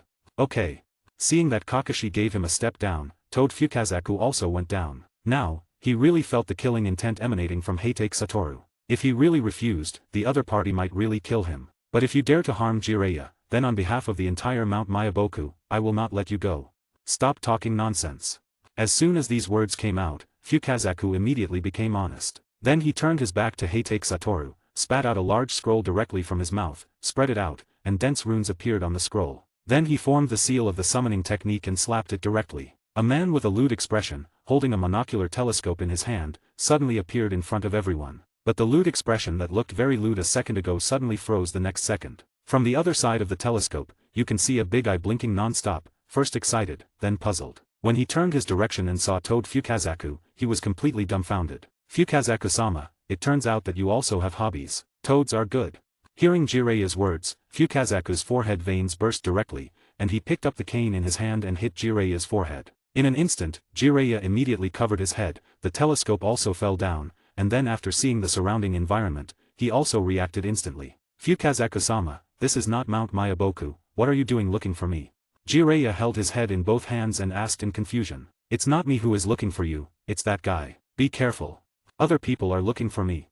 Jiraiya looked back and saw Heitake Satoru, who was full of murderous aura. In an instant, Jiraiya shivered. He didn't know why, but he felt that Heitake Satoru was terrifying now. Satoru, what are you looking for me for? Jiraiya asked in a surprised tone. He and Heitake Satoru should not have much intersection, but how could he find him in such a complicated way? Seeing the people and things in the field, Jiraiya already knew what was going on, and the truth was guessed 9 out of 10. Where is Tsunade? Heitake Satoru asked directly. Hearing this question, all the people and animals present were stunned. What do you want to do with Tsunade? Jiraiya asked vigilantly. Seeing Heitake Satoru full of murderous aura, Jiraiya couldn't imagine what good things would happen if Heitake Satoru in this state found Tsunade. I asked you, where is Tsunade? I don't know. As soon as the words fell, Jiraiya felt a tightness in his throat, and also felt his body rise into the air. He saw Heitake Satoru standing in front of him, pinching his throat, and lifting him up. Brother, calm down. Kakashi hurriedly said. With Kakashi's voice, a water bullet flew towards Heitake Satoru. But when it was close to Heitake Satoru, the water bullet was suddenly pushed back by a reaction force and hit Toad Fukazaku directly. But his limitless technique did not stop Kakashi. Kakashi directly held Heitake Satoru's arm. Feeling the strong force coming from his arm, Satoru came back to his senses and slowly put Jiraiya on the ground. I'm sorry. Cough cough. Sitting on the ground, Jiraiya suddenly felt like he had a new lease on life, coughing non-stop. I need to find Tsunade to treat a friend of mine. Ah, why didn't you say it earlier? It's not a big deal, you scared me. Jiraiya dared not blame the other party, he was still very afraid of death. End of chapter. 174. Chapter 174, Tsunade appears. If my information is correct, Tsunade should be in the land of rivers now. Although Jiraiya made a thoughtful expression, there was no hesitation when he spoke, as if he already knew the answer. Then I'll ask you to go with me, Jiraiya. For Heitake Satoru to find someone in the land of rivers is like finding a needle in a haystack, but with Jiraiya, it might not be. Jiraiya can definitely find Tsunade's exact location. Another reason is that Heitake Satoru is also afraid of Jiraiya deceiving him. Otherwise, it would be too troublesome to bring Jiraiya over in this way again, so it's better to keep Jiraiya by his side. No need. Of course it's necessary. After speaking, Satoru directly grabbed Jiraiya's clothes and left with just a teleportation. Only Kakashi, a dog, and a frog were left looking at each other. Then I'll go first, if there's anything, just find me. Okay, Fukazaku-sama. After speaking, Fukazaku disappeared directly in a puff of smoke. Then Kakashi, I'm leaving too.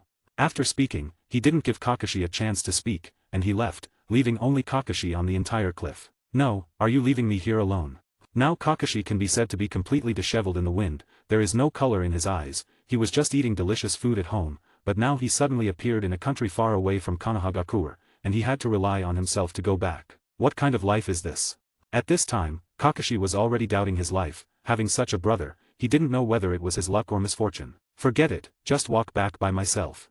But now Kakashi's dress is really eye-catching, after all, it's just a tight home suit, he has to use the transformation technique to change it. Although the transformation technique makes his body surface look like it has a few more layers of clothes, these are all fake. As for whether he can successfully return to Konohagakure in this way, it depends on whether Kakashi's face is thick enough, because on this way, he will inevitably encounter some ninjas, and he may also encounter ninjas who can see through Kakashi's transformation technique. And now Kakashi and Jiraiya have already appeared in the land of rivers. I feel like I've forgotten something. Holding Kakashi in one hand, Satoru fell into thought. Hey, I said, can you put me down first? Jiraiya said with a face of despair, as one of the 3 ninjas of Konohagakure, who has the title of Toad Hermit in the ninja world, when has he ever been treated like this, being held by the waistband? The last time this happened was when he had just graduated from the ninja school. Oh. Satoru responded, loosened his hand, and Jiraiya directly lay on the ground, in a posture like a dog eating shit. Jiraiya quickly stood up and patted the dust on his body. Where is Tsunade?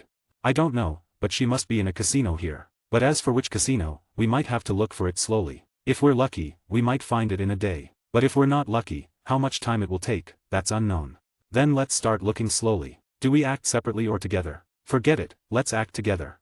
Jiraiya opened his mouth, but before he could speak, he held it back. Heitake Satoru knew that Jiraiya didn't trust him that much yet. If the other party found Tsunade in advance and informed her, causing Tsunade to leave, then wouldn't he have come here for nothing? So Satoru still felt that tying Jiraiya to himself was more reliable. Land of Rivers, as a country adjacent to Land of Fire, has a very close relationship with Land of Fire, which has led to a very developed economy here. The people living here are all living and working in peace and contentment, without worrying about food and drink. This has also led to the rise of some entertainment venues such as casinos here. But after searching for more than 10 days, the 2 of them have visited the casinos in several cities in Land of Rivers, but they have not found any trace of Tsunade. They can only hear the legend about the big fat sheep left by Tsunade. Tsunade wouldn't have left here already, would she? Satoru asked Jiraiya in a doubtful tone. No, according to the accuracy of my information, Tsunade is indeed in Land of Rivers, why can't I find her? After these 10 days of contact, Jiraiya did confirm that Satoru found Tsunade to treat a friend of his, so he also wholeheartedly helped Satoru find Tsunade's trace, and he really wanted to see Tsunade now. But they still didn't find her. Hey, stop that woman in front of me, whoever stops her for me, I'll give him 10,000 ryo. Just then, a rather impatient voice suddenly came from behind the 2 of them. Get out of the way, all of you get out of the way. Then, a somewhat irritable female voice sounded, and at the same time, you could hear the pitter-patter footsteps. Even Satoru and Jiraiya unconsciously moved to both sides, leaving a road that could pass normally. Tsunade.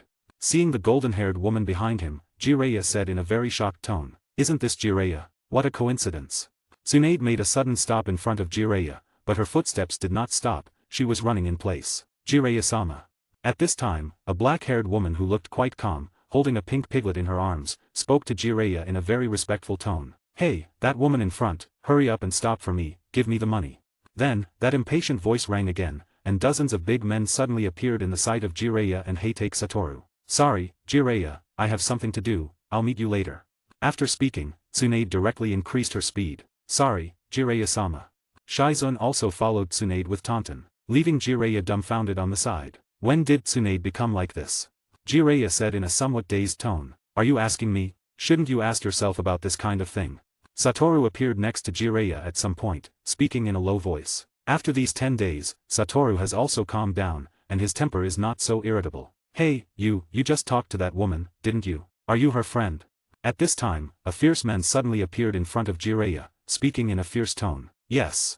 Jiraiya answered subconsciously, but as soon as he finished speaking, he regretted it, because this is definitely not a good thing. Well, that's good, that big fat sheep owes us 10 million ryo, you can pay this money.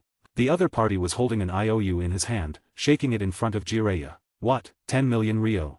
End of chapter. 175. Chapter 175, Tsunade's Refusal. In a barbecue restaurant, Jiraiya looks at Tsunade, who is grilling meat and drinking with a bold attitude, with a face full of resentment. Seeing the plates of meat on the table being constantly consumed, Jiraiya's heart is bleeding. He is well aware of Tsunade's appetite. The meat on the table is just a drop in the bucket for Tsunade's appetite, and he has just repaid 10 million ryo for Tsunade. 10 million ryo, even if Jiraiya is a best-selling novelist, that 10 million ryo is a huge sum for Jiraiya. Jiraiya, thank you. Tsunade poured a glass of sake, swayed it in front of Jiraiya, and then poured it directly into her mouth, making a refreshing sound. He is delicious. In contrast to Tsunade's smiling face, Jiraiya is drinking sullenly on the side. By the way, Jiraiya, why are you here? Finally, Tsunade finally asked the main topic of this time. It's not me who is looking for you, it's this little guy.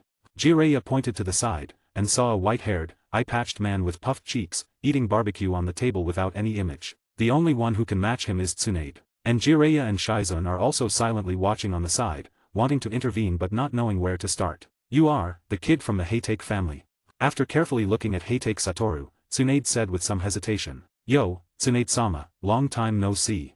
Satoru stretched out his hands holding the chopsticks and greeted Tsunade. Satoru indeed hasn't seen Tsunade for several years. The last time he saw Tsunade was during the Third Great Ninja War. From then until now, several years have passed, but Tsunade has not changed at all. I remember you are called Heitake Satoru, right? Tsunade said with some blurred eyes, obviously a bit drunk. Yes, Tsunade-sama has a good memory. Although I haven't been in Konohagakure recently, I have heard some legends about you. There are rumors that you are now the most powerful ninja in the ninja world, and even a tailed beast has been killed by you. Although Tsunade's eyes are a bit blurred now, when she said this, it can be seen that she is still very sober. Haha, that's just a fluke, maybe the tailed beast I encountered is weaker. Hearing this, Tsunade directly glanced at the other party. Even the weakest tailed beast has the strength of a shadow level, let alone the four-tailed beast killed by Heitake Satoru, whose strength is among the top in the tailed beasts. So what are you looking for me for? As soon as Tsunade's voice fell, Heitake Satoru's face instantly became serious. I have a friend who has a terminal illness, and I hope Tsunade-sama can help to save him. I refuse, I have decided not to save people anymore. It's going to be bad. Hearing Tsunade say this, Jiraiya's heart instantly surfaced these two words. Sure enough, as soon as Tsunade's voice fell, a terrifying chakra burst out from Heitake Satoru's body, and the entire barbecue restaurant seemed a bit depressed. The rest of the customers didn't know where this pressure came from, but they knew that they couldn't act rashly now. What? Are you planning to force me to take action? You know, threats don't work for a doctor. Tsunade is not afraid of the chakra emanating from Heitake Satoru. Although this chakra does make her feel a little scared deep in her heart, a doctor can save people and can also quietly kill the other party while saving people. Are you sure? Heitake Satoru spat out word by word, and with each word he uttered, the momentum on Heitake Satoru's body increased a bit. Calm down, both of you calm down. Jiraiya hurriedly made a round in the middle, trying to ease the atmosphere between the two. There are also other ninjas in this barbecue restaurant, but under this momentum, they dare not move at all. They know that there are powerful ninjas here that can crush them to death. Huh. Heitake Satoru slowly exhaled a breath, and the momentum on his body went away directly. He knew that he was asking Tsunade for help. Doing this would only make the situation worse. I'm sorry, I was a bit abrupt. Heitake Satoru said apologetically. Seeing Heitake Satoru converge his momentum, Tsunade's heart also slowly exhaled a breath. Although she was very calm just now, she had been scared to sober up by the momentum just now, and her back was already soaked. And Shizun next to Tsunade is even more embarrassed. Originally, her strength was not strong, and she had just withstood all the momentum of Heitake Satoru, and she was able to not faint, which already belonged to her strong will. It's okay, I understand your feelings. Tsunade also went on to say, but I'm not going to take action anymore. When she said this, a sad expression appeared on Tsunade's face, as if she thought of some unbearable past. Isn't there any room for change? As soon as Tsunade's mouth opened, before she could speak, Jiraiya spoke directly. Tsunade, don't refuse so directly, give yourself some time to think about it. While speaking, Jiraiya also winked at Tsunade. As teammates who have been together for many years, even if they haven't seen each other for a long time, the tacit understanding is still there, and they understand what Jiraiya means in an instant. Then give me 3 days to think about it.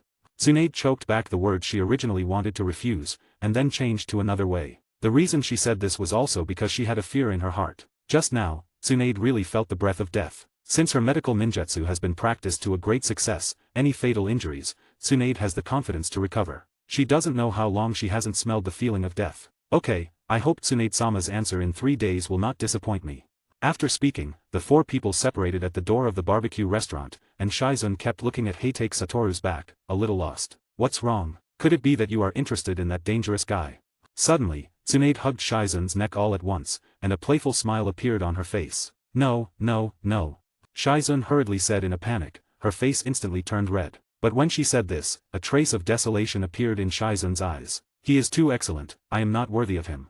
This sentence was said, and it indirectly admitted that she liked Heitake Satoru. Back in ninja school, almost all the girls in the class focused on Kakashi, only she, her eyes never left Satoru. End of this chapter. 176, Chapter 176, Tsunade's Request. In the middle of the night, when it was quiet, on a remote bench, a woman with golden long hair sat there in a rather bold posture, and there were several bottles of wine under her feet. At this time, a white-haired figure slowly walked from the dark. It was Jiraiya. It was you who brought that dangerous guy over, right?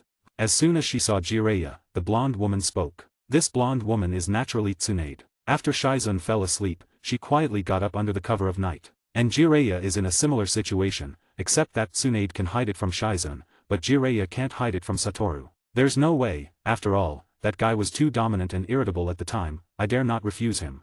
Jiraiya sat next to Tsunade, spread his hands, showing a helpless expression, and then conveniently picked up a can of beer next to him and poured it into his mouth. You really are causing me trouble, but you should know that I am not going to save anyone now.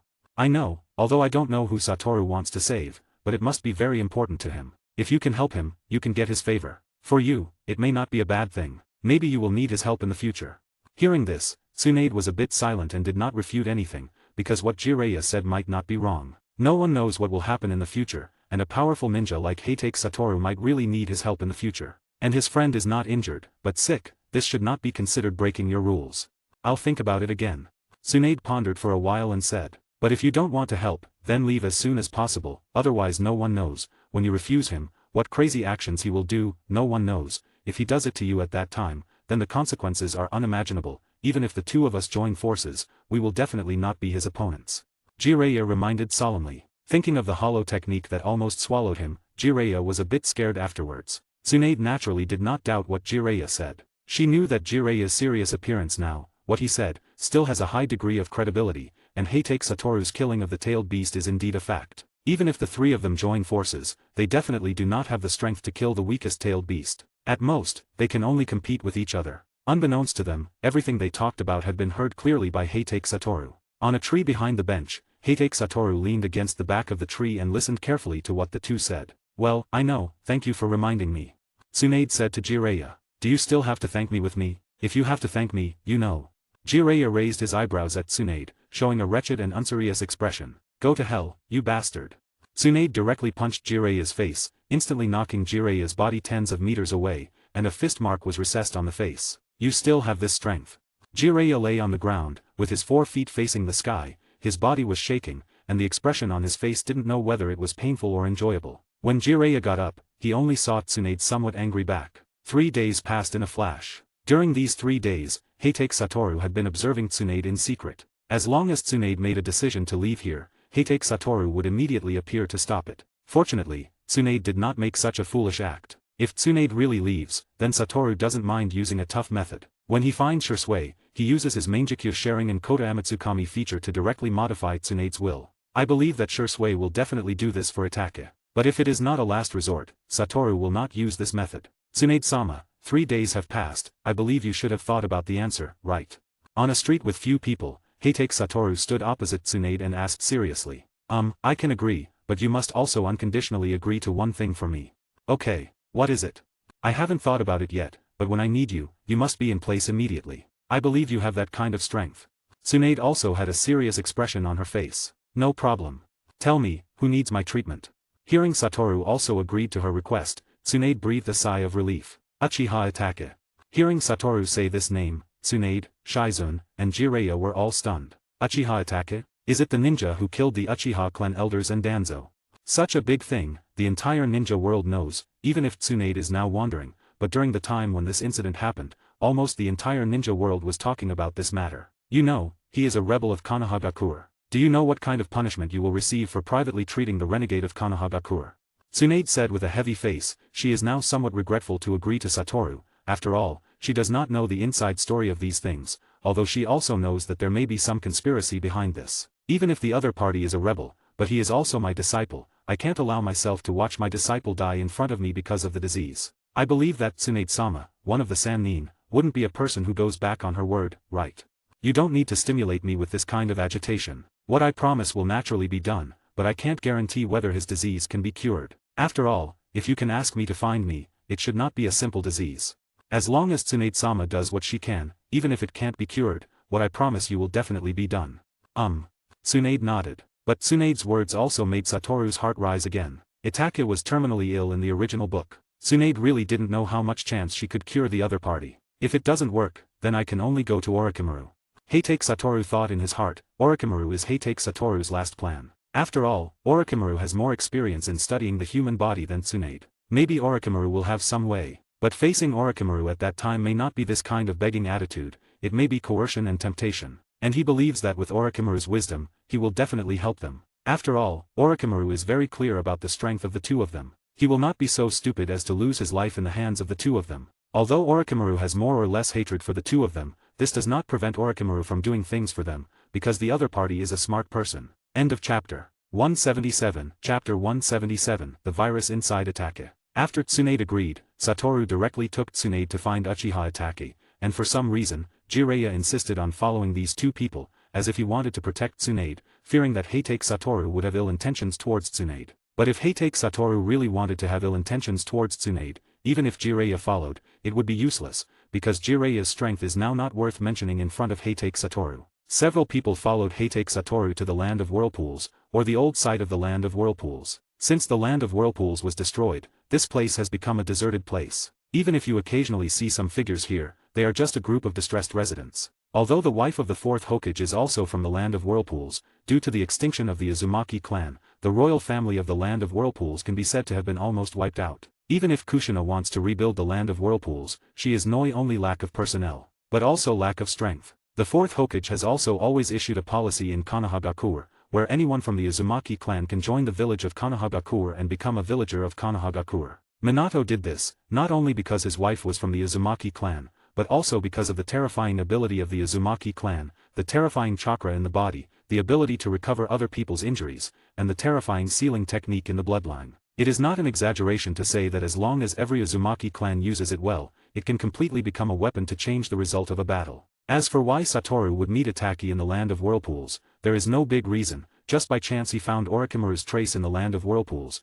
and Itake was executing the task of chasing and killing Orochimaru by Akatsuki. Since Orochimaru left Akatsuki, Akatsuki has never given up on chasing and killing Orochimaru. After all, everyone who can leave their Akatsuki organization, without exception, has all become a dead person. Only Orochimaru is now a person who is still alive after leaving Akatsuki. Next to a small river, Itake and several people from Satoru stood on both sides of the river. As a rebel of Konohagakure, Itake faced two Konohagakure Sannin at the same time, but Itake's heart was not timid at all, because his teacher was also there, and the appearance of Heitake Satoru gave Uchiha Itake infinite confidence. And here, in addition to them, Uchiha Shursui is also hidden in the dark. If a battle occurs, Uchiha Shursui will also join the battle immediately. By then, facing two pairs of Mangekyo Sharingan, even the three ninjas, it is estimated that there is no way to leave here alive. Although he did not join Akatsuki, when he was fine, Itake would meet Shursui for a while. After all, the current Shursui is the only one who can give Itaki a little comfort. Long time no see, Satoru-sensei. Itaka took the lead in greeting Satoru. Have you been okay these days? Looking at Itaka's ruddy complexion, there is no sign of any illness at all, but Heitake Satoru knows that the less obvious the disease, the more dangerous it is once it breaks out. Thank you for your teacher's concern, my body has not had any conditions for the time being. In everyone's eyes, Itaka slowly turned into a flock of crows, then flew to the front of Satoru and the others, and reassembled into a human form. Instantly, whether it was Jiraiya or Tsunade and Shizune, they all showed a vigilant expression. Genjutsu. All three of them muttered in their hearts. This visual change completely gave people the feeling that they had been caught in a genjutsu. This is not genjutsu, it's just a kind of ninjutsu I use to move positions.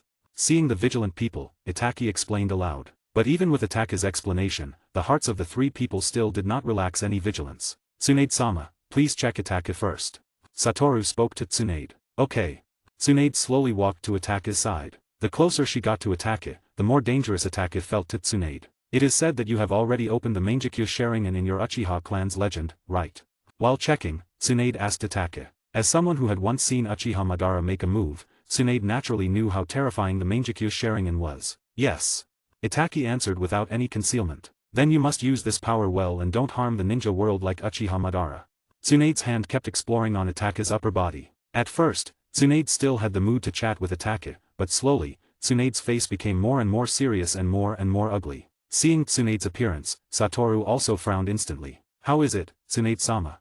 Seeing Tsunade retract her palm wrapped in green chakra, Satoru immediately asked. Even Itaka, who had no expression just now, showed a trace of tension on his face at this time. As for what kind of situation his body is in, Itaka wants to know more than anyone else. There is a new type of virus in his body. This virus is constantly devouring various cells in his body, and the devouring power of this virus is very terrifying. Any cells in the human body cannot stop this virus from devouring. As time goes by, when about 10% of the body's cells are eroded by this virus, then he will have no chance of survival. Tsunade said with a somewhat heavy tone. For so many years as a doctor, Tsunade encountered such a terrifying virus for the first time. Just now, her chakra has been sensing the intensity of this virus, and found that it is very difficult to completely eliminate this virus. So what is the treatment method? There is none for the time being. I can only use chakra to clear some of the viruses in his body, and then combine some drugs to inhibit the reproduction of the virus. But this is ultimately a symptomatic treatment. If the virus in his body is not completely removed, then his condition will never improve, or let his body adapt to the virus. In this case, maybe there is a chance. Then I will ask you for the time being, Tsunade-sama. As for the sentence that allows Itaka's body to adapt to the virus, it is like a joke. It is a very difficult thing to want a person's body to adapt to new things. Okay.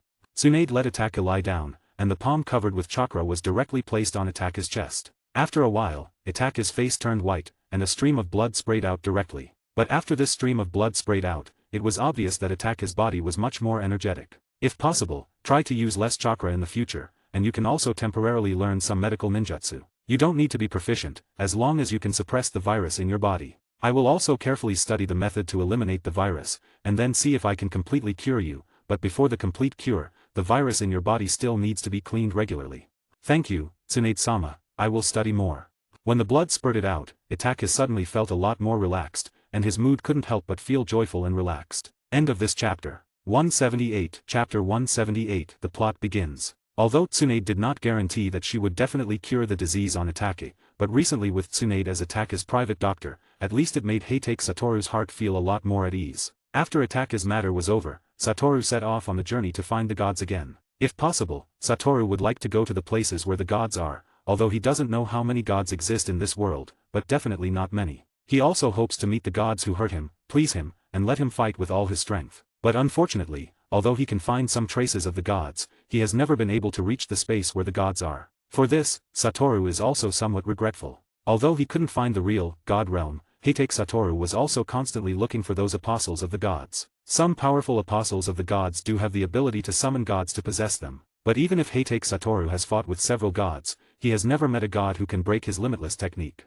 He doesn't know whether there is a god with absolute hit in this world, but he feels that there is a god with such ability. Even if there is no such god, maybe there will be an Itsutsuki clan with this ability in the future. Compared with the several gods that Heitake Satoru is fighting now, and the Itsutsuki that appeared in the future in memory, it seems that Itsutsuki's strength is stronger. Several years have passed in a flash. During these years, Satoru has never returned to the village of Konohagakure, but has been wandering in various corners of the ninja world. Almost every country is covered with Heitake Satoru's footprints. When he is free, Satoru will also meet up with Itaki and others, have a drink, and gather together. Although Itaki's disease has not been cured, with Tsunade's help, Itaki's disease has been completely suppressed. And Tsunade has recently made breakthrough progress in researching this virus. Maybe in not too long, the disease on Itaki's body can be completely cured. Kakashi and Satoru have basically had no conversation in recent years. After all, the two brothers are very relieved of each other. It's been so many years, it's time to go back to the village to take a look. At this time, Satoru thought so in his heart. In this world, the village of Konohagakure is his home. After leaving home for so many years, he really has a feeling of homesickness. I wonder if my father misses me.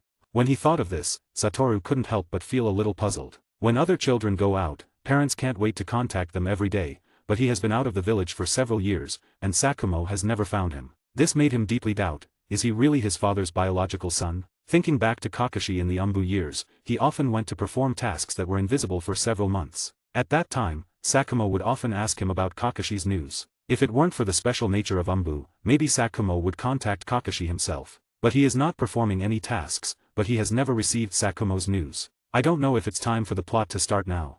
Although his appearance has caused most things to change, some things will still happen as scheduled. For example, Naruto is still best at Shadow Clone Jutsu, but this time he learned Shadow Clone not like the original, stealing the sealing scroll, but Minato taught him personally. After all, as the son of the Hokage, it is the most normal thing for Minato to personally teach some powerful ninjutsu. However, because Minato's duties as Hokage are very busy, most of the tasks of teaching Naruto fall on Kushina. Although Kushina is also a shadow-level powerhouse, she does not know many ninjutsu. Most of them are some sealing techniques and taijutsu. After all, as a person of the Uzumaki clan and the nine-tailed Jinchuriki, taijutsu can be said to be quite powerful. Satoru slowly returned to the village of Konohagakure. Since he had no urgent tasks, he walked back and slowly passed through the Land of Waves. But as soon as he stepped into the territory of the Land of Waves, Satoru's expression changed slightly. Because he felt a very familiar chakra. Is it already this time?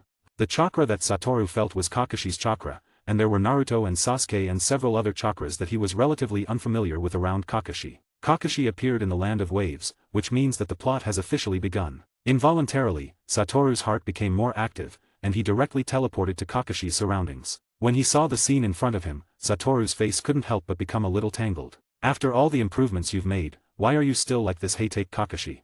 Satoru was very puzzled in his heart. The scene that Satoru saw at this time was the scene where Kakashi was trapped in the water prison technique by Zabuza. Kakashi's nervous expression did not seem to be fake, as if he really couldn't escape from this water prison technique. And opposite Zabuza were Sasuke, Naruto, and Haruno Sakura, all of whom looked panicked. Although Naruto has Minato's teachings, and Sasuke has Fugaku's teachings, the strength of the two people is much stronger than that of the original at this time, but what they are facing is an elite Jonin, known as the Demon of the Hidden Mist, Zabuza. Even if they are so powerful now, they can't reach the level of Kakashi and Uchiha Itachi when they were 12 years old. Both of them were Jonin level when they were 12 years old. And Sasuke and Naruto at the age of 12 have just reached Chunin, and it may be just a short time since they reached Chunin. Even if they are facing only a water clone of Zabuza, it is not something the two of them can deal with, and Haruno Sakura is just a burden now. After all, Haruno Sakura is just a family of ordinary people. As for why she can be assigned to the class of 2 generations, Heitake Satoru is still unclear. Naruto still likes Sakura as always, but Sakura still doesn't like Naruto. However, because Naruto is the son of the 4th Hokage, Sakura did not show that much impatience. Sasuke, what should we do? Naruto said to Sasuke with a trembling voice. The killing intent emanating from Zabuza was really terrifying for Naruto and Sasuke now. I don't know, but anyway, let's rescue Kakashi first.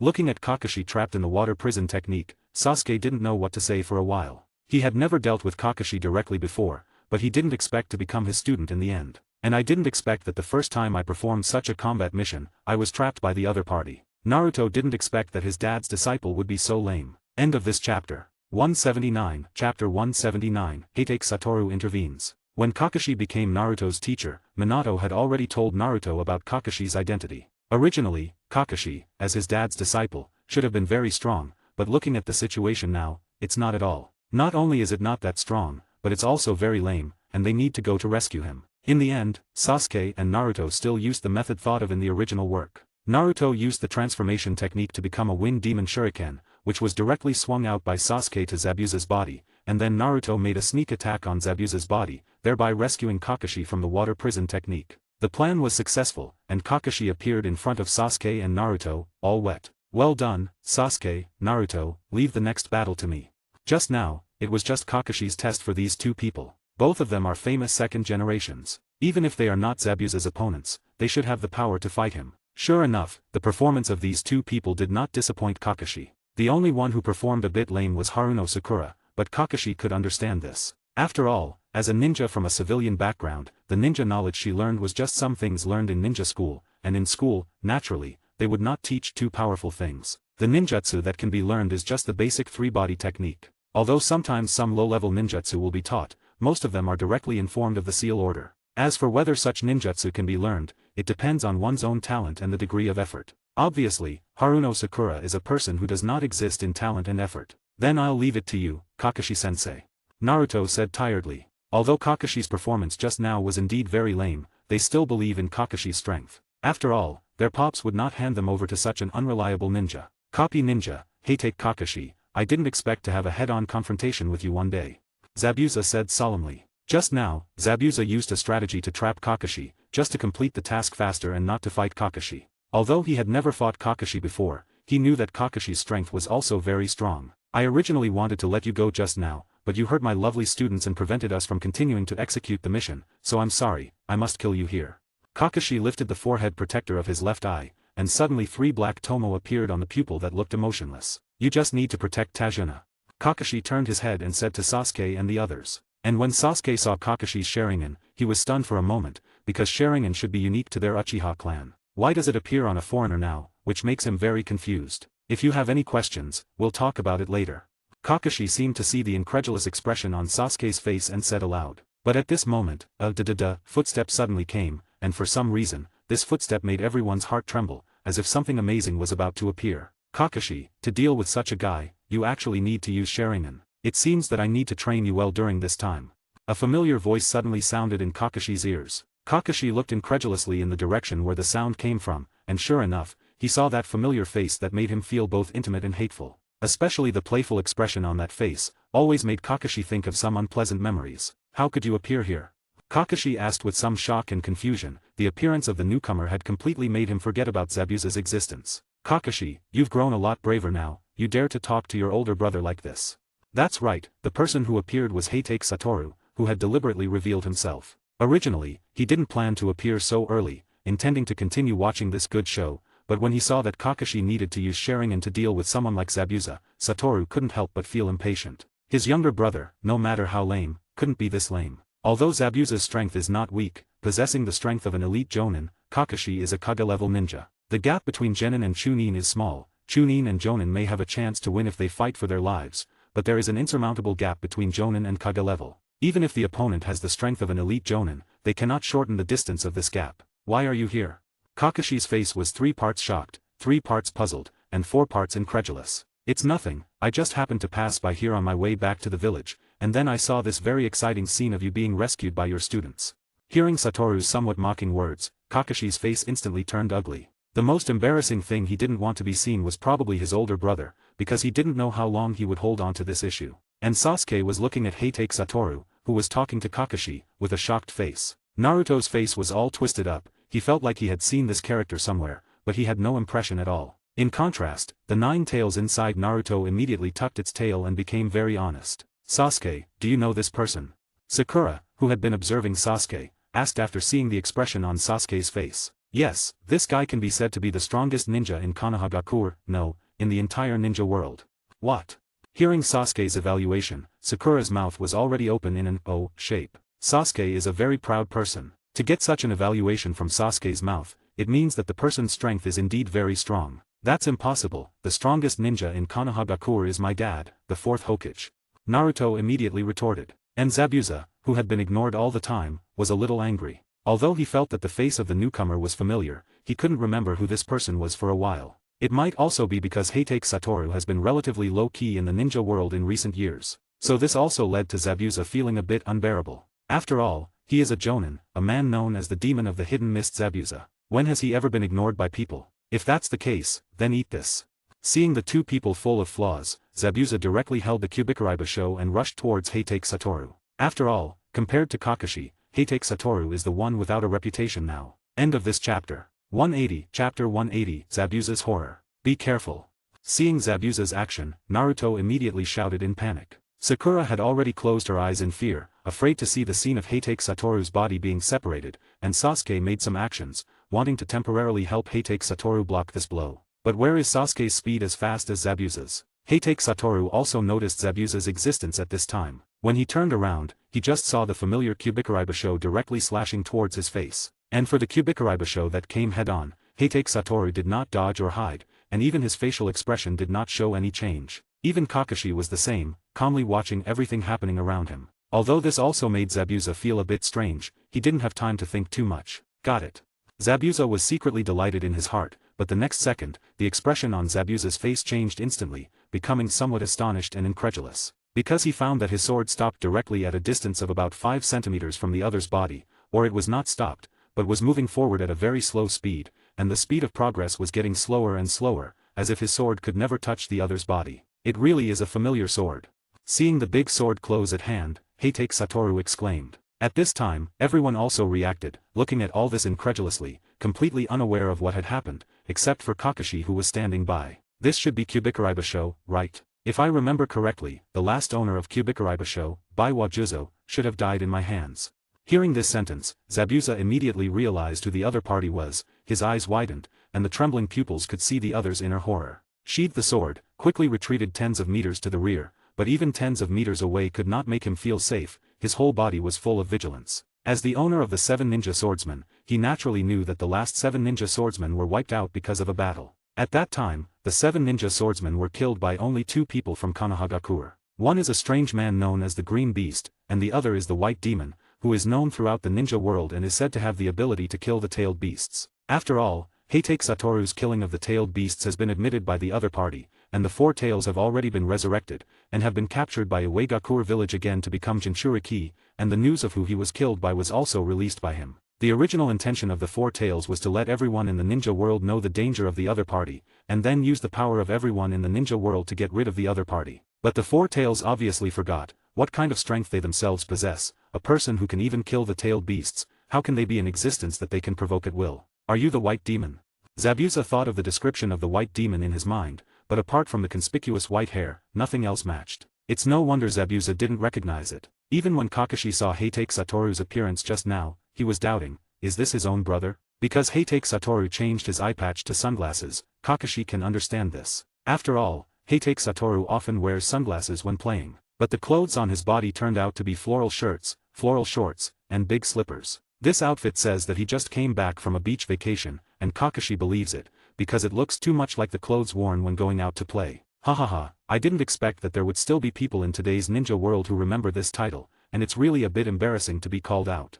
Heitake Satoru touched his hair and said with a smile, the expression on his face seemed to be really a bit embarrassed. White Demon, this name is so Chiyanibu. Hearing Zabuza's words, Naruto muttered a little behind them, and even Sasuke looked a little surprised when he heard this title. He remembered that he seemed to have heard this title before, but it might have been too long, he had forgotten. When I first heard it, I thought the title was pretty cool, but now when I hear it, it only makes people feel full of black lines. If he had a similar title, I guess he would hate not to find a place to drill in, because it sounds really embarrassing. If you don't remember it would be strange. Although Zabuza was very upset and angry about Heitake Satoru's attitude, he didn't dare to show it, because he felt that he had already stepped 1 foot into the ghost gate. As for whether his other hand would step into the ghost gate, it was completely up to the harmless white-haired man in front of him. Are you planning to kill me? When he asked this question, Zabuza's heart could be said to be shocked, because he didn't know, if Heitake Satoru gave him a positive answer, what would he do, whether to accept his fate obediently, or to run away desperately. Kill you? No, no, no. Heitake Satoru quickly waved his hand and said, I don't kill people anymore, now I want to kill only gods. Hearing this, Zabuza breathed a sigh of relief. But what Heitake Satoru wanted to express was that Zabuza no longer had the value of being killed by him. In the final analysis, it was his inner extreme contempt and disdain for Zabuza. But even if Zabuza knew the truth, his heart would not have any emotions, and he might still feel some relief to survive. What Heitake Satoru said was also true, now the only one worth his shot is indeed only God. Kakashi, I won't participate in your mission, but before this battle is over, I will watch the battle on the side. If you perform too badly, you know the end. Hearing this, Kakashi shivered for a moment. Also, you can't use your Sharingan. Kakashi didn't say anything more to Heitake Satoru, but instead looked at Zabuza with a pitiful look. I'm sorry, I originally wanted to play with you for a while, but now it seems that there may not be that opportunity. Don't look down on me, Kakashi. Since knowing that Satoru would not shoot him, Zabuza's tone has become a lot more presumptuous. I am Demon of the Hidden Mist Zabuza. Zabuza rushed directly at Kakashi, and Kakashi also rushed over with Kunao. This battle, you guys just watch it first, you should be able to learn a lot from it. Satoru said to Sasuke and the others on the side. The three of them nodded at the same time, because they found that in the moment just now, the momentum on Kakashi's body immediately changed. Even if he fights with the other party, he is completely crushing the other party. End of this chapter. 181, Chapter 181, Reunion with Guy. In the end, Zabuza was still taken away by Haku, although Satoru knew all this, but he did not interrupt anything, because Haku and Zabuza's incident, for Naruto and Sasuke, it is indeed a very valuable growth experience. Originally, if Kakashi observed carefully, he could also find Zabuza's feigned death state, but Satoru's arrival made Kakashi relax a lot of vigilance, so he didn't check Zabuza's body at all, and let Haku take it away. Then Kakashi, you continue to execute the mission, I will go back to the village first, after you finish the mission, we will meet again. Okay. Afterwards, Satoru, dressed in his summer beach outfit, slowly disappeared from everyone's sight with a swagger. Kakashi-sensei, is that person really your brother? After seeing Heitake Satoru leave, Sakura asked Kakashi, and Naruto also looked at Kakashi with curious eyes. Only Sasuke had an expression that seemed to know everything. Yes, he is indeed my blood-related brother. Sure enough, Kakashi-sensei, you both seem so out of tune. Naruto mercilessly teased him. Probably the only person who could do this besides Naruto was no one else. Rather than saying Kakashi is Naruto's teacher, it's better to say that Kakashi is Naruto's bodyguard. Hearing Naruto's tease, Kakashi's face showed an awkward expression. He knew that his performance at the beginning of the battle was indeed a bit lame. Alright, let's continue with the mission. If there's anything else, we'll talk about it after this mission is over. Yes, Kakashi-sensei.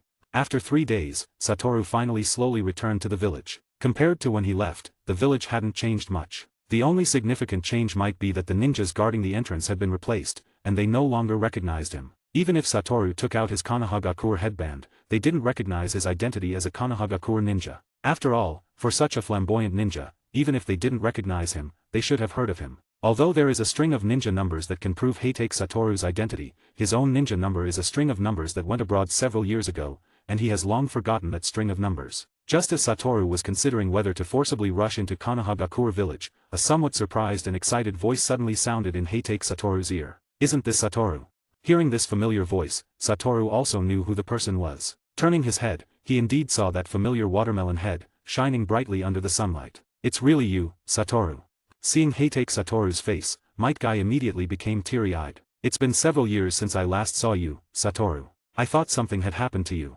The person was indeed Might Guy. He opened his arms and directly hugged Heitake Satoru with teary eyes. Even though Heitake Satoru's face had thickened over the years, being hugged and cried by a burly man in public, Heitake Satoru also felt his old face blush. And behind Might Guy were 3 children. One was a girl with a bun, another was a person from the Hyuga clan with white eyes, and another was a little devil who was dressed and had a hairstyle just like Might Guy. At this moment, the 3 of them saw this state of Guy-sensei, completely shocked and somewhat at a loss. Although they all knew what kind of person Might Guy was, this was the first time they had seen Guy-sensei so excited. Even Guy-sensei's arch-nemesis, Heitake Kakashi Jonin, they had seen a few times, but they had never seen Guy-sensei show such an expression. Alright, Guy, calm down.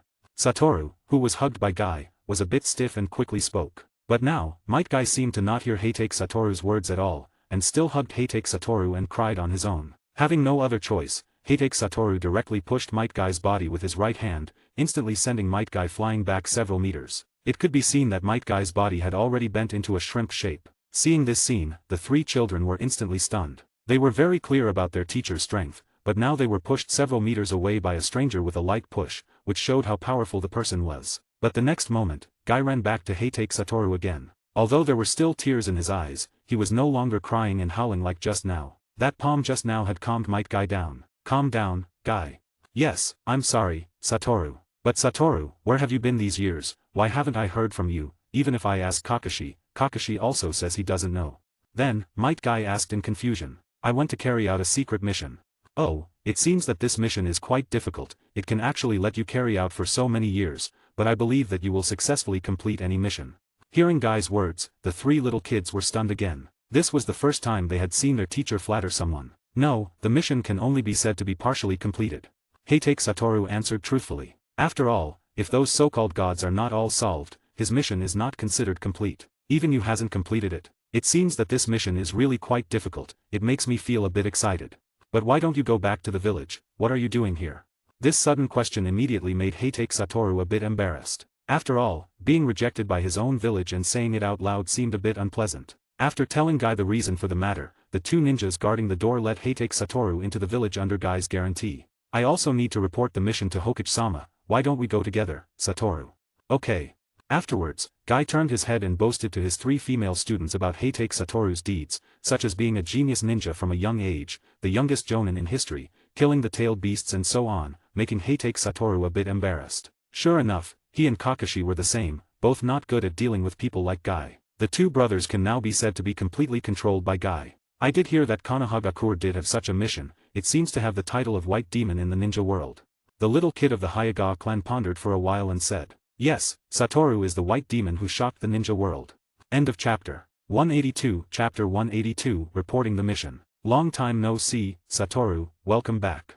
After seeing Heitake Satoru, Minato's face immediately showed a warm expression, and the smile on his face seemed to be even brighter. It's indeed been a long time, Hokage-sama, you've become more mature than before, and even your strength has become much stronger. Satoru could see that Minato's chakra had become much larger, and he seemed to have reached a complete cooperation with the Nine Tails. If it weren't for the limitless technique, Namikaze Minato would definitely make Heitake Satoru feel like a very dangerous mission. After all, as the Hokage, my strength can't always stand still. Minato said with a bit of a joke. Alright, let's talk about the main point. How is the investigation of the traces of the gods going? As Minato's tone changed, Satoru's face also became a bit more serious. In these years, I have encountered at least no less than 5 gods. Their abilities are varied, but without exception, their strength is very strong. They should be in a special space like Mount Mayaboku, but the restriction of their special space is stronger, which leads to stricter conditions for summoning them. Perhaps using space-time ninjutsu, we should be able to reach the space where they are. It's true, but without the coordinates of that space, it's hard for us to reach that space. Minato said with a somewhat heavy tone. But don't worry too much for now, those believers of the gods have been almost destroyed by me, and it is estimated that it will take several years or even months to summon new gods. Satoru said confidently. That's good, now my senjutsu has also reached a very high level, presumably even if facing the so-called gods, there should be no problem. As for this, Minato is also very confident. Even without senjutsu, without a quarter of the 9 tails in his body, Minato is also a person standing at the pinnacle of the ninja world. Now with these two terrifying buffs, Minato is hard to lose even if he wants to, and even if Satoru wants to defeat Minato, he must control him instantly, otherwise, as long as Minato has the opportunity to perform Flying Thunder God Jutsu, he can't defeat him. Well, apart from some special characteristics, the gods are not very strong. With your strength, you can easily defeat them. Hearing Satoru's affirmation, Minato now completely let go of his heart. After all, he hasn't dealt with the gods yet, he is just confident in his own strength. By the way, Tsunagakure village recently wants to hold a Chunin exam with us. I agreed. Do you want to be an examiner? Suddenly, Minato asked. Chunin exam. Heitake Satoru suddenly remembered that this should be the Konohagakure collapse plan planned by Orochimaru in the original book. I don't know if Orochimaru will continue to execute this plan. Heitake Satoru wondered curiously. After all, Orochimaru executed this plan entirely because of the third Hokage. Now that the third is no longer Hokage, whether Orochimaru's Konohagakure collapse plan will be executed is still an unknown number. And if he executes this plan, he may not be able to survive from Minato's hands. The third Hokage fought desperately to seal Orochimaru's pair of arms, but Minato is estimated to be able to defeat him without injury. After all, Orochimaru's strength is now estimated to be mid-Kage level. Apart from being tenacious in life and having strange ninjutsu, his attack power is not very strong. But Minato's strength can now be described as the top of the shadow level. With the 9 tails chakra mode and sage mode, even ordinary C-level ninjutsu can use the power of S-level ninjutsu, not to mention, Minato also masters many A-level and S-level ninjutsu. Alright, then I'll continue to be the examiner for the third game. After thinking about it, Satoru still agreed. If Orochimaru really continues to launch the Konohagakure collapse plan, then Heitake Satoru can just join in the fun. If not, being an examiner for a morning does not delay anything. By the way, the plan of the Akatsuki organization is now very obvious. They are aiming for the tailed beasts, so your family situation can be said to be quite dangerous now. Heitake Satoru said with a bit of a joke. After all, Naruto, Kushina and Minato are all Jinchuriki. This situation can be said to be unprecedented and unrepeatable. The 9 tails can also be said to be the most miserable tailed beast, being divided into 3. The Akatsuki organization only recently made clear their plan to capture the tailed beasts. This plan was also told to Satoru by Itaki, and then relayed to Minato by Satoru. If they dare to reach into Konohagakure village, then I'll chop off their hands, let them have no return. After knowing the purpose of the Akatsuki organization, a terrifying killing intent suddenly erupted from Minato's body. It might also be influenced by the 9 tails inside him, causing the chakra that appeared on Minato's body to appear a fox phantom. The expression on his face didn't look so kind anymore. Minato had this confidence. Through the news from Itake, Minato also knew what kind of people were in the Akatsuki organization. Apart from the mysterious leader with the Rinnegan, all other members had been investigated by the people of Konohagakure. Although those few people also have shadow-level strength, but most of them are only shadow-level beginners, there are very few middle-level, even if Minato alone cannot deal with all of them. There is also a retired third Hokage, even if due to the increase in age, the strength has declined, at least also has the beginner Kage level. And besides the third Hokage, there is also a Konohagakure white fan with shadow-level high-level strength, although they are not making a move now, but when Konohagakure faces a crisis of life and death, they will still make a move. And Kushina also mastered the 9 tails chakra mode. To deal with Kushina at least 2 people from the Akatsuki organization to make a move. Now only Naruto will not have any resistance when encountering the Akatsuki organization, but Naruto has Kakashi by his side, which makes Minato very relieved. After all, Kakashi now also has shadow-level middle-level strength, plus Sage Mode and Sharingan, even if facing shadow-level high-level opponents, who wins and who loses is not certain. And besides strength, Kakashi's strategy is also very strong. This is also the reason why Minato is relieved to hand Naruto to Kakashi. After the Chunin exam, you can rest in the village for a while, put the matter of the gods aside for now. I also have this intention. Satoru's mouth slightly smiled. Sakumo's age is also a bit old, although living for another few decades is not a problem, but still need to accompany him well. End of this chapter. 183, Chapter 183, Tsunagakure Ninja Trio. Upon arriving at Heitake Sakumo's shop and experiencing his father's long-lost craftsmanship, Heitake Satoru's face showed a satisfied smile. It's been a few years since I last saw you, you've lost some weight, Satoru. Looking at Heitake Satoru's satisfied eating appearance, Heitake Sakumo's face showed a heartache expression, although he has never contacted Satoru in these years, but his heart has always been thinking about his eldest son. And hearing Heitake Sakumo's words, Satoru instantly had a full head of black lines. However, when he looked up at Sakumo again, his expression suddenly became a bit dazed. Although he couldn't tell from the white hair that Sakumo was getting old, Satoru noticed that many wrinkles had appeared on Sakumo's face, as well as a sense of vicissitudes in his expression. Wait for Kakashi to come back, and 3 of us will have a good gathering. Speaking of which, I have never drunk with you before. Heitake Sakumo made a toast gesture. In these years, he often went to find Kakashi for a drink, but every time he felt a bit regretful. Now he knew that the regret in his heart was that his eldest son was missing from the wine table. Okay, after Kakashi comes back, I will have a good drink with you. I just hope that by then, you won't be drunk by me. Hearing this, Heitake Sakumo immediately showed a contemptuous expression. This expression seemed to say, are you underestimating me? Okay, then I look forward to the moment you get me drunk. In response to Heitake Sakumo's ridicule, Heitake Satoru just smiled slightly, didn't make any response, but had already made up his mind in his heart, he must let his old father know how powerful he is. As time passed day by day, more and more unfamiliar faces would appear in Konohagakure village every day, wearing different ninja headbands on their heads. These people were all invited to participate in the Chunin exam in Konohagakure. Just today, Kakashi also came back, and the plot developed just like in the original book. For some reason, even though he had been defeated by Kakashi once, Zabuza felt that he could do it again, and challenged Kakashi again. The result was self-evident. Zabuza and Haku both fell on that bridge. On the day they returned to the village, the Heitake family of 3 sat in the yard, under the moonlight, and indeed had a good drink. Satoru, who originally wanted to drink Sakumo under the table, became the first person to fall. This also allowed Sakumo and Kakashi to finally find a place to ridicule Heitake Satoru. Looking at Heitake Satoru, who was lying on the ground and snoring, Sakumo and Kakashi looked at each other and smiled knowingly. This secret they would keep forever in their hearts. Can Satoru drink? He can drink quite a lot. After all, he has spent some time with Jiraiya, and has long been familiar with the feeling of alcohol. Just didn't expect Sakumo and Kakashi to be like beasts, drinking alcohol just like drinking water, not dizzy or red-faced. Kakashi, having you and Satoru, really makes me feel very happy. Heitake Sakumo smiled from the heart. Having a father like you, I also feel very happy, and very proud. The Heitake family are not good at talking, being able to say such heartfelt words. It also means that the alcohol in their bodies has played a role. The next day, Satoru woke up groggy from the yard. These 2 guys, they don't even know take me to the house. Heitake Satoru sat up, rubbed his forehead, and complained. Then he used the reverse curse technique to directly eliminate all the side effects of alcohol in his body. Now in the Heitake family's large courtyard, only Heitake Satoru was left. Sakumo had already opened the shop, and Kakashi had already gone to lead the team to carry out the mission. Forget it, I'll go out for a walk too. Satoru thought to himself, after all, it would be quite boring to be at home alone. At this time, Kakashi's team had already completed the mission. Not long after they left the Heitake family's mansion, Heitake Satoru saw a very interesting scene. He saw Sarutobi Hiruzen's grandson being held in the hand by a little kid from Tsunagakure Ninja, and Naruto wanted to go forward to rescue him, but was directly tripped by a chakra line. Haha, is this a ninja from Konohagakure? They're really weak. Seeing Naruto who had taken a tumble, the little devil from Tsunagakure Ninja mercilessly mocked Naruto. Damn it, do you know who I am? I am the grandson of the third Hokage.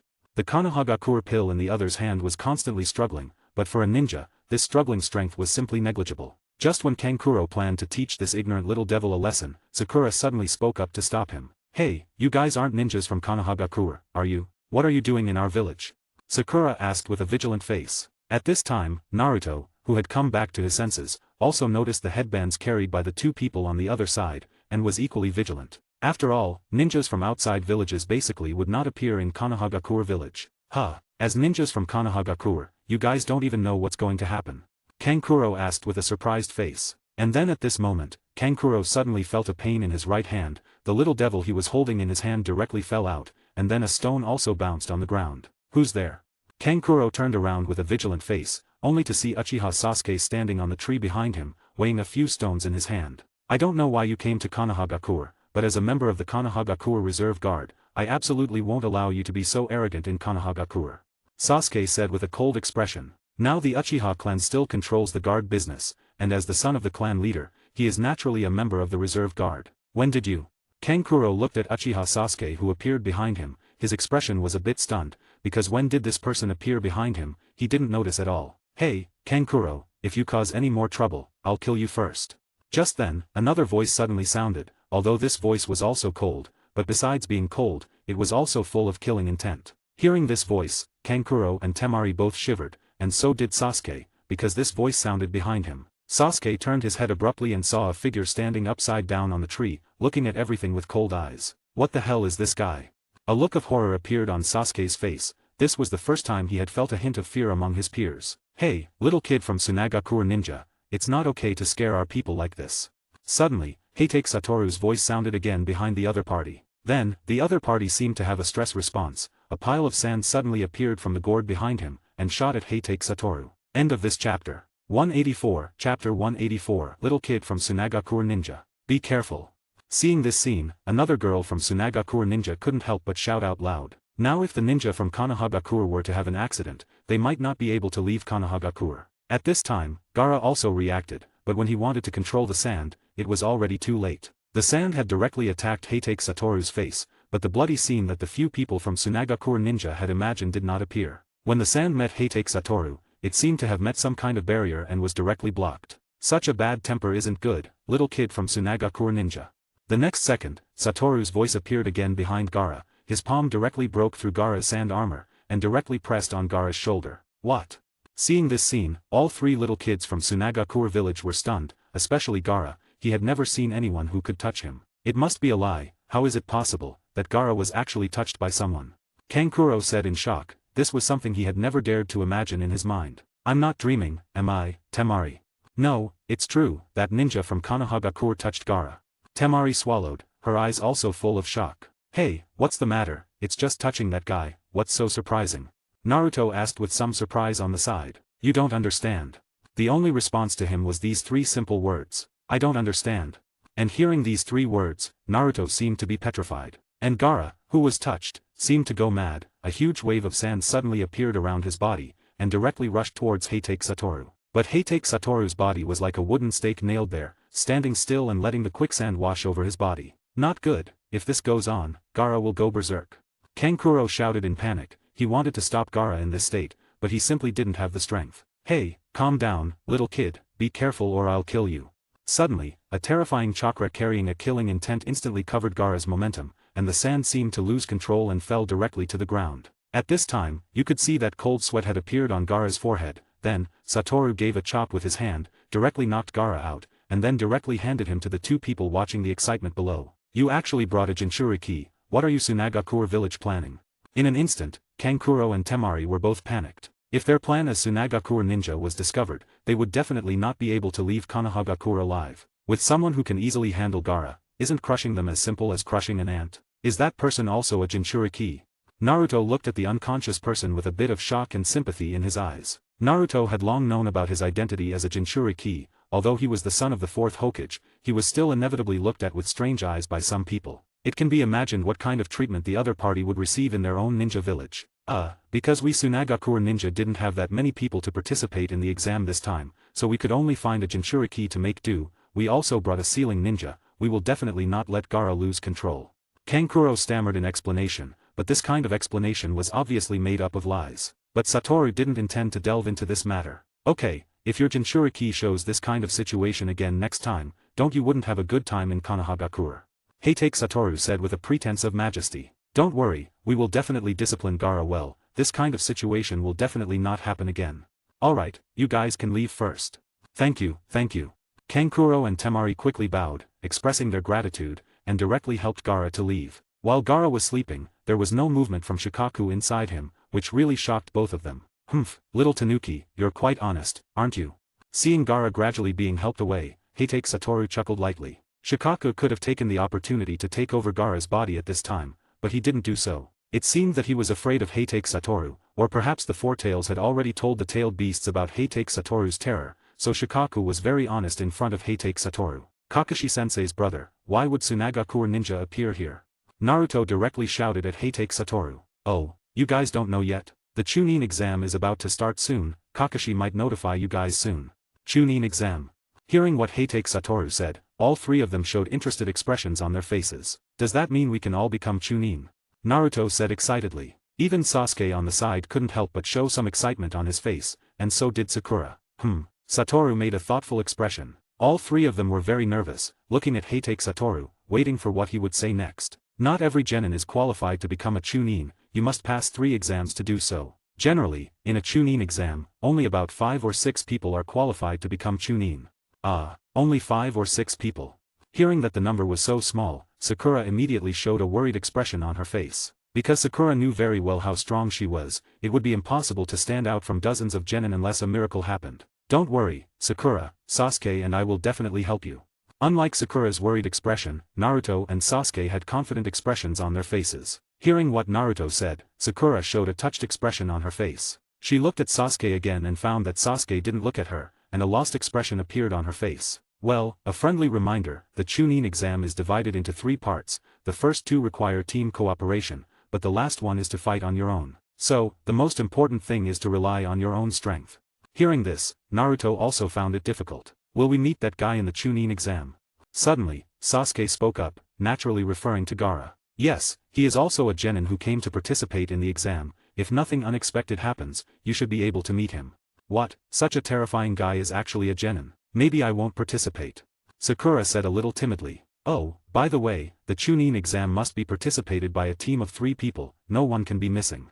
In an instant, Sakura felt that she was being stared at by 2 burning gazes. End of chapter. You can read 30 advanced chapters at my Patreon. 185, Chapter 185, The Past of the White Demon. The next things have nothing to do with Heitake Satoru, he saved the grandson of the 3rd Hokage, the son of the 4th Hokage, this really made the 2 Hokage so Heitake Satoru a favor. And in the place where Tsunagakure ninja stayed in Konohagakure, the team leader Jonin Baki looked seriously at Gaara who was sleeping on the bed. Which of you 2 can tell me what happened? Why is Gaara asleep? He just tried to wake up Gaara, but was directly blocked by Gaara's absolute sand defense. Kankuro and Temari looked at each other, and in the end, it was Kankuro who spoke up to explain. We encountered a Jonin from Konohagakure. That ninja effortlessly touched Gaara, and Gaara, who was touched by someone for the first time, seemed to be in a state of rampage, but was easily suppressed by the other party. Kankuro explained with a serious face. A Jonin who can easily suppress Gaara.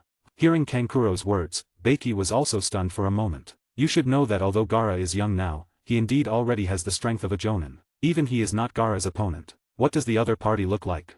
Then, Baki immediately asked about the other party's appearance. After all, in the ninja world, famous ninjas who can suppress Jinchuriki are only a few, maybe he knows the person. White hair, wearing an eye patch, looks very easygoing, very sunny, but when he suppressed Gaara, the momentum emanating from his body seemed to suffocate people. Recalling the scene just now, Kankuro felt a chill. Under that momentum, Kankuro couldn't even bring up a bit of rebellious emotion. The White Demon of Konohagakure. Beiki's eyes widened instantly. Through Kankuro's description, he knew who the other party was in an instant. The White Demon.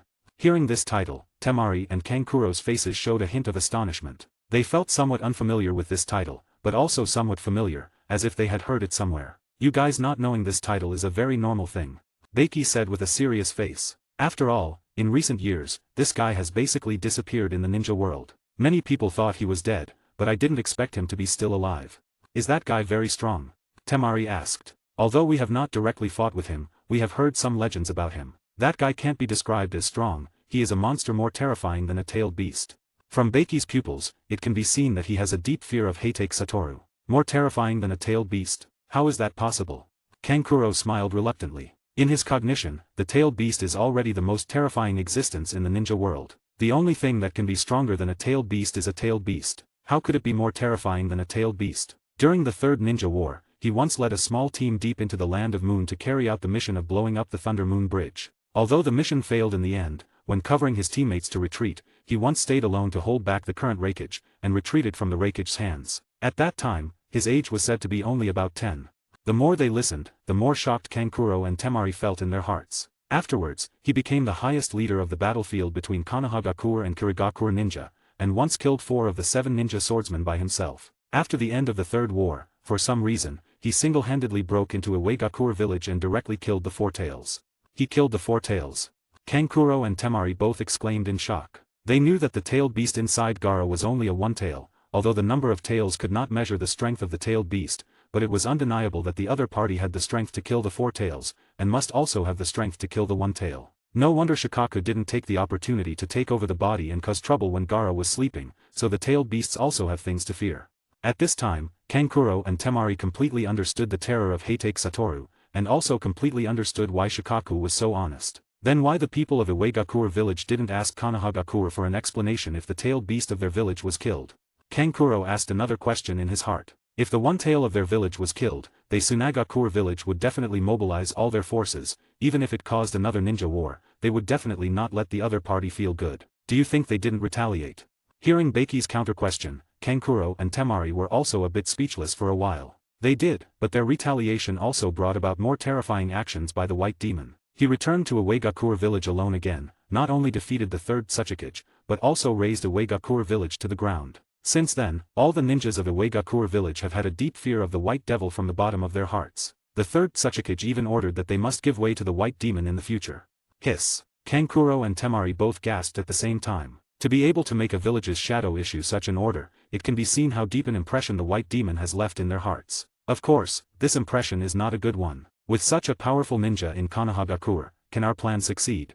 Kankuro suddenly asked with a timid tone. His heart was already filled with fear for Konohagakure. The white-haired figure was indeed like a nightmare, lingering in his heart, truly worthy of the title of the White Demon. Don't worry, although the other party is still in Konohagakure village, it is indeed beyond our expectations, but Kazekage has long made plans for all the people of Konohagakure, including the White Demon.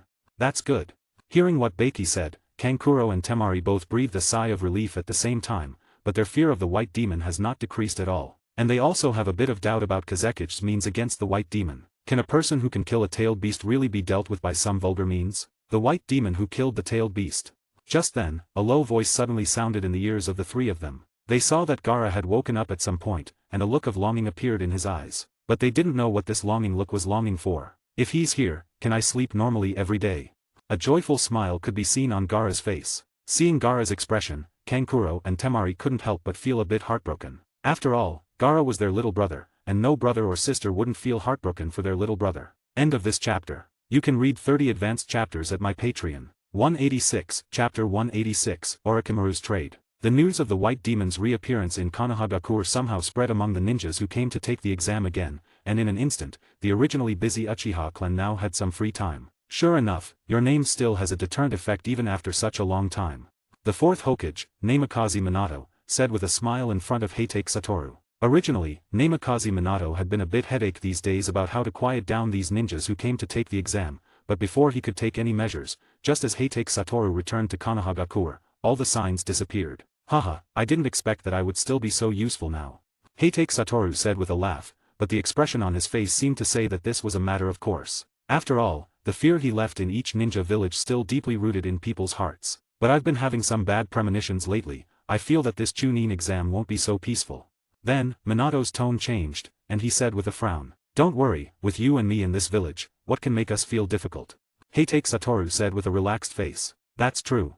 Minato's expression also relaxed, and he smiled slightly. Perhaps this Chunin exam will indeed have some unexpected things happen, but no matter what happens, as long as he is there, he will definitely protect the village from harm. As time went by, the Chunin exam was carried out as scheduled, and Heitake Satoru basically participated in all the things, and found that this was not much different from the Chunin exam in his memory. It seemed he didn't have caused much impact on this Chunin exam. In the blink of an eye, the first exam was over, but because he was the son of the fourth Hokage, Naruto's performance was not as bad as in the original work. Although he was not absolutely smart, he still got most of the questions on the first exam paper right. But in the last question, Naruto still made the same move as in the original work. His passionate speech instantly made some people who were planning to give up on the last question regain their confidence. Indeed, as expected of Hokage-sama's son, this will is exactly like you, Hokage-sama. In the Hokage office watching this exam, someone couldn't help but flatter the fourth Hokage's son. No, Naruto still has a lot to learn. Although Minato said so, the expression on his face had already betrayed his inner thoughts. It was completely a proud expression for his child. Perhaps if this happened to him, he wouldn't be able to make a passionate speech like Naruto, but he would definitely do it to the end, never give up, and he had confidence in himself. No matter what the final question was, he could answer it. Naruto might be more suitable to be Hokage than me.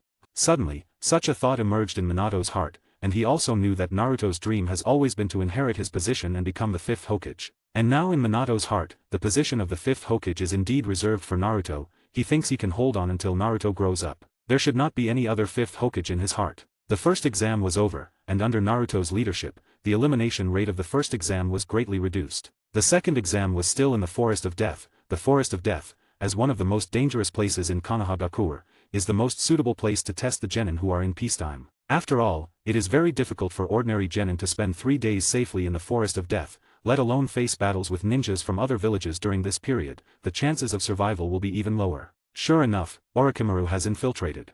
At this time, Heitake Satoru was also at the entrance of the Forest of Death, naturally seeing the Otagakure ninja disguised by Orochimaru. Otagakure, as a ninja village established by Orochimaru, although it has only been established for a few years, every ninja in it is an elite and has some special abilities. It is not known whether it is related to Orochimaru's experiments, but they have all been transformed. In short, whether it is genin or chunin, the quality of Otagakure ninjas is higher than that of other ninja village ninjas. Even the quality of ninjas in the big ninja village cannot compare with Otagakure. This means that the plan to collapse Konohagakure is still going on. However, I'm curious, Orochimaru, who gave you the confidence to make trouble under my watch? Heitake Satoru thought to himself, somewhat puzzled. Orochimaru should be very clear that as long as he causes trouble in Konohagakure, Heitake Satoru will definitely take action. Just then, Heitake Satoru suddenly noticed a slight movement on the ground next to him, and a small white snake suddenly drilled out from under the ground. Oh, have I been discovered already? This was indeed a bit surprising to Heitake Satoru. Although he didn't deliberately hide himself, it should still be difficult to find his whereabouts. The little white snake spat out its tongue, and although it didn't say a word, Satoru seemed to have understood what it wanted to express. Orochimaru was inviting him to meet somewhere. How interesting. Heitake Satoru's mouth curled up slightly, and then his figure flashed, and he left the spot with a whoosh. Outside Konohagakure, in a room located on a cliff, Heitake Satoru's figure appeared directly here, and in front of him was Orochimaru, whom he hadn't seen for a long time. It's been a long time, Orochimaru. I didn't expect you, a rebel ninja, to actually invite me out. I'm really curious, what are you up to? This was indeed a doubt in Heitake Satoru's heart. Although he had already seen that the Orochimaru in front of him was just a shadow clone. It's been a long time, Satoru. The shadow you left me back then is still very clear. Orochimaru said with a cold smile. He almost died at the hands of Heitake Satoru back then. I came back to Konohagakure this time to destroy Konohagakure, but before that, I want to make a deal with you. Oh. Hearing Orochimaru say this, Heitake Satoru became interested all of a sudden. What deal? You don't want me to help you fight Konohagakure, do you? You know, that's impossible. Of course not, the content of my deal will definitely interest you. Orochimaru stretched out his tongue and licked his lips, looking very confident, as if he had Heitake Satoru in his grasp. Speak. Heitake Satoru signaled Orochimaru to continue. End of chapter. You can read 30 advanced chapters at my Patreon. 187, Chapter 187, Orochimaru's Goal. I know that in recent years, you and Tsunade have been troubled by Uchiha attack his body. After saying this, Orochimaru didn't continue, but a confident look appeared in his eyes. He stretched out his long tongue and licked his lips. And hearing his words, Heitake Satoru also fell silent instantly, leaning against the wall without saying a word, and the aura on his body unconsciously became much heavier. So, what exactly do you want to say? Heitake Satoru's voice was somewhat cold. At present, I have researched a special medicine to treat Uchiha Ataka's disease. Although I believe Tsunade also has this ability, there is no way now, and the future is full of uncertainty. So, do you want to choose to trade with me? As long as you promise not to take action in this event, I will naturally give you the medicine. Orochimaru's voice once again enticed Heitake Satoru. How do I know if what you're saying is true or false? Don't worry, I know very well what kind of person you are. I don't have the confidence to live unscathed after deceiving you, so I can't possibly lie to you. Orochimaru said confidently. So what will you do if I don't agree with you? Suddenly, Heitake Satoru's tone changed, and Orochimaru's expression instantly became serious. In that case, I can only do my best to stop you here. Then, a series of dense seals appeared around the room, which looked like a seal at first glance. For so many years, I have also been studying what your absolute defense ability is. I have to say, your ability is indeed incredible. Even if I know the principle, I can't crack it. The existence of infinity in theory exists in reality, which has already surpassed ninjutsu, no, the category of science. So, after knowing your ability, I no longer have the idea of defeating you, because you are impossible to be defeated. When Orochimaru said this, his expression was very rich, sometimes excited and obsessed, sometimes low and lost. So the only way to stop you is to seal you. Although this seal may not be able to seal you for too long as it can last until the end of the Chunin exam, it will be enough. Hearing Orochimaru accurately describe his ability, a look of surprise appeared on Heitake Satoru's face, and he also sighed in his heart, worthy of Orochimaru. Sure enough, Orochimaru, you are the first person who can describe my ability in detail. You're amazing. Heitake Satoru clapped his hands and praised. Okay, I agree to your proposal. I will be a bystander in this farce. But if I find out that you are lying to me, I will definitely not let you live. Don't worry. Orochimaru suddenly opened his mouth, and then a snake came out of his mouth. Then the snake also opened its mouth, and a bottle of green potion was sprayed from the snake's mouth towards Heitake Satoru. Although he was very disgusted with the snake's saliva, thinking that this might be the medicine to treat Uchiha Atake, Satoru had no choice but to reach out and take it. Such a strong life breath. Through Rikugen, Heitake Satoru observed that the life breath in this bottle of potion was extremely strong. Even a dying person could be reborn after drinking this potion. This is a potion I made from the cells of the first Hokage, plus the cells I obtained from Atake, and analyzed the virus in Atake's body to make this potion. So, I am 100% sure that I can cure Atake's disease. Orochimaru is very confident in his scientific ability. Okay, I hope your mission can be successful this time. Even without me, Konohagakure still has a lot of strong people. I know, but my goal has always been only one person.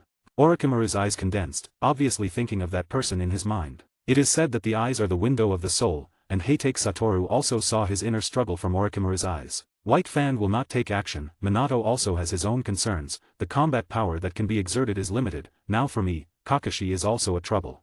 In the past, Orochimaru was a person who could kill Kakashi in seconds, but now Kakashi's strength has made Orochimaru feel fear. It seems that you have calculated everything a long time ago. It has to be said that Orochimaru's mind is really meticulous, almost calculating all the people outside the plan. Because I never do things I'm not sure about. Orochimaru heard Heitake Satoru's praise, and a smile appeared on his face. Then, with a bang, he turned into a puff of smoke and disappeared directly. And Heitake Satoru also left here. After Heitake Satoru left, the cottage suddenly turned into a huge tongue, and then also, bang, disappeared. At this time, the second round of the Chunin exam has already started. The rules are still the same as in the original work. Only by collecting the Heaven and Earth scrolls and reaching the central tower can it be considered successful. Since Orochimaru's plan is already known, Satoru didn't watch the second round of the exam anymore, but directly found Minato. Although he had already promised Orochimaru not to intervene in this matter, the plan had not yet started, and the time Satoru promised had not yet taken effect. I just met Orochimaru. As soon as he saw Minato, Heitake Satoru spoke directly. Minato, who was originally observing the surveillance of various places in the Forest of Death, his face instantly became serious. His purpose for coming back this time is to destroy Konohagakure, no, or to say, to kill the third Hokage. The third Hokage? Although Orochimaru is indeed the third Hokage's disciple, there is indeed a deep contradiction between the third Hokage and Orochimaru. Originally, Orochimaru should have been the fourth Hokage's position nailed down, but who knew that the third's idea suddenly changed and fell on Minato. No matter what, Orochimaru cannot be allowed to make trouble in Konohagakure. Satoru, Orochimaru is left to you to deal with. I'm afraid that won't work. Satoru spread his hands, his tone somewhat helpless. Why? Alas, I have a soft spot that Orochimaru has grasped, and I promised him not to intervene in this matter. Heitake Satoru also truthfully told the fourth, so as not to cause trouble in the future, he, the highest combat power of Konohagakure, did not take action, and was suspected by the fourth Hokage. Satoru didn't want to live in other people's doubts. Well then, it seems I can only let Jiraiya-sensei come back.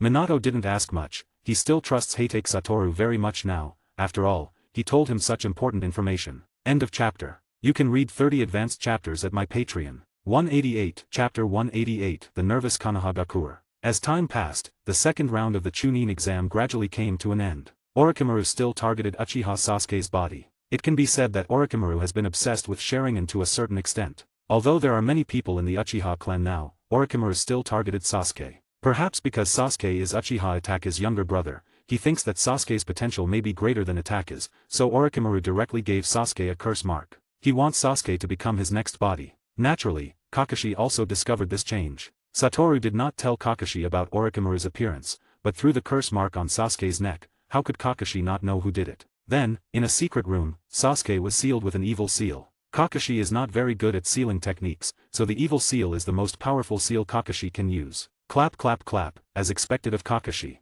Just then, a round of applause accompanied by a charming voice rang in Kakashi's ears. Kakashi, who had just finished using the sealing technique, had a trace of cold sweat on his forehead. Hearing this voice, he directly raised his head and looked at the figure slowly emerging from the darkness. The person's face was very pale, his tongue was unusually long, and there was a faint smile at the corner of his mouth. Orochimaru, as a renegade ninja, what are you doing in Konohagakure?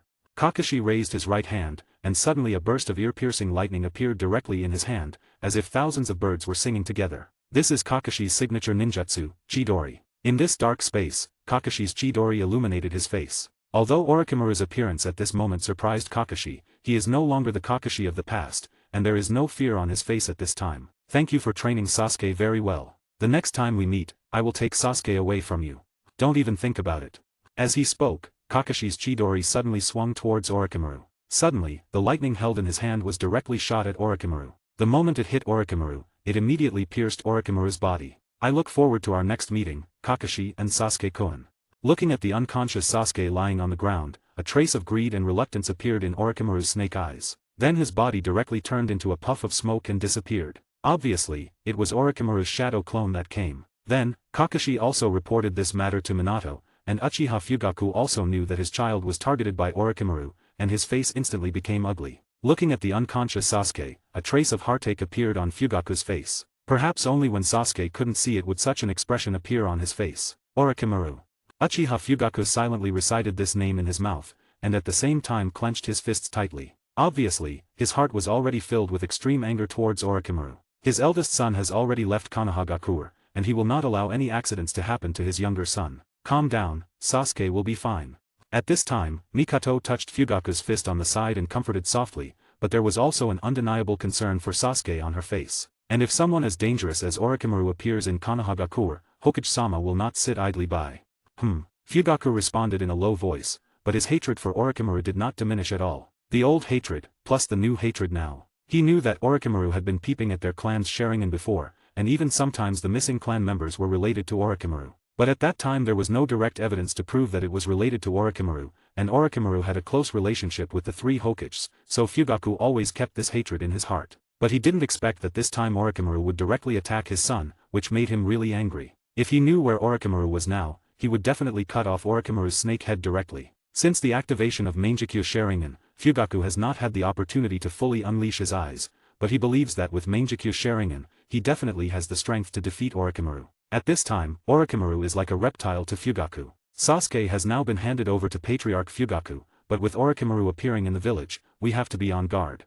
Kakashi stood in front of Minato, speaking with a serious expression. Yes, I already know what you said. I have already called Jiraiya-sensei back. Orochimaru's matter will be handed over to Jiraiya-sensei, and I also plan to let Naruto to become Jiraiya's disciple.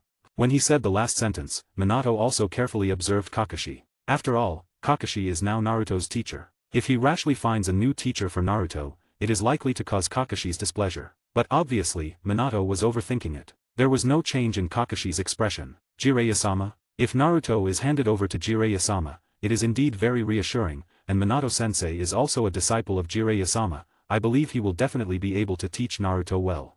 Kakashi spoke with great approval. After all, Kakashi also knows that he is indeed not suitable to be a teacher. He has been Naruto's teacher for so long, and it seems that he has not taught the three of them anything useful. Yes, then Kakashi, Sasuke will be handed over to you. After all, I feel that your ninjutsu should be more suitable for Sasuke.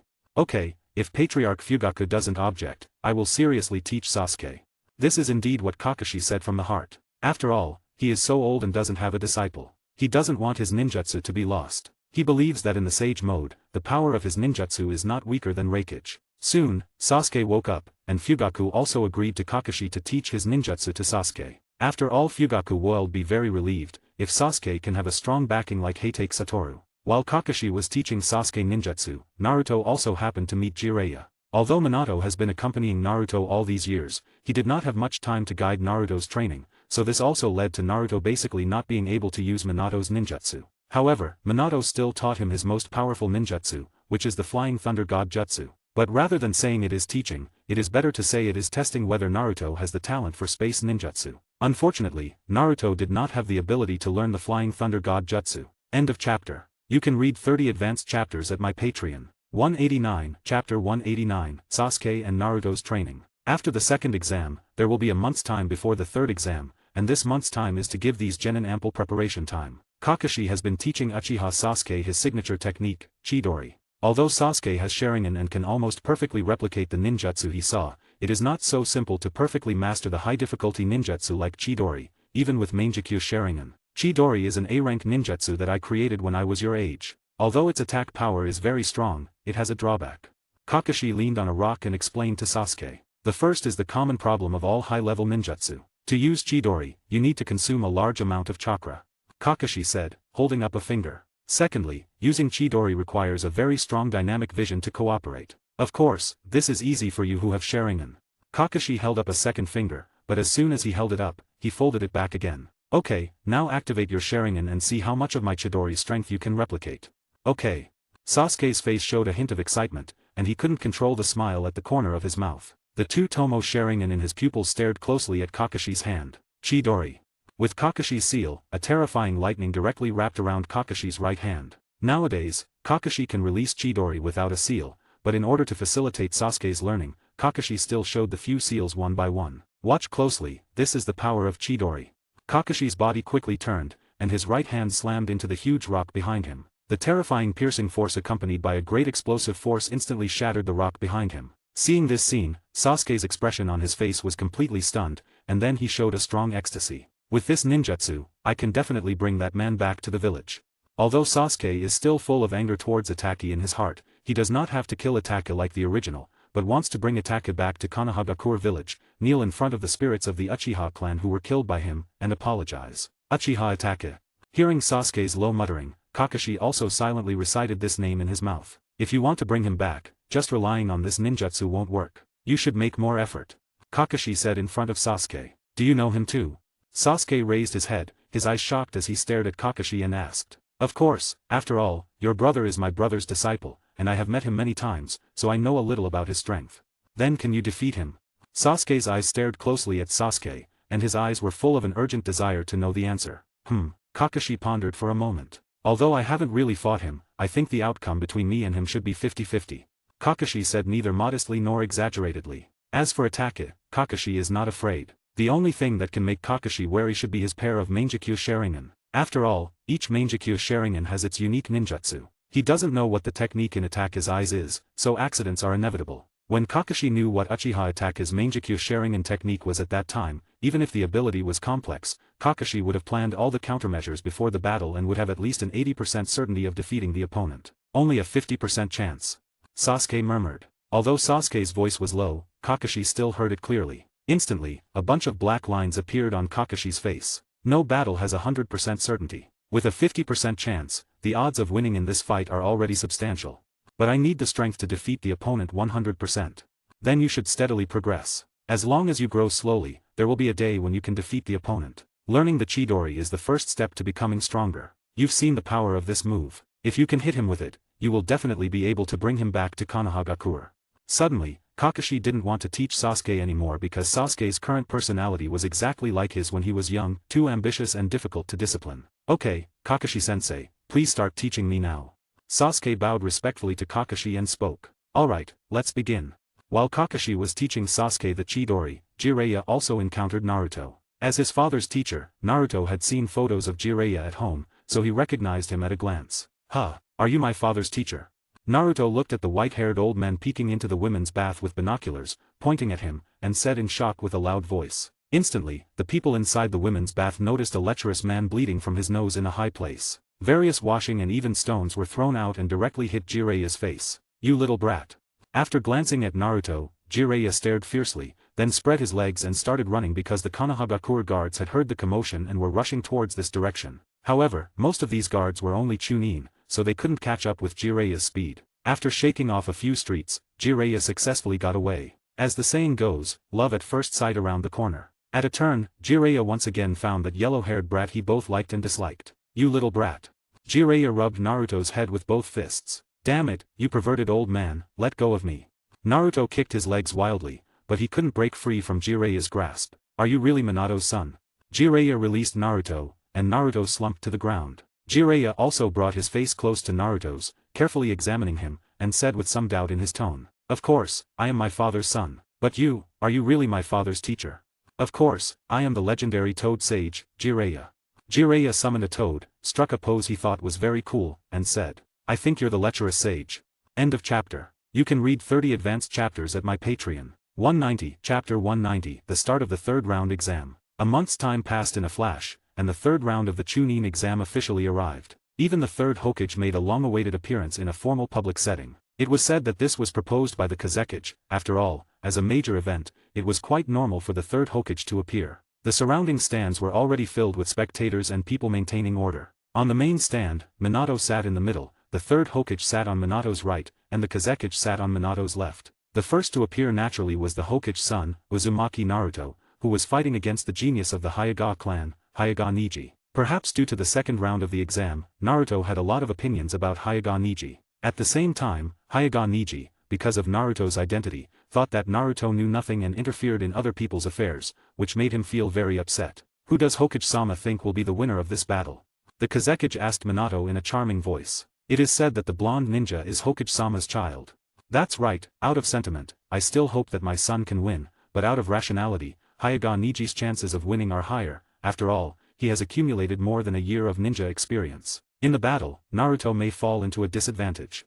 Although he didn't know why, the Kazekage's voice made him feel very uncomfortable, but he still spoke out his analysis. It seems that Hokage-sama doesn't think highly of his own son. The Kazekage chuckled and said, No, Naruto's talent is very good, but the time given to him is too short. If Naruto is given another year, I believe that Naruto also has the strength to defeat the opponent. Is that so? But I do think highly of the strength of the Hokage's son. Maybe the result of this battle is the victory of the Hokage's son. Thank you for your high regard, Kazekage. If possible, I also hope that Naruto can win. The battle started quickly, perhaps because Naruto's education from a young age was not bad, so there was not the one-sided crushing situation in the original. Using multiple shadow clone jutsu, Naruto seriously tangled with Hyuga Neji in taijutsu for a long time. Naruto, come on, Naruto, must win, Naruto, you can do it. In the audience, Kushina was also there, cheering for Naruto. Many of the participating ninjas also hope that Naruto can win. After all, Naruto is a student of the same class as these little strong ones, and Hyuga Neji is one class older than them. And Neji also injured Hinata, causing many of them to have a lot of resentment towards Neji. Although here, Hyuga Hisashi did not die because of those things, so Neji also had a beautiful childhood, but when he was branded with the seal of the bird in the cage, his inner thoughts became twisted. Especially when he learned that the people of the branch family need to die for the people of the main family without any reason, and the people of the main family control the lives of the people of the branch family. Hyuga Neji's psychology has completely twisted. Although his father, Hyuga Hisashi, also discovered Neji's changes and brainwashed Neji several times, it was useless. Neji has his own ideas. Although he was not as mature as Itaku when he was young, when hatred for a person is nurtured in his heart, it is not so easy to eliminate. And Neji has seen several times that the people of the branch family are being bullied by the main family without any scruples, and the people of the branch family have no room to fight back.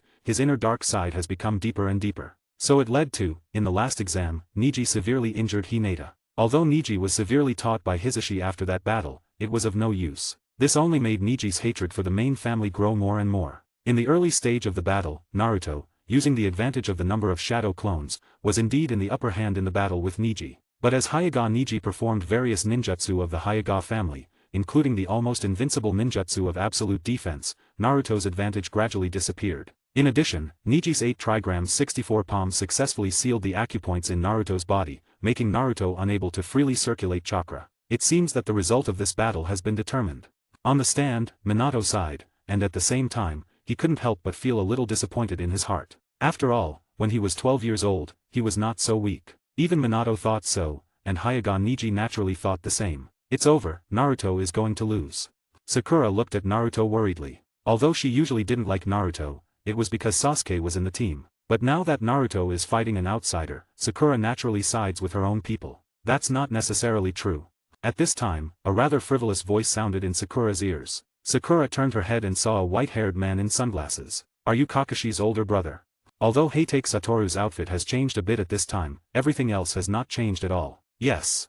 Satoru responded softly. But Naruto's acupoints have been sealed, and he can no longer circulate chakra. How can Naruto win? Sakura was full of doubts at this time. Since the Land of Waves mission ended, Sakura has been curious about Kakashi's older brother, and she has investigated the content that can be found. It's really not surprising that she didn't check it out, but she was shocked when she checked it out. So after knowing that Heitake Satoru was extraordinary, Sakura more or less believed what he said, but now, she really couldn't see where Naruto's chances of winning were. That blonde kid, his trump card is much more terrifying than you think.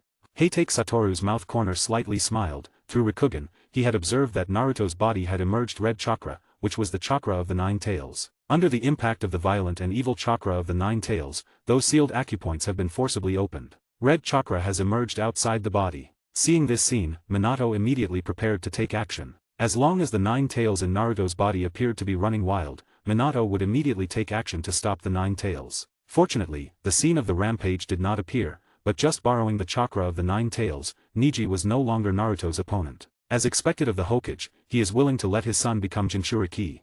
The Kazekage suddenly said a sarcasm weird tone. Same here, Kazekage, I heard that you did the same. Only the third Hokage sat aside, silent, listening to the conversation between the two Kage. He even wanted to laugh a little, but that Kazekage really made the third Hokage feel a strange feeling. End of chapter. You can read 30 advanced chapters at my Patreon. 191, Chapter 191, Chidori. The first battle ended with a victory for the famous person. What exactly is that red chakra? Why does it give such a terrifying feeling? Sakura muttered to herself on the side, but it seemed like a question directed at Heitake Satoru. However, Satoru just chuckled and didn't give any answer. If these people knew about Naruto's 9 tails Jinchuriki identity now, it would be detrimental to Naruto's future growth. They would inevitably develop a huge prejudice against Naruto. And the younger the age at which prejudice is formed, the more deeply rooted it becomes. You'll know in the future, it's not time to tell you yet. Satoru only explained this sentence. It seems that it should be Jiraiya-sensei's teaching. Minato, who was in the stands, saw Naruto using the 9 tails chakra and immediately understood what was going on. Although he had never taught Naruto how to control the 9 tails chakra, Kushina often did. But the 9 tails inside Naruto seemed very tsundere, completely ignoring them at the time, only leaking a bit of chakra when Naruto was angry. Should I say that it's really like Jiraiya-sensei?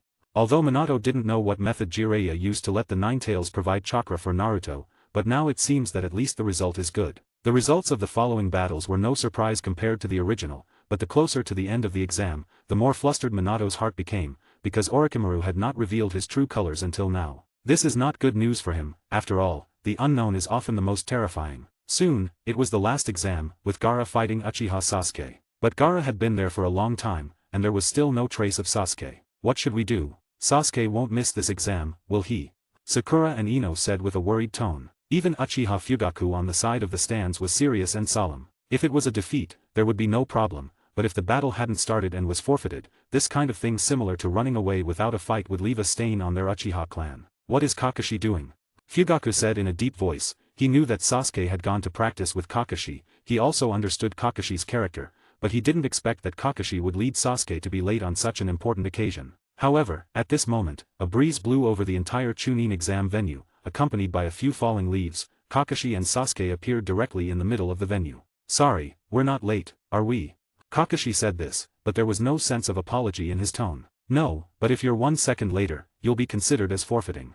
At this time, the voice of the third examiner, Shiranui Genma, sounded in Kakashi's ear. Hearing this voice, Kakashi's expression was slightly stunned. He remembered that the examiner of the third exam was his brother, so he came so late without fear, but what's going on now? The person changed, he didn't know. Although Kakashi's puzzled expression made Shiranui Genma also puzzled, he didn't know what Kakashi was puzzled about, so he couldn't answer Kakashi's doubts. Originally, Satoru was indeed the examiner of the third exam, but because of Orochimaru's request, Satoru voluntarily resigned from this position to the fourth Hokage, but he didn't notify Kakashi. Hey, why aren't you the examiner? You almost made Sasuke forfeit. Kakashi noticed Satoru in the stands at a glance, and directly used a body flicker jutsu to come to Satoru's side and asked, "So it's my fault?"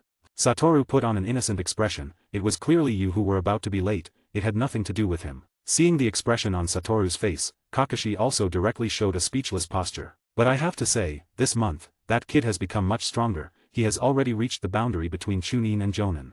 Now Sasuke is undoubtedly at the forefront of the 12 strong, after all, among the current 12 strong, except for Sasuke, no one has mastered the Chidori, a ninjutsu with a particularly strong attack power. And Sasuke also has Sharingan as an aid, it is not too much to call him the first of these 12 strong. Of course, after all I'm his teacher is." Kakashi said with a smug face. "Hehe, then you have to take good care of your disciple, don't let him run away with others." Seeing Kakashi's narcissistic look, Satoru directly hit back. Satoru felt that Sasuke would probably make the same decision as in the original work, to find Orochimaru. After all, Orochimaru has the ability to make Sasuke become strong quickly, while Kakashi can only make Sasuke progress steadily. Compared with steady improvement and rapid improvement, Sasuke, who has a fixation in his heart, is very likely to choose the latter. Hearing what Satoru said, Kakashi's narcissistic expression immediately disappeared, replaced by a serious expression, because he also knew that his brother was right. After a month of getting along with Sasuke, Kakashi found that Sasuke was even more troublesome than he was when he was young. Sasuke was too eager for quick success, and this kind of personality often made Sasuke make some irrational decisions. "Don't worry, I will take care of him." Kakashi in this world has not experienced the death of all his teammates and family members, and he has not experienced the situation where he is the only one left in a clan, so in a sense, the two are the same. But maybe Kakashi is worse. After all, Kakashi lost 2 close friends, and Sasuke only lost his clan members who had nothing to do with him. Or to say, Sasuke lost his brother who had always loved him the most. Kakashi's eyes looking at Sasuke also became more and more serious. Sasuke and Gaara soon fought together. In addition to lightning release, Sasuke's best skill is fire release ninjutsu, but the power of the fire release ninjutsu he can use is too small, and it is impossible to break through Gaara's absolute defense. So Sasuke directly used the move he had been practicing hard for a month, Chidori. With the end of Sasuke's seal, a dazzling thunderbolt appeared directly on Sasuke's right hand, accompanied by a sound similar to thousands of birds singing together. "Ah, it's so noisy, what kind of ninjutsu is this?" Some people covered their ears and complained. This move is Chidori, because it will have a sound similar to thousands of birds singing together when used, so it is named after it. This is a ninjutsu independently created by Kakashi, and he once used this move to cut off the thunder, so it is also called Reikari.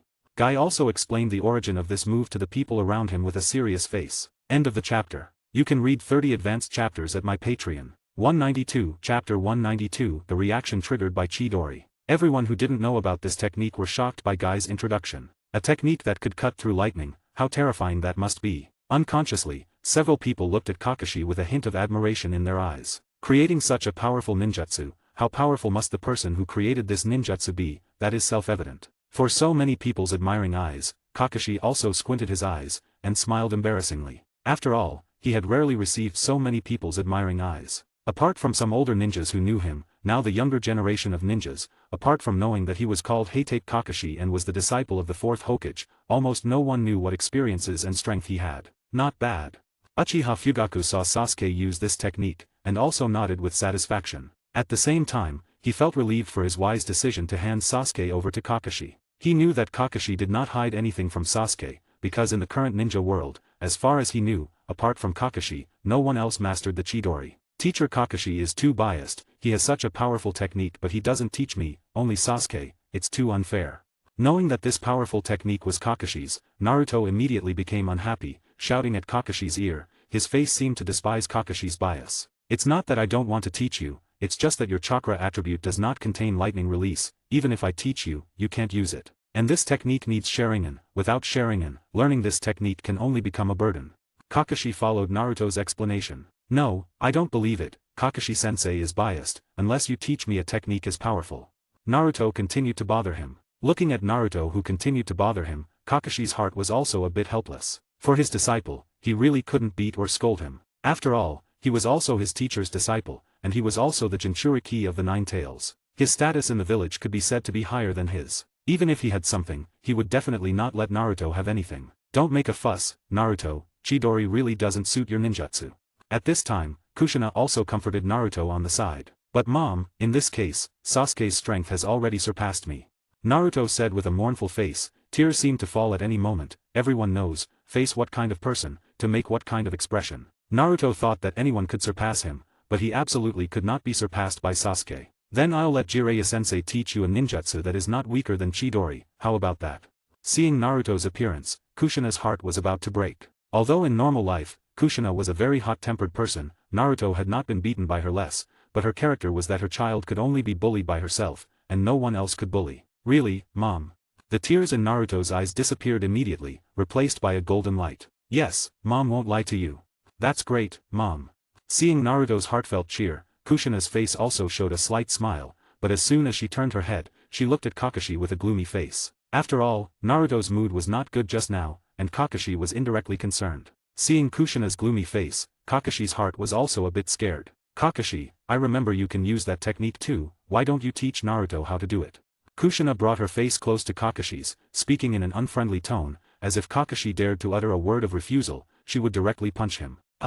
Cold sweat suddenly dripped from Kakashi's face. Although he was not afraid of Kushina with his current strength, even if Kushina entered the Nine-Tails chakra mode, Kakashi also had the power to fight. But perhaps it was because he had been shadowed by Kushina since he was a child, which caused him to feel a great fear of Kushina now. That ninjutsu, although I can also use it, but I also copied it through Sharingan. If I want to teach Naruto, I'm afraid there will be some difficulties, it will only mislead people, so this matter is still left to the fourth Hokage or Jiraiya-sama. Although he felt a lot of pressure, Kakashi still refused to say, because he really didn't know how to teach that ninjutsu to Naruto. Although he knew the principle of that ninjutsu, he estimated that with Naruto's understanding, telling him, he wouldn't understand. Mom, what is that ninjutsu? Hearing the conversation between Kushina and Kakashi, Naruto was already full of curiosity about this ninjutsu. That ninjutsu is called Rasengan, which was created by your father himself. Kushina said proudly, as if the person who created this ninjutsu was her, but she also had the capital to be proud, after all, the person who created this ninjutsu was her husband. Wow, it was actually created by dad himself. Then which one is stronger, this ninjutsu and teacher Kakashi's Chidori? Of course, the Rasengan created by your dad is more powerful. Without thinking, Kushina blurted out. Just as Kakashi wanted to retort that his Chidori was stronger, he suddenly felt a huge pressure from Kushina, and immediately choked back the words he wanted to say. The strength of ninjutsu is not related to the level of ninjutsu, but has a great relationship with the person using ninjutsu. For example, a common C-rank ninjutsu in the hands of a jonin can exert a strength not inferior to an A-rank ninjutsu. Similarly, an A-rank ninjutsu, in the hands of a weak person, may not even be as good as a C-rank ninjutsu. Perhaps it was out of protection for his younger brother, or perhaps it was out of a teacher's occupational disease, Satoru explained on the side. Yes, that's right, so Naruto, the strength of ninjutsu is not important, what is important is to make yourself stronger. Okay, Kakashi-sensei, I will definitely make myself stronger. Satoru's words just now did not hit Naruto, but made Naruto more excited, and his heart was filled with more motivation. Yes. Hearing Naruto say this, Kakashi also smiled and nodded. Naruto is good at this point, he is nerve-wracking, and he is easy to coax, but what they just said is indeed correct. The Kazekage on the stand saw Sasuke use Chidori, and the interested look in his eyes became more intense. He stretched out his long tongue and couldn't help but lick his lips. End of the chapter. You can read 30 advanced chapters at my Patreon. 193, Chapter 193, The Collapse Plan of Konohagakure begins. Facing the terrifying momentum of Chidori, even Gaara felt a huge threat. The sand armor directly surrounded his whole body, forming a very closed sand sphere. Humph, watch me break your turtle shell this time. Since being scared by Gaara last time, Sasuke has been wanting to regain his footing on Gaara. As the sound of Chidori became more and more piercing, and the explosion of lightning became more and more powerful, Sasuke's figure also got a rapid increase, almost forming an afterimage. Wherever he passed, whether it was walls or the ground, a trench appeared. In the stands, both Kankuro and Temari were looking at Gaara, who was enclosed in the sphere of sand, with worried expressions. After all, they were not sure whether Gaara's sand armor could withstand such a powerful attack. With the final piercing sound of Chidori, Sasuke's arm pierced through Gaara's sand armor like it was piercing through tofu. However, the triumphant expression on Sasuke's face immediately disappeared, replaced by a very serious one. For some reason, Sasuke felt a very violent aura from within the sand armor, and his subconscious told him that if he didn't pull his hand out now, his arm might be ruined. Thinking of this, Sasuke suddenly pulled out his arm and quickly retreated. Then, at the gap where Sasuke broke the sand armor, a huge arm with patterns and a strange feeling directly attacked Sasuke from the gap. But perhaps because Sasuke had been on guard all the time, so the moment he noticed something was wrong, Sasuke retreated several meters again. Feeling this ominous aura, Uchiha Fugaku on the stand immediately stood up. The three Tomo Sharingan directly appeared in Fugaku's pupils, and he looked at the arm that looked like a monster with a serious face. "What's wrong?" Seeing Fugaku's posture, Mikato asked with a worried face. Although Mikato was also a ninja, her ninja talent was not very good, and after marrying Uchiha Fugaku, she basically didn't understand anything about ninjas. This feeling, this chakra, it's a tailed beast. The Tsunagakure ninja actually sent a Jinchuriki to participate in this exam. Uchiha Fugaku said seriously. Although he believed that his children were absolutely top-notch among their peers and absolutely talented players, they were obviously not enough in front of a Jinchuriki who could control a little bit of the tailed beast's power. And Gaara on the opposite side was obviously someone who had mastered a bit of the tailed beast's power. What? Mikato heard what Fugaku said, and she was also shocked and stood up. She covered her mouth with one hand and said with a worried expression. Fugaku actually noticed that the little devil of the Tsunagakure ninja was a bit wrong at the beginning, but at that time he only regarded Gaara as a person with special abilities, and he never thought that the other party would be a Jinchuriki. If he had known earlier that Sasuke's opponent was a Jinchuriki, then no matter what Fugaku said, he would have to stop this exam. I didn't expect the Kazekage to let a Jinchuriki participate in this Chunin exam. Minato said with a very gloomy face. He didn't notice that the little devil was a Jinchuriki at the beginning, and the 9 tails inside his body didn't tell him either. Hehe, didn't the Hokage also let a Jinchuriki participate in this exam? After the Kazekage sneered, he said, his tone full of ridicule and playfulness. It seems that the Kazekage really trusts our Konohagakure, isn't he afraid to leave the tailed beast here forever? When he said the last sentence, you could hear a dangerous tone in Minato's voice. Believe in Konohagakure, which has the strongest tailed beast, the 9 tails, should not spy on our Tsunagakure village's mere 1 tail. The tone of the Kazekage's speech seemed not afraid of the 1 tail being snatched at all, as if this tailed beast was not their village's general. This indifferent tone directly made Minato's heart feel a strong vigilance. And on the exam field, Shiranui Genma, who was the examiner, had already blocked Sasuke's front with a vigilant face. Even he, a Jonin, felt a strong threat, let alone a genin. The sand armor that wrapped around Gaara gradually shattered, revealing that Gaara had already transformed into a beast with half of his body, and there was a piercing wound on his left chest, where blood was continuously flowing down. Impossible, Gaara is actually injured. Seeing this scene, Kankuro and Tamari's hearts were suddenly clenched, filled with tension and a hint of worry. At this moment, you could see that Gaara's face was full of a ferocious expression, with shock and madness on his face. This trip to Konohagakure had experienced too many unforgettable things. First, a Konohagakure Jonin easily broke through his absolute defense and directly knocked him out. Now another Konohagakure Genin directly injured him with a powerful ninjutsu. This was the first time he had bled since he was a child. It's not good, Gaara is going to rampage. Noticing Gaara's abnormality, Beiki immediately spoke nervously. Now is not the time for Gaara to rampage, but they can't stop it. In that case, the plan can only be implemented in advance. Just then, one of the Umbu members behind the audience directly formed a seal, and countless white feathers fell from the sky, making everyone feel dizzy. In an instant, all the Konohagakure ninjas on the scene were on alert, because they knew that this was a genjutsu. Open.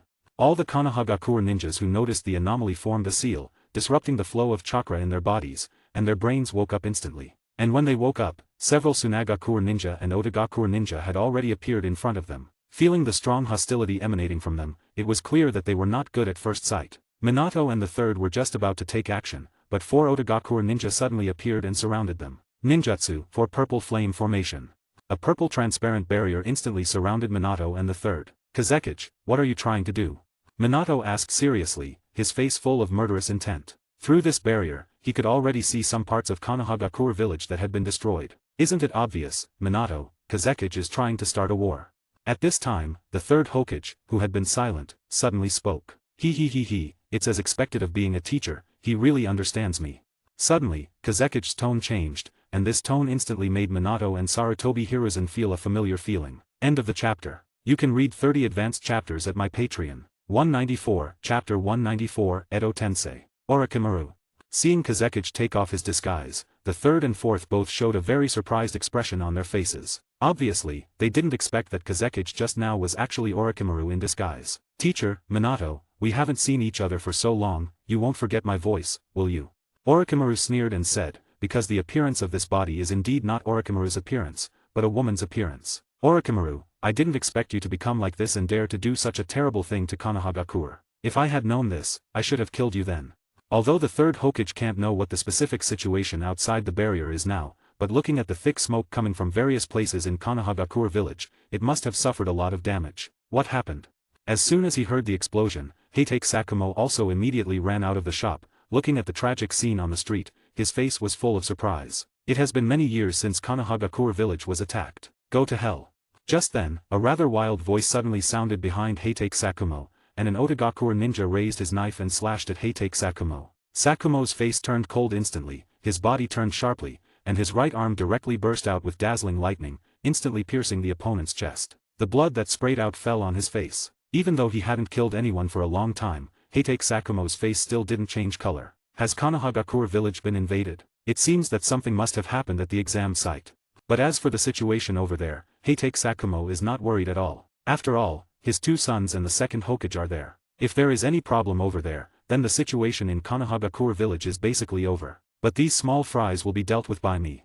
A hint of coldness flashed in Sakumo's eyes. Although there are also many ninjas in Konohagakure who are resisting, most people are at the Chunin exam site, so other places are relatively weak in troops. Although I haven't made a move for several years, my strength should not be rusty.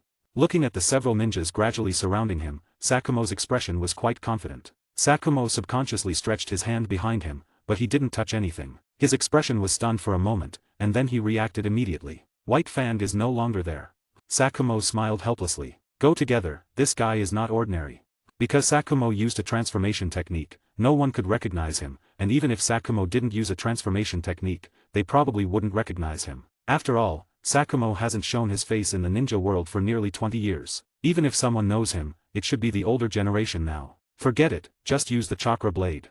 Sakumo's fist clenched slightly, and a blue and white lightsaber appeared in Sakumo's hand. This was condensed with lightning attribute chakra. To condense a violent and invisible lightning attribute chakra into a lightsaber, it can be seen that Sakumo has mastered the lightning attribute chakra to a perverted degree. This shows that even though Sakumo has not fought for more than 10 years, he has not relaxed his practice. The thunder blade in his hand just swung lightly, and a thunder blade poured out instantly. Wherever the thunder blade passed, there were traces of scorching, and the people who passed by were more like tofu blocks, as if they had not encountered any obstacles. This old guy is so strong. When did Konohagakure have such a powerful ninja? The few people who survived saw just now, and they were immediately stunned. At this time, they have already intended to retreat, but Sakumo, who has destroyed the village, will not let them escape. Since you're here, nourish the land of Konohagakure well. The reason why Konohagakure is so rich is largely related to you fertilizers. Sakumo's mouth corner slightly smiled, instantly making a few people feel like they were facing a demon. Run quickly. One of them shouted, and then their figures immediately scattered and fled in all directions. Humph, if you guys can escape from my hands, then my title of White Fang of Konohagakure would be in vain. The thunder blade in his hand swung directly, and the sky was immediately covered with dark clouds. The clouds and the dark clouds seemed to be pulled, and several thunders directly struck those people. Although they were not all killed, they were only left with a breath, their skin was charred, and the inside was tender, which is commonly known as charred outside and tender inside. If you get close, you can still smell a scent of meat. At this time, the Chunin exam field was also very chaotic. Kakashi and other Jonin were already fighting with Tsunagakure ninja and Otagakure ninja. Heitake Satoru was on the side, lying on the railing, propping his chin with one hand, looking somewhat interested, and it seemed very boring to look at everything in front of him. And Kakashi, who had just knocked a Tsunagakure ninja Jonin flying, saw Heitake Satoru lying on the side, with some doubts in his eyes, but he didn't ask much. He felt that Heitake Satoru must have his own calculations in his heart. Naruto and the others also followed the original work and went to chase Gaara. And inside the four purple flame formation, Namikaze Minato, Sarutobi Hiruzen, and Orochimaru stood opposite each other. Orochimaru, do you think you can be our opponent by yourself? The third Hokage asked sternly, and at the same time, his heart was full of sorrow. Orochimaru could not survive in the joint hands of him and Minato. Even if he wanted to let go, Minato would definitely not let go. Minato also looked at Orochimaru with a serious face. He believed that Orochimaru was not such a foolish person. He would not break into this dead end alone. Of course not. If the opponent is just a teacher, I still have some confidence, but now there is Minato, I certainly have a backhand. After speaking, Orochimaru clapped his hands together. Two coffins marked with 1 and 2 appeared directly in front of Minato and Sarutobi Hiruzen. What is this? Seeing this scene, both Hokages widened their eyes at the same time, obviously thinking of what this ninjutsu is. Edo Tensei. Orochimaru, you dare to blaspheme the souls of the first Hokage and second Hokage. The third Hokage said in a fiery tone, and even Minato's eyes were full of murderous intent when he looked at Orochimaru. He thought that if he was reanimated after his death and attacked his village, how angry his heart would be. Don't be so scared, it's not over yet. As soon as Orochimaru's voice fell, 2 observations rose on both sides, marked with 3 and 4 respectively. Come on, let me take a good look, teacher and Minato, how are you going to deal with these 4 people?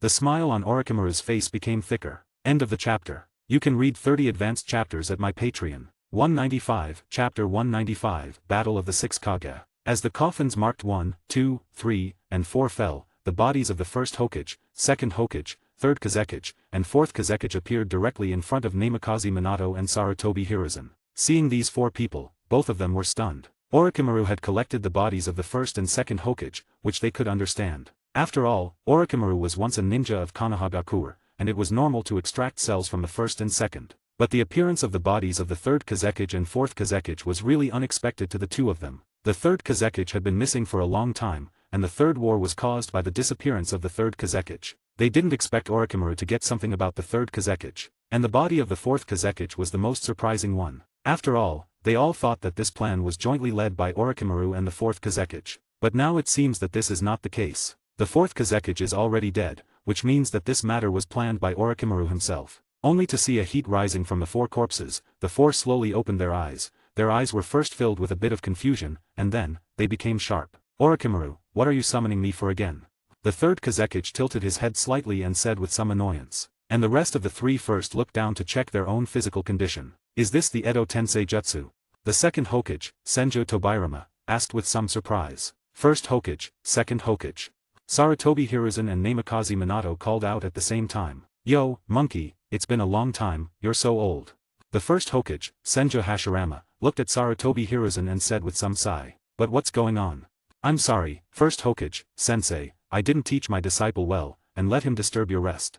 The third Hokage, Sarutobi Hiruzen, said with a guilty face. Orochimaru, you bastard, you dare to assassinate me. Then, the voice of the fourth Kazekage, full of anger, also sounded. The third Kazekage looked at the fourth Kazekage, and there was some surprise in his eyes. Raza, I didn't expect you to die too. I'm sorry, third Kazekage, I didn't protect Tsunagakure village well. Although Raza doesn't know what Orochimaru will do to Tsunagakure village after his death, it definitely won't be a good thing. At this time, Heitake Satoru also came to the outside of the 4 purple flame formation, looking at the 4 shadows that were Edo Tensei. His expression showed a hint of surprise, because the chakra contained in the bodies of these 4 shadows was very powerful. Although it is not enough to show all the strength of these people before their death, like the first Hokage, they can show 60% of their strength, and Raza has already recovered 80% of his strength before his death. This is not like the semi-finished Edo Tensei in the original Chunin exam. I'm very sorry, Minato, originally I wanted you to solve other troubles, and I alone would hold Orochimaru, but now it seems that this situation, I have to trouble you.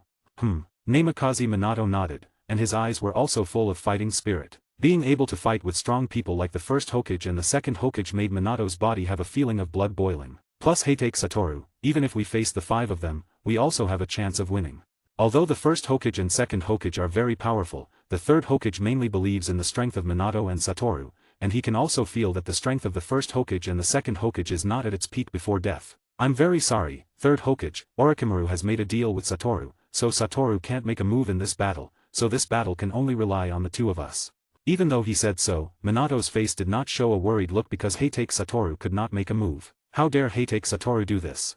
The third Hokage's face immediately showed a look of anger. This 4 purple flame formation may be an unbreakable barrier for other ninjas, but for Heitake Satoru, it is easy to break this barrier. And it's best to stabilize the battle with these 4 in a certain environment, otherwise, Konohagakure might be over because of this battle.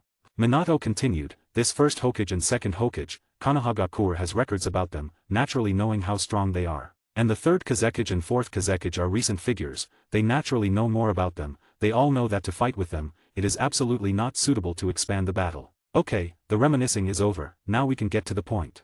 Orochimaru smiled gloomily, his arm turned into 4 snakes, the snake head was biting a kunao tied with a special rune, and it was directly stuffed into the heads of the 4 people. I'm sorry, monkey, it seems that I have to trouble you after death.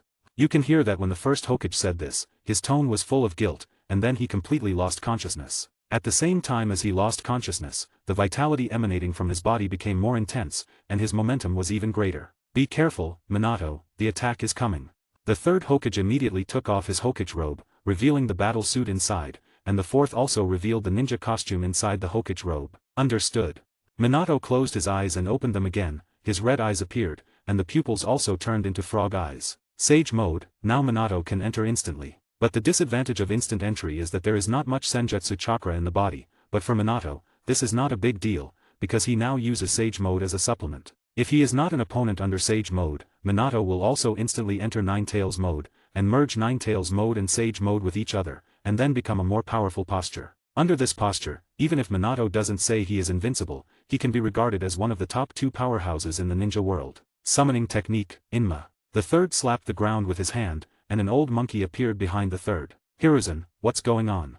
Inma was also shocked when he saw the 5 people in front of him. Although he had never seen the third Kazekage and the fourth Kazekage, he could also feel the strong aura emanating from the other 2 people. As for the other 3 people, he is too familiar with them. There's no time to talk nonsense, Inma, the battle is about to start. Okay. Inma responded, turned into a golden hoop stick and was directly held in Hiruzen's hand. Then Hiruzen and Minato jumped immediately. Although black iron sand and golden sand appeared under their feet, the third Kazekage and the fourth Kazekage had already taken action. Is this the Kazekage's Kekii Genkai? The 2 stared at the sand on the ground with a serious face, and their hearts were extremely heavy. End of chapter. You can read 30 advanced chapters at my Patreon. 196, Chapter 196, Kakashi's joining. The 2 individuals who leaped into midair instantly felt a dangerous aura. They quickly turned around. The third Hokage used his adamantine staff to resist the first Hokage, while the fourth Hokage used his kunao to resist the second Hokage. However, due to the first Hokage and second Hokage being in a higher position and the element of surprise, Hiruzen and Minato fell into the sand iron and gold sand below. Seeing this, the third Kazekage and fourth Kazekage naturally pursued their advantage, using the gold sand and iron sand to entangle Hiruzen and Minato. But as the sand climbed onto Minato, his figure disappeared directly into the sand pile. The third picked up his adamantine staff and swept around. The powerful wind instantly cleared the surrounding gold sand and iron sand. This can't go on, Minato. The third Hokage talked to Minato with a serious face. Unlike the robust Minato, Sarutobi Hiruzen could be said to be in his twilight years. Plus, he hadn't done any fighting or training in recent years, so it wouldn't be an exaggeration to say his body was rusty. Third Hokage, I'll leave the 2 Kazekages to you. I'll handle the first Hokage and second Hokage. Minato, who had teleported to the other end of the barrier, spoke. Are you sure, Minato? Although Sarutobi Hiruzen knew that the first Hokage and second Hokage didn't have the terrifying strength they had in life, they were still 2 very powerful Kage-level individuals. Even if they could only exert half of their strength, that was still Kage-level. Don't worry, third Hokage, leave it to me. Minato gave the third Hokage a slight smile. Seeing this smile, for some reason, the third Hokage's heart settled down. Perhaps this was why Minato was called the Little Sun. Even though he had gained a lot of imposing aura, this attribute of the Little Sun that could warm people's hearts had not disappeared. At this time, Kakashi had also finished cleaning up the miscellaneous soldiers around the Chunin exam field and came to the barrier. Looking at the scene inside the barrier, he immediately frowned. Captain, what should we do now? An Umbu appeared next to Kakashi and asked. Even though Kakashi had already resigned from the position of Umbu captain, the old members still had great faith in him, except for those who had just joined the Umbu. This barrier is not something you can handle. Even if you break into the barrier, the fight inside is not something you can participate in. Looking at the battle of the 6 Kage inside the barrier, Kakashi's heart was also filled with long-lost passion. Now, in order to prolong the battle time with the opponent, Kakashi would subconsciously suppress his own strength. This led to him being able to have a close fight with anyone and narrowly win in the end. But when he met someone stronger, Kakashi didn't need to suppress his own strength. You guys go help others. Leave this place to me. Kakashi said to the Umbu again, not only because he wanted to participate in the fight inside, but also because one of the people fighting inside was his teacher. Yes. After several Umbu responded, they immediately disappeared. Because Kakashi was right, they were of no use here. It was better to go where they could play their part. Brother, why aren't you making a move yet? Even if Kakashi was a bit slow at this moment, he definitely noticed that something was off with Heitake Satoru, and asked with a slightly wary expression. After all, under normal circumstances, with such a big incident happening in Konohagakure, Heitake Satoru naturally couldn't just sit back and do nothing. But not only did Heitake Satoru do just that, he even watched with great interest. If you gave him a bucket of popcorn, he might even treat this place like a movie theater. I'm sorry, but you'll have to handle this battle on your own, Heitake Satoru said with an apologetic expression. Why? Did you make some kind of deal with Orochimaru? You're really smart, as expected of my little brother. So, you should try your best now. Heitake Satoru patted Kakashi's shoulder, then once again turned his gaze back to the battle within the barrier. At this time, Kushina, who was wearing a yellow-tailed beast cloak, also jumped up. Looking at the barrier in front of her, she raised both hands and directly fired a tailed beast bomb. Instantly, the 4 purple flame formation was bombarded and began to wobble, looking like it could break at any moment. The 4 Otogakure ninjas supporting the barrier directly spat out a mouthful of blood, their faces instantly turning pale. One more shot, and it'll break. Seeing this, a look of joy appeared on Kushina's face. This tailed beast bomb, for Kushina, had almost no consumption. Just as Kushina was preparing to make another move, Minato's stern voice suddenly came from inside the barrier. "Stop, Kushina." Hearing this voice, Kushina was slightly stunned, then dispersed the tailed beast bomb in her hand. If the barrier is broken, the battle will affect the entire village. While using the Flying Thunder God Jutsu to dodge the attacks of the first and second Hokage, he explained. "What should we do then?" Kushina asked in a somewhat anxious tone. All her attacks were simple and brutal. If she wanted to concentrate all her power on one point, she simply couldn't do it. The carefree her simply couldn't achieve such precise chakra control. "Leave it to me." Kakashi lifted his forehead protector, unsealed his Sharingan, and instantly turned into Mangekyo Sharingan, then stared intently at a certain spot in the barrier. Kamui. As Kakashi's Sharingan started to rotate, the barrier directly twisted, and a huge gap appeared instantly. Taking advantage of this time, Kakashi immediately rushed in. Kushina also wanted to follow Kakashi in, but unfortunately, she was a step too late, and the barrier had already been repaired. "Damn it." Kushina cursed under her breath, and directly punched the barrier. Immediately, Kushina's fist felt a burning sensation, but under the healing power of the tailed beast, it quickly recovered. "Kakashi, go help the 3rd Hokage." Seeing Kakashi break into the barrier, Minato immediately spoke. "Okay." At this moment, seeing that the 3rd Hokage had already been surrounded by sand iron and gold sand, Kakashi held the Reikari in both hands, and immediately rushed over, directly splitting the sand around the 3rd. "You're here, Kakashi." Seeing Kakashi appear in front of him, the 3rd Hokage breathed a sigh of relief. If he were younger, dealing with these 2 puppets would not be a problem, but now it was impossible. "Kakashi, you take 1 person." "Okay." And as for Orochimaru, the mastermind behind all this, he stood to the side, smiling as he watched everything, as if he had everything under control. Kakashi being able to get in was indeed a bit surprising to him, but don't forget, he hadn't made a move yet. End of chapter. You can read 30 advanced chapters at my Patreon. 197, Chapter 197, The Arrival of Jiraiya. "Kakashi, I'll leave the 4th Kazekage, Raza, to you. I'll take on the 3rd Kazekage. My old bones should be enough to handle a 3rd Kazekage who's not at his peak." Sarutobi Hiruzen and the 3rd Kazekage can be said to be from the same era, so both sides have a certain understanding of each other. And since the 3rd Kazekage doesn't have any rationality now, in terms of battle intelligence, the 3rd Hokage can be said to have the upper hand. "No problem." Kakashi's face showed an eager look. This was the first time he had a shadow as an opponent. Although Raza's strength was probably only about 80% of what it was in his lifetime, it could still serve as a benchmark for Kakashi to test his own strength. Magnet release, iron sand drizzle. The 3rd Kazekage formed a seal with both hands, and a large amount of iron sand appeared behind him. It formed into thin iron needles in the air and quickly shot towards the 3rd Hokage. The dense degree was like a drizzle, which was very consistent with the name of this ninjutsu, leaving no room for evasion. Seeing this move, Sarutobi Hiruzen's face immediately became serious. He placed the Rui Jingbang in front of him and began to rotate it continuously, blocking the dense iron sand needles. "Hiruzen, dodge as much as you can. My old bones can't take this kind of attack. It's very painful." Inma in Sarutobi Hiruzen's hand spoke. "Okay."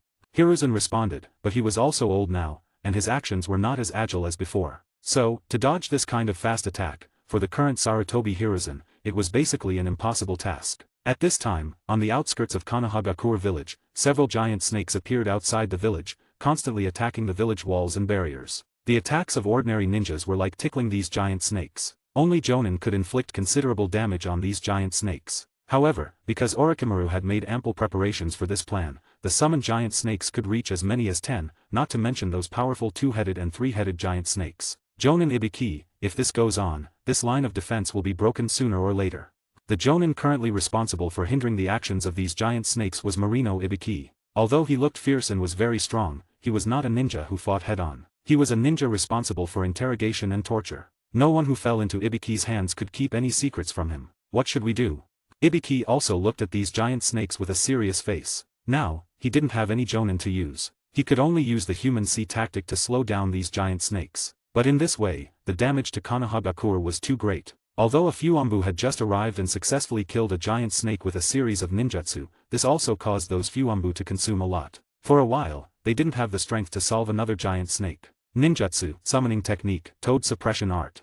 Just then, a voice suddenly rang out in the air. Everyone looked up to see a black dot slowly falling in their line of sight, getting bigger and bigger. Then, with a bang, it directly landed on the three-headed snake. It directly crushed the three-headed snake into a puddle of blood. Only then did everyone see clearly that the one who crushed the three-headed snake was a giant toad carrying two swords. The giant toad had its arms crossed over its shoulders, looking very cool. And on the head of this giant toad, there was a man with long white hair. Seeing the newcomer, a smile appeared on Ibiki's face. Obviously, he recognized the identity of the newcomer. The arrival of this person instantly relaxed Ibiki's heart. After all, this was Jiraiya-sama, who shared the same title as Orochimaru. With Jiraiya-sama's strength, dealing with these stinky snakes was more than enough. Orochimaru, you bastard, you dare to do such a thing. Standing on high ground, looking at the smoke-filled Konohagakure village, a wave of anger appeared on Jiraiya's face. He originally thought that even if Orochimaru became worse, he wouldn't attack his own village, his own teacher. But now, he completely underestimated Orochimaru's bottom line. Minato, teacher, I hope you're okay. Looking at the discovery of the Chunin exam field, Jiraiya could feel that there was an extremely intense battle going on there. Although he wanted to help there now, it was obviously more important to deal with these snakes. And he now believed in Minato's strength. But this was also Jiraiya not knowing who the enemy was. If he knew who the enemy was, Jiraiya definitely wouldn't be as calm as he is now. And inside the barrier, Minato was a bit powerless to deal with the first Hokage and second Hokage alone. You are worthy of inheriting the name of Hokage, you haven't disgraced the name of Hokage. Just then, the first Hokage suddenly spoke. Hearing this, both Minato and Orochimaru were stunned. They didn't expect that a person who had been controlled by Edo Tensei would still have rationality. And you use the Flying Thunder God Jutsu even more powerfully than me, faster than me, you haven't disgraced my Flying Thunder God. Then, another shocking scene happened, the second Hokage also spoke. How could this be? At this time, Orochimaru's heart was a bit panicked. If these two were out of control, then he would be in a very dangerous situation now. Don't worry, when Tobirama created this ninjutsu, we already anticipated this situation. So we left a little backhand in the soul. This backhand can only allow us to keep our rationality in battle, but can't resist the actions of the caster. Hearing this, Orochimaru breathed a sigh of relief. As long as this technique didn't fail, it was fine. Otherwise, if he had to face Minato alone, he might really have to be ready to flee in defeat. But fourth Hokage, with only this level of strength, you can't stop both of us at the same time. The first Hokage said with a heavy face. But his hands were not slow at all. One by one, huge trees directly rose from the ground and rushed towards Minato. And Minato was also using Kunao to resist. If he couldn't resist, Minato would also use the Flying Thunder God Jutsu to transfer. But because the second Hokage also mastered the Flying Thunder God Jutsu, although his understanding of the Flying Thunder God Jutsu might not be as good as his now, when using the Flying Thunder God Jutsu, Minato couldn't relax his vigilance as usual. After all, he also had to be careful of the second Hokage's Flying Thunder God sneak attack. End of chapter. You can read 30 advanced chapters at my Patreon. 198, Chapter 198, Fugaku's Manjikyu ability. If it's just one of us, Tobirama, you can handle it with your strength. So if you don't have stronger power, you should run away quickly. Fourth. Senju Hashirama saw that the fourth Hokage's strength had a lot of room for future development. Moreover, he mastered the Flying Thunder God Jutsu and could easily leave this barrier. He couldn't die here because of them. As the Hokage of Konohagakure, my duty is to protect everything related to Konohagakure. How could I flee from the battlefield? The next second, Minato's body directly appeared behind Senju Hashirama, and a big ball Rasengan instantly destroyed half of Senju Hashirama's body. Well done, fourth Hokage, I fully agree with your idea. If so, then you should defeat me and my brother with the determination to die. At this time, Senju Tobirama's voice also came from behind Minato. At some point, a Flying Thunder God Kunao appeared under Minato's feet. Tobirama raised the short knife in his hand and chopped it towards Minato. But the next moment, Minato's figure directly disappeared in front of the second, and when he appeared again, he was on the opposite side of the two. And the first Hokage, Minato, who had half of his body destroyed, his broken body was like a pile of torn paper, constantly recovering. It's useless, to defeat us, you must either seal us or control the caster to voluntarily undo the Edo Tensei technique. Senju Tobirama glanced at Orochimaru, and his heart was full of anger towards Orochimaru. If he had known this, he should not have created this ninjutsu in the first place. Unexpectedly, in the end, he also became a victim of this ninjutsu. So fourth Hokage, you still have to try everything to seal us. This sentence was said by Senju Hashirama. While speaking, Senju Hashirama also noticed the situation of the other two battlefields. The performance of the third Hokage, Sarutobi Hiruzen, was average. Perhaps because of his age, he couldn't take any advantage over the third Kazekage. As for the other young man with white hair, it also made Senju Hashirama's eyes bright. Although he didn't know how the other party got that Sharingan, even without that pair of Sharingan, the other party also had Kage-level strength and could also enter Sage mode. For Konohagakure village to produce such an amazing young man, the first Hokage was very pleased. Of course, I also know the sealing technique, but before sealing the two of you, I also want to see how terrifying the strength of the two legendary ninjas is. Hearing Minato's words, the expressions on the faces of Senju Hashirama and Senju Tobirama were different. Senju Hashirama's expression was somewhat surprised and also some joy. He felt that Minato said this, he definitely had the confidence to seal them. This shows that the fourth Hokage's strength is very strong, and what he has shown now is far from his full strength. And Senju Tobirama's face was more serious and solemn. He thought Minato was a bit too confident. If that's the case, then I won't suppress myself. Senju Hashirama clapped his hands, and a sage face mask appeared on his face instantly. Would release, advent of a world of trees.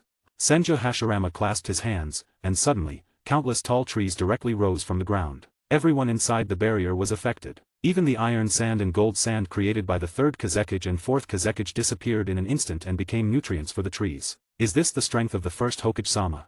Kakashi and Sarutobi Hiruzen swiftly retreated, dodging the towering trees that sprouted around them. In just a few seconds, the barrier was filled with trees, obscuring the view from the outside. It was impossible to see what was happening inside. Even Orochimaru was slightly affected. After all, this attack was an area of effect damage, and Senju Hashirama was already displeased with Orochimaru, so he naturally didn't spare him. However, their main target was still the fourth Hokage on the other side. In the few seconds when the forest descended, Minato kept using the Flying Thunder God technique to find a safe landing spot. Although this level of power is not bad, if it's just this, you're not qualified to be my opponent, Satoru observed from outside the barrier. This was probably about 60% of the first Hokage's power, and Heitake Satoru could roughly gauge the full extent of the first Hokage's power from the 60%. But even so, the first Hokage was not qualified to be Heitake Satoru's opponent. Hey, are you really not planning to make a move?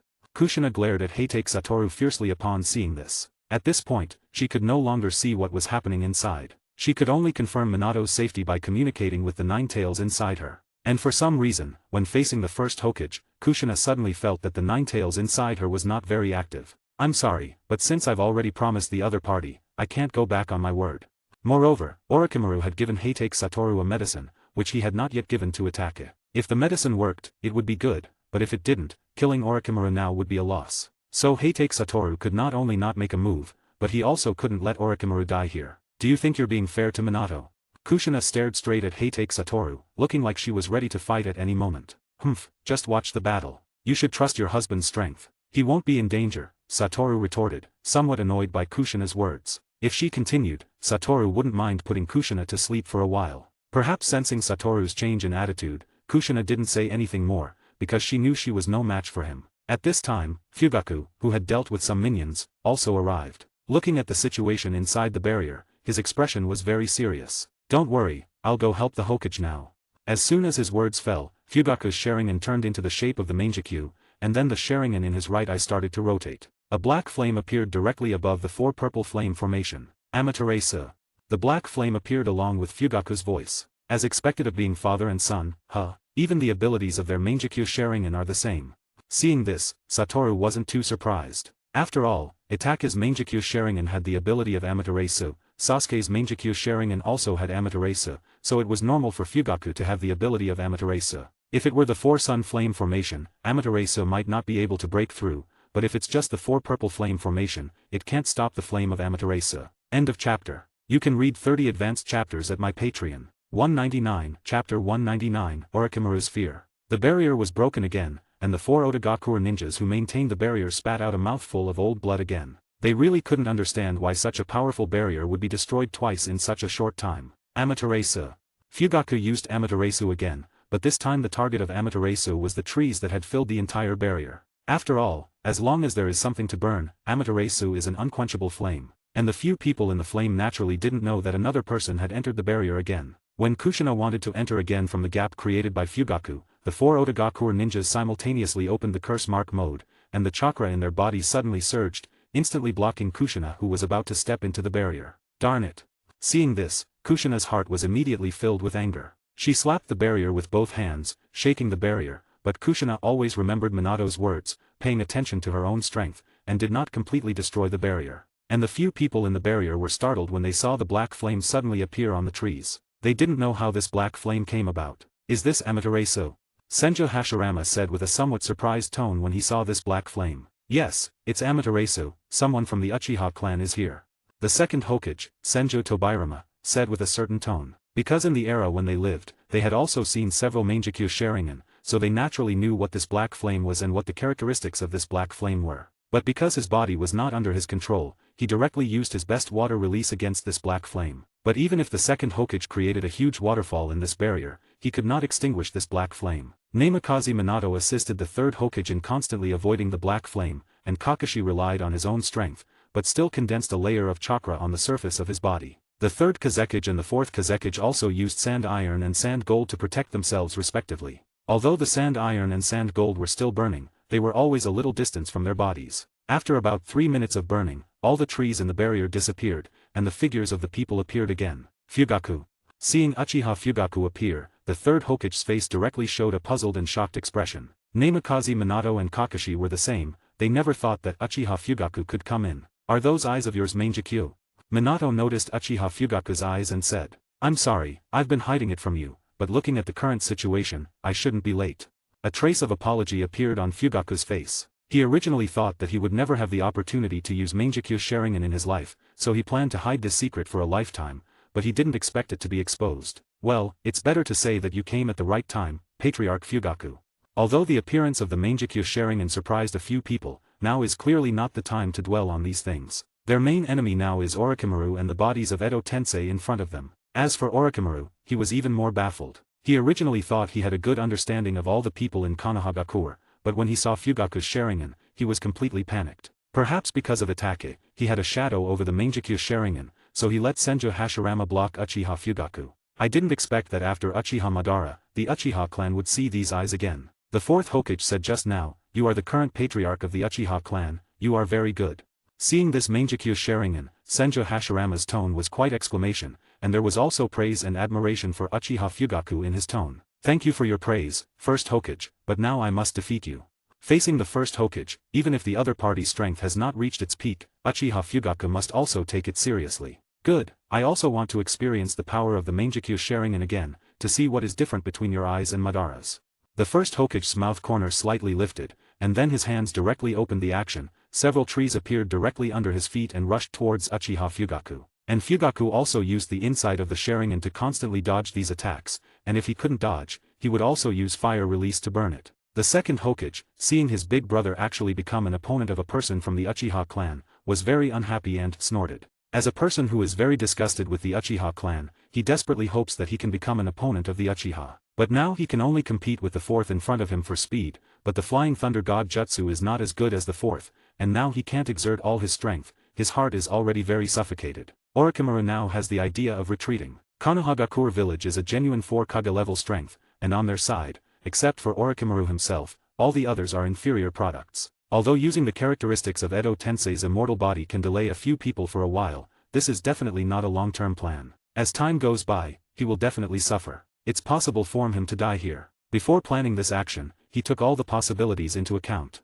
He thought that Edo Tensei's could definitely take down Konohagakure, but he didn't expect that even though Heitake Satoru would not make a move, but Uchiha Fugaku appeared. Fortunately, Orochimaru does not know that Konohagakure's white fan have also made a move, otherwise, he might be scared to death now. Orochimaru, who originally wanted to make a move, may be out of fear of the Mangekyo Sharingan, so he has no idea of making a move now. He often uses the resurrection technique, which makes his soul and spirit extremely fragile, and he has no great resistance to genjutsu. If Fugaku uses the Mangekyo Sharingan to put a genjutsu on him, this battle can probably end. Thinking of this, Orochimaru instantly became alert, not daring to watch Fugaku's battlefield. He quickly gave a look and a gesture to the 4 people maintaining the barrier. The 4 of them understood and nodded. Instantly, the barrier was broken. The 4 directly followed behind Orochimaru and ran out towards the village of Konohagakure. Where do you think you're going? Seeing Orochimaru who was going to run, Kushina wouldn't let him go so easily and directly chased after him. End of chapter. You can read 30 advanced chapters at my Patreon. 200, Chapter 200, the 4 Kage are sealed. Kushina directly put on the tailed beast cloak, and the claws formed by the tailed beast chakra directly slapped towards Orochimaru. Facing this kind of attack, Orochimaru dared not underestimate it. He quickly controlled the first Hokage to get rid of Fugaku and appeared in front of him. The body of the first Hokage was directly shattered with this slap. This hair color, and a Jinchuriki, are you from the Uzumaki clan? Seeing Kushina, Senju Hashirama's face showed a surprised expression. Yes, first Hokage. Although I really want to reminisce with you now, it seems that there is no chance. Let's reminisce next time. After speaking, Senju Hashirama clapped his hands again. Sage art would release true several thousand hands. A huge wooden Buddha statue rose from the ground. Even Heitake Satoru, who was watching the excitement on the side, was affected and could only retreat to a further distance. Although this wooden Buddha statue was not as huge as when he was at his peak, it was not to be underestimated. Top transformed Buddha. With the sound of Senju Hashirama's voice again, the countless arms of the Buddha statue directly struck towards Kushina. Kushina. Seeing this scene, Minato shouted anxiously, but he was now held back by the second Hokage and could not rescue Kushina in time. And when she saw this move, Kushina's expression instantly became much more serious. A golden glow emerged from her whole body, and a huge golden fox also rose into the air. If you look closely, this golden fox is completely composed of chakra. Almost all the people in the village of Konohagakure saw these two suddenly appearing behemoths. I didn't expect that one day, I would face the first Hokage again. A gloomy voice came from the mouth of this fox. Stop talking nonsense, let's survive this move first. Kushina also said with a very serious tone. Just then, this golden nine-tails suddenly opened its mouth, and the red chakra and blue-black chakra instantly condensed into a ball in the mouth of this golden nine-tails. Tailed Beast Bomb. Thousands of wooden arms pressed towards the golden nine-tails, and the tailed beast bomb in the mouth of the golden nine-tails also immediately bombarded the huge Buddha statue. This won't do, if they really collide Konohagakure will be destroyed. Suddenly, a slightly frivolous voice suddenly sounded, and Heitake Satoru appeared between the two people at some unknown time. Young man, get out of the way quickly. The first Hokage immediately shouted out. His attack might not be able to kill the person from the Uzumaki clan, but it was easy to kill an ordinary person. Minato, who originally wanted to resolve these two attacks at the risk of being injured, saw Heitake Satoru make a move and instantly felt relieved. Cursed technique lapse, blue. A red ball directly appeared at the fingertips of Heitake Satoru, a dazzling light suddenly burst out, instantly absorbing all these two terrifying attacks. After the attack ended, Heitake Satoru's body appeared in front of the two people unscathed. What? Seeing Heitake Satoru unharmed, Senju Hashirama's face directly showed a very surprised expression. Minato, Orochimaru has already left, let's end this battle now. Satoru didn't bother with Senju Hashirama, but directly shouted to Namikaze Minato. Okay. Suddenly, Minato also put on a golden-tailed beast cloak, and in his pupils, there were vertical pupils of a fox and horizontal pupils of a toad. What is this? The second Hokage, who was opposing Minato, was stunned for a moment. He didn't expect that the fourth also had a nine tails in his body. As expected. Senju gradually had no surprise about this scene, but instead showed an expression of anticipation. You did a great job splitting the nine tails, fourth Hokage. Senju Hashirama praised Minato. But I think, the nine tails was not only split by you, right? That's right, first Hokage, half of the power of the nine tails is in my son. Minato answered directly. Very good, the nine tails is the most powerful tailed beast. Even if it is only one-third of its power, it can compete with other tailed beasts. I also thought about splitting the nine tails, but I never thought of a good way. Fourth, you really are a genius. Thank you for your praise, first Hokage, but I'm sorry, first Hokage, second Hokage, for the peace of Konohagakure, I have to seal you. Two huge chakra arms instantly stretched out from behind Minato, directly grabbing the bodies of the first Hokage and second Hokage. Good, Sarutobi has a good eye, you are indeed the most suitable person to be Hokage, more suitable for the position of Hokage than me. As the first Hokage spoke, dense runes gradually spread to the bodies of the first and second with the chakra arms. When these runes completely wrapped the first and second, it was the time when the seal was completed. Although the third Hokage and Kakashi also thought about sealing their opponents, they didn't have the ability to seal the other party at all. After all, they were not very good at sealing techniques. So they could only hold the two, wait for Minato to finish sealing the two Hokages, and then seal the two Kazekages. Fourth Hokage, I'm very relieved to leave the village to you, I see the inheritance of the will of fire in you. At the last moment when consciousness was about to dissipate, the first Hokage, Senju Hashirama, spoke. Although the second Hokage, Senju Tobirama, had a cold expression and didn't speak, he could still see the appreciation for Minato from his eyes. He had already felt Minato's terrifying strength. He might not be able to compare with his elder brother, but he was definitely comparable to himself at his peak, and even stronger than himself at his peak. The only regret is that I didn't see Tsunade this time, I don't know how she is now. Even if he was dead, the first Hokage was still very worried about his granddaughter. Just as Minato was preparing to answer the first Hokage's question, it was too late, the first Hokage and the second Hokage had been completely sealed. Then, the other two Kazekages also did not escape. Before the sealing of the Kazekage ended, the fourth Kazekage, Raza, suddenly regained consciousness. Fourth Hokage, all of this was orchestrated by Orochimaru, it has nothing to do with Tsunagakure village, I hope you can spare our Tsunagakure village. Raza's tone was somewhat pleading. Tsunagakure village was originally the weakest of the 5 major ninja villages. Now that he, the Kazekage, was dead, Raza really couldn't think of who could be the next Kazekage. If the fourth Hokage were to vent his anger on Tsunagakure village because of this matter, then their Tsunagakure village might be removed from the 5 major ninja villages. Don't worry, we will find out the truth of the matter. If it is really as you said, then I will spare your people. Thank you. Then, Raza's consciousness was also completely sealed. End of chapter. You can read 30 advanced chapters at my Patreon. This novel is updated by Fanfic Novels. Please keep supporting me via Patreon. Due to copyright restrictions on YouTube, I have decided to create a collection of fanfiction novels in audiobook format. If you would like to access the collection, you can purchase it through one of the following platforms. Patreon or Ko-Fi. You will find both links in the description. After completing your payment, you will automatically receive a link to a private Telegram channel that has a great collection of fanfiction audiobooks in audio format. This is a one-time payment that grants lifetime access to the existing collection. Please note that the collection is continuously expanding. I regularly add new audiobooks over time, so the library keeps growing. If you would like to update a novel or add a new one, you must subscribe to my Patreon. Depending on the tier you select, you will be able to request a specific number of chapters weekly, which I will then produce in audiobook format.